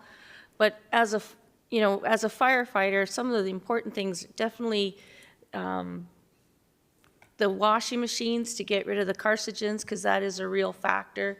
I had a cousin pass away from lung cancer, and before he passed, he received workman's compensation because it was deemed that he got it from being a firefighter all his life. So I see that as a real lifesaver. The ground monitors, yeah, it could save a life. They've managed to be safe without them, but again, it's something I see. Some of these other training and I don't know, when you're looking at $700,000, you need to take a break there somewhere. So that's just where I'm at right now. I kind of like Kelly's idea that maybe we look at this is how much you get and you decide where you want to spend it. Maybe not 7 washing machines, but 5. That's just my opinion on that. Okay, comments, sir? Great compliment, Councillor Scander. I guess my only comment is, and I keep hearing $600 and whatever $1,000. We're going to remember that half of that is for a brush buggy for Dutchess. So that brings that dollar value down just a little bit, right? And then the rest of it is, $70,000 for some extrication equipment, $20,000 for some airbags. It doesn't take long, unfortunately, in my service to spend that other $300,000 that's left over there. But yeah, I don't discount that it's expensive. It is very expensive. Stuart, do you have support of the regional fire chiefs and the groups for all of these expenditures? They're 100% behind you on this. I have the majority. There's always some that say, why do we need it? Why are we going to do it? But yeah, for everything that I proposed, and they say it makes sense, right? Why outfit every fire hall when we can just pick areas? Sure, everybody would probably want an extruder washer just to make it easy. And then would it be easy for Corey and I to just say it's your responsibility to wash your gear after a call and make sure you're re-outfitted? But at the end of the day, the realism to that is it probably won't happen because they're volunteers and they need to get back into the fields, back to the oil field, back to the regular jobs to do whatever they have to do. So I'm going to suggest we've had good in-person conversation around all these things. I'm going to suggest that we approve the final number or the proposed number as it is for today, realizing that we're going to revisit this. And if people have specific concerns about things that they think should be pulled out, we can deal with it on a budget number at our next meeting. Councillor Johnson. My only comment to that would be that this is the 5th time I've done a budget, and I haven't seen anything that hasn't been at this one that we've said, we'll look at it later, that we actually do or change it. Our decisions here tend to stand for the most part. It's a tough conversation, but there's a few things, you know, I would be saying, well, just taking on Councillor Crispin's idea that, you know, we take off 50,000 and say, up to you. You know, I guess, yes, you're saying it's not that, it is a lot of money, it's not, but compared to how much everybody else is asking for, you know, fires are very expensive, and we don't want anyone to perish. We don't, but we have to have this balance of costs. Councillor Johnson? I would tend to agree with that. Like, once you get into this fire stuff, somebody's going to die with every one of these things. It's really hard to say no, but I would have no problem in adjusting the 693 and letting Stuart pick out his favorites. Because I don't want to be the one, I don't know what's the most important, but I'll accept, no.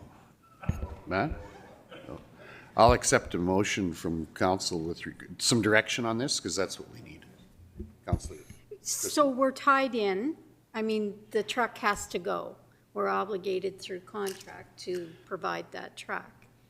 And the truck is 600,000? 300. Yeah, this is a brush buggy, and it's our second standard brush buggy, so it's about $320,000. Okay. I want to say, somewhere in that range. So keep that number in mind. Yeah. I mean, we are obligated for that, so we need to figure out. And yes, Stuart, it's either you or us. Other departments make those big decisions, so welcome. Okay, Councillor Johnson. that's a good point. Like, your truck is 300,000. This is kind of an extraordinary year. Like, nobody's saying no to the whole package, but if the truck wasn't there, this would be a go ahead, have at all the rest. Maybe just get rid of some stuff, do the truck. Well, I don't know. That's what's making this number so high. This is the cheapest truck we'll buy. Matt? Oh, go ahead. Someone prepared to give some direction to this?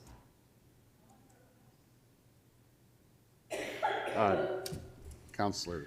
I'd like to make a motion to approve all the end-of-life replacements, the emergency response trailers, the extruders, and the ground monitors, because those are frontline call life-saving. And then clarification or direction is to see what we can get from, say, EID for the gravel, for the gem stuff, like the renovations to the sites. See what you, and CNRL, anybody else that you mentioned, see if you can lower the fire hall renos or the meeting areas, all those things, see if you can bring your costs down with some donations along those lines, and then come back for the next budget meeting to see what the net remaining on those modifications are. What's the dollar? Okay. Thank you. So what's the dollar amount to that? I need a figure. It's, well, it's in the paperwork, basically. Gem is out. Tilly and, or Patricia and Jem budget items are not included in that, basically, at this point, right? Matt, you've got a...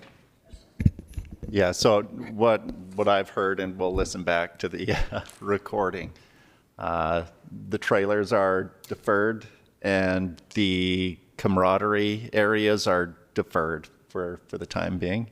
Did I get that right? Oh, trailers are in? Okay. And the camaraderie areas are deferred for the time being.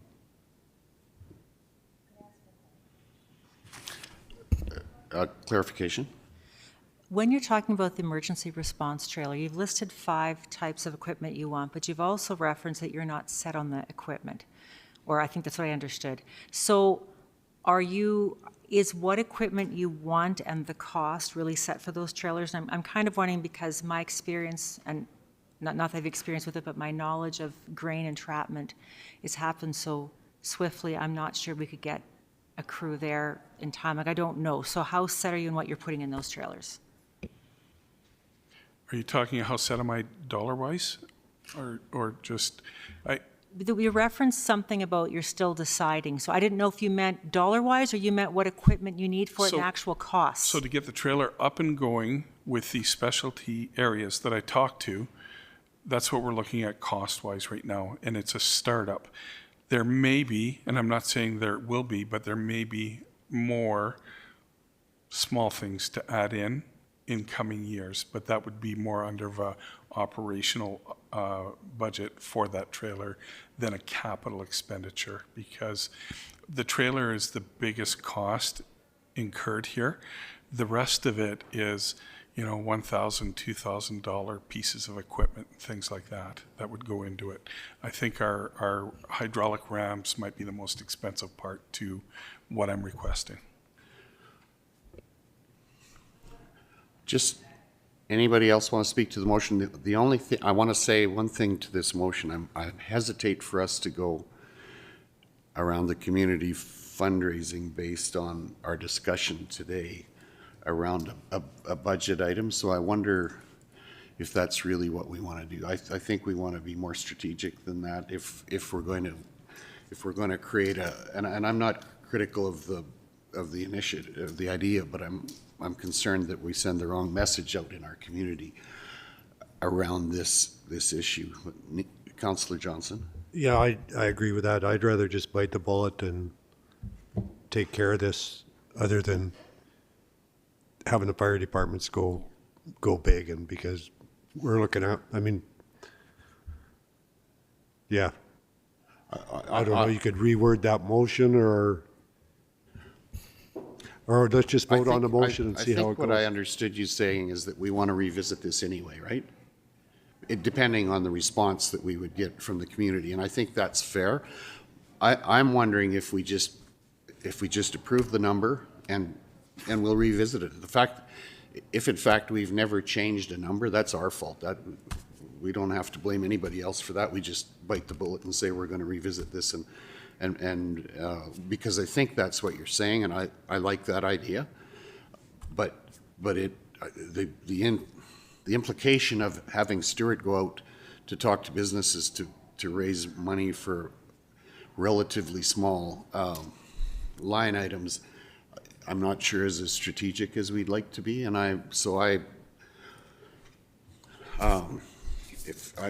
we have a motion on the floor. If someone wants to alter the motion, I would accept that, or we would entertain that, but. Okay, I can retract the motion, and yeah, I'll open it up if we want to move that we approve this for now and revisit it at the next meeting. That's fine too. Point taken. Are you okay with that? Yeah. I think that might be cleaner for us to go ahead. So I'll accept that motion, the retraction and the motion. Councillor Johnson? I think there's enough sentiment going around that Stuart should take into account that this might not go through at 693 when we get back to it the second time around, because there's as many people speaking against this as there is for it. So, yeah. Approving it today, remember what we've done with all of these is it goes back to staff, to the appropriate staff to flesh out the details, and then we revisit them in 2 weeks from now. Councillor Christman? I'll make the motion to approve as delivered. Oh, we've got it already. Yeah. We do? Yeah, we do. Yeah. Sorry. Yeah. No, that's fine. Okay. All in favor, please. Okay. Opposed? That's carried. Thank you. Okay. Thank you, Stuart. I'm going to suggest we take 5. Yep. Come back. Yeah.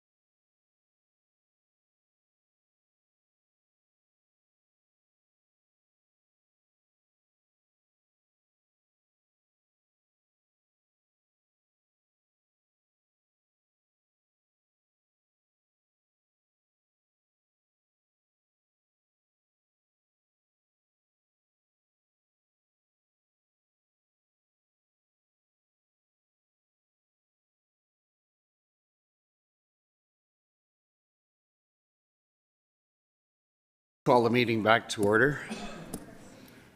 What number are we on here? 5.7.2, disaster and emergency services. Yeah.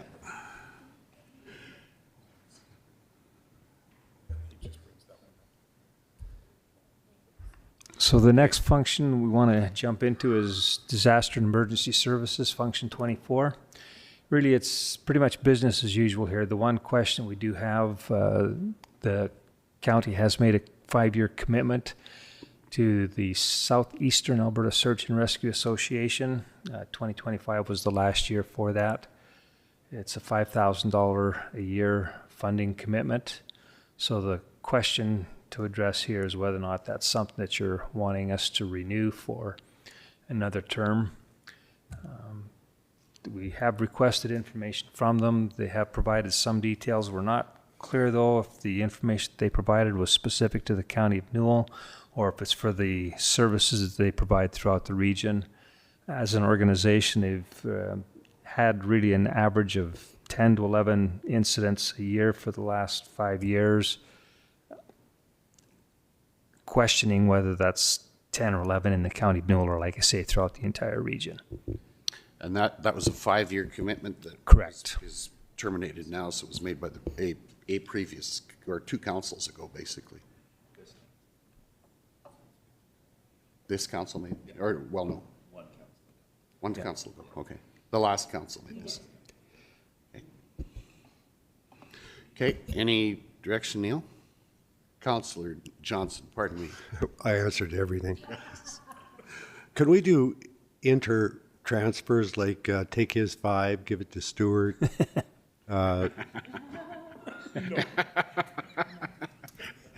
Nobody saw it, no.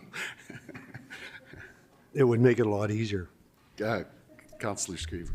Yeah, I think it's one of these items that if we don't need it, great. If we do need it, it's there. I'll make the motion to approve this. Okay, thank you. Any further discussion?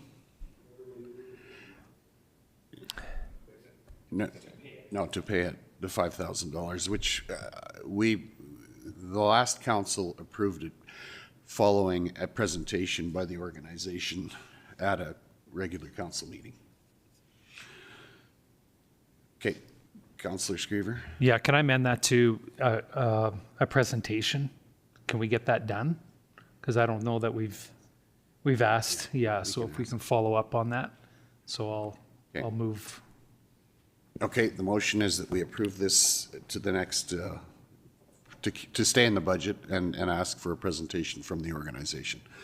All in favor, please indicate. Opposed? Okay, that's carried. Thank you. Okay. Yeah. Thank you, Stuart. The remaining functions, personnel and safety services, legislative, administrative, FCSS, these are really pretty much business as usual. The one item that we do want to point out under function 12 is consideration for pursuing a solar microgen facility that would provide electricity or offset the electricity that the facility that we're in uses over a 12-month period. There is a program that's in place. The grant program expires the end of March. So if it's going to be pursued, the decision will need to be made and an application submitted in a timely manner.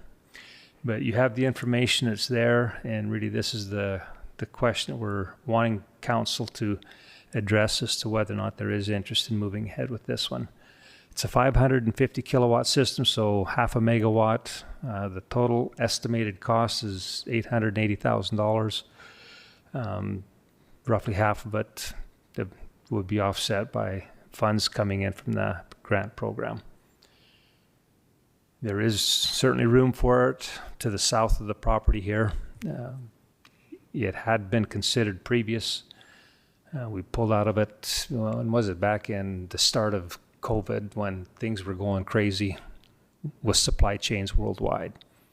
And the payback, again, just remind us. It's projected at 9 years. It really depends on what the electricity cost is that you're having to to Offset. procure your energy at, but it's 9 years is what we're projecting. Okay. With the subsidy, yeah. Councillor Chrisman and then Councillor Screever. The idea came to us, and it kind of fit with our idea of alternative energies and bringing efficiencies to the county office and maybe offsetting some power costs. But I read in here that it would totally offset it, so there's that to kind of as a payback as well. So I'm in favor of us venturing into this situation. And we have the land, we have the wherewithal. Based on the grant, though, I would put that as a hinge. So that's my motion. You'd make a motion? Okay, thank you. Councillor Screever? I'm in 100% agreement with Kelly. I think this would be a good idea with the grant, seeing the 9-year payback. Extending that further without the grant, I don't think it's cost effective. Okay, thank you. Councillor Johnson?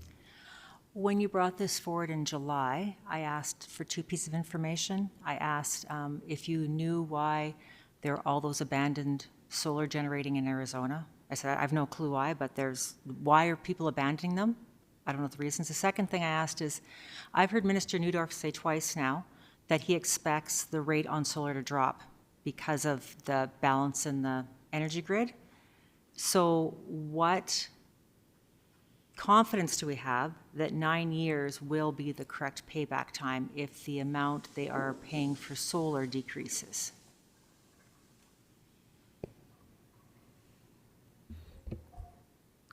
Good question.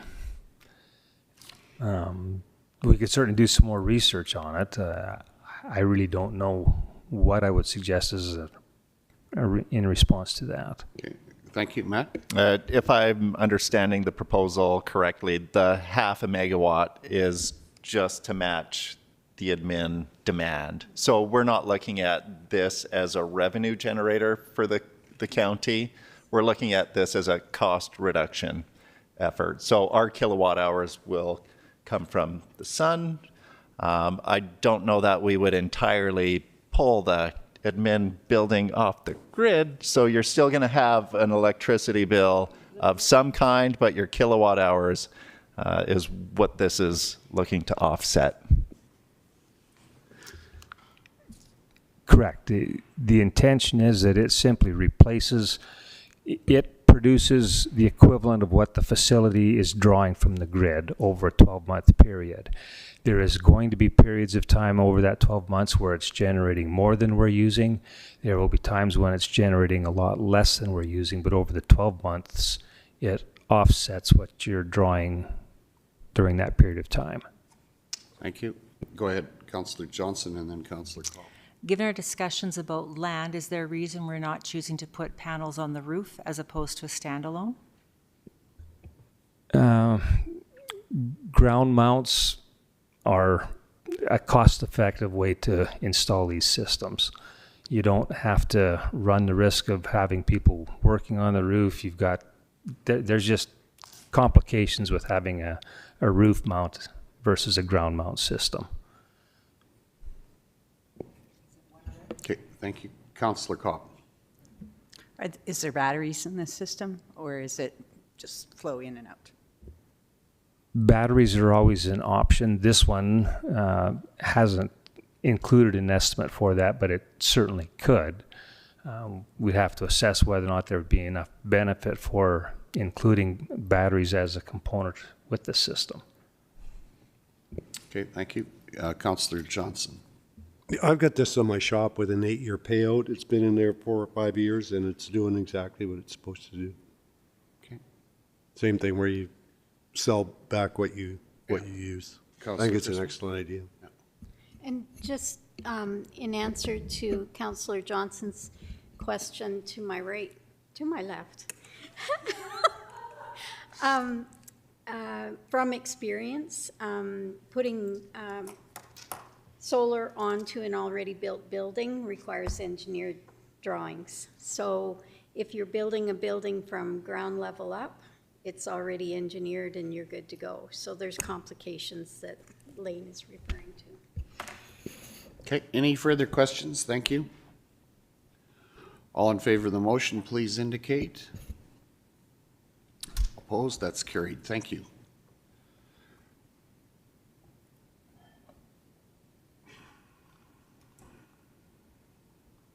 Okay. The other one that we have down under recreation, where I think council will have some interest in having some conversation, relates to the request that had come in from the school system. Where are we? Go ahead, Stephanie. Right. There. I believe your agenda package, you've got the presentation from the school system that's in there for the sports field. The other functions are just pretty much business as usual. I don't know that you need to spend too much time drilling into those, given the length of the day here. But Yeah, thanks. Matt? Yeah. Yeah, so for council's information, the Grasslands Public Schools request is in. In speaking with my counterpart over at the City of Brooks, it sounds like the city's tentative plan is to fund this request to the tune of $1 million over 4 years. Rian Schroeder over at Grasslands has offered to come and do a proper presentation. I had asked for this since I heard the city was ponying up. I said, I imagine the request is somewhere in the pipeline. You might as well give it to us now to plant the seed. And if council would like to have a presentation from Grasslands, they're willing to come in and do that. I've requested the statistics on county proportion of students in Grasslands. I think that's a natural anchor as a starting place to begin the conversation, but happy to take direction from council on whether you'd like Grasslands in for something official, or we just wait till we get some of the stats and then have a conversation after that point. Okay, thanks, Matt. Is there what's our feeling on that? Yeah, Councillor Johnson? I like the idea of getting some numbers. Like we just funded Rolling Hills for about $450 a student for their project. If there's a couple hundred students in there, they're entitled to their $450 too. So yeah, let's get the numbers, get the stats. Okay, thanks, Councillor H. Johnson. To Matt, through the chair, what numbers do they want for Grasslands? Like how many county are attending the junior high? Was that the number? Or because you have other schools have different facilities, so I would not want to include kids who aren't going to use that at all. So I'm just curious what number you're planning on giving them or wanting. Yeah, go ahead, Matt. I'm planning on getting the relevant number. Yeah, so of those who would potentially use the site, what's the population of county students? I mean, you could even go as granular as how many county students over the last 3 to 5 years play football, or whatever other activity is proposed for the site. And there might just be a world where you say, you know what, forget City of Brooks, keep your money in your bank account. We want you to spend that on Range Road 15-0 for us, and we'll take the lion's share of the BJHS sports field. They're looking for about 1.9. So if the city's ponied up 1 million, you got just about $1 million left for consideration there. Okay, thank you. Anyone have direction for us here? How do we want to go on this? Councillor Screever. Yeah, and I think that, well, it'll be used by the senior high kids. It'll be used by junior high kids. Remember, this won't be just football. It'll be soccer also. It's a field that will be artificial turf, so it will be used for multi-sports, for whatever they're going to use this for, with lights and everything. So it'll be used late into the year. I think, remember, there is kids football. the younger kids. So that is used by Grasslands County kids also. I think we should get an idea of how many county kids attend school from K to 12 in Brooks, and then the total number of students, and then we can figure that out. Okay, thank you. Councillor Scandrop. I'm just curious too, because it'd be the only football field. Will the Catholic school be using the field at all? That's a question that maybe nobody here can necessarily answer, but we can find that out as part of the information gathering. So we're not going to make a decision with regard to the details on this right now, but we'll defer the decision, right? Okay, thank you. Do we need a motion to that effect, or I think we're good? Go ahead. I'm just wondering if I don't know the difference really between the turf and the grass. I've heard arguments against both, so whenever they come present, it'd be nice to get an understanding of what that is. Turf won't grow. The turf won't grow. even if it rains, yeah. Okay, what's next here? I think that's it.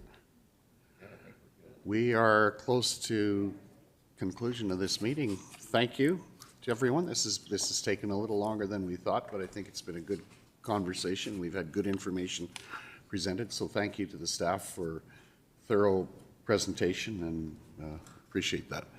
And with that, I will adjourn this meeting.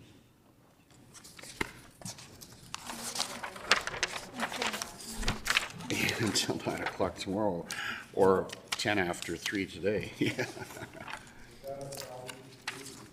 Pardon me? Oh, you're not done. No.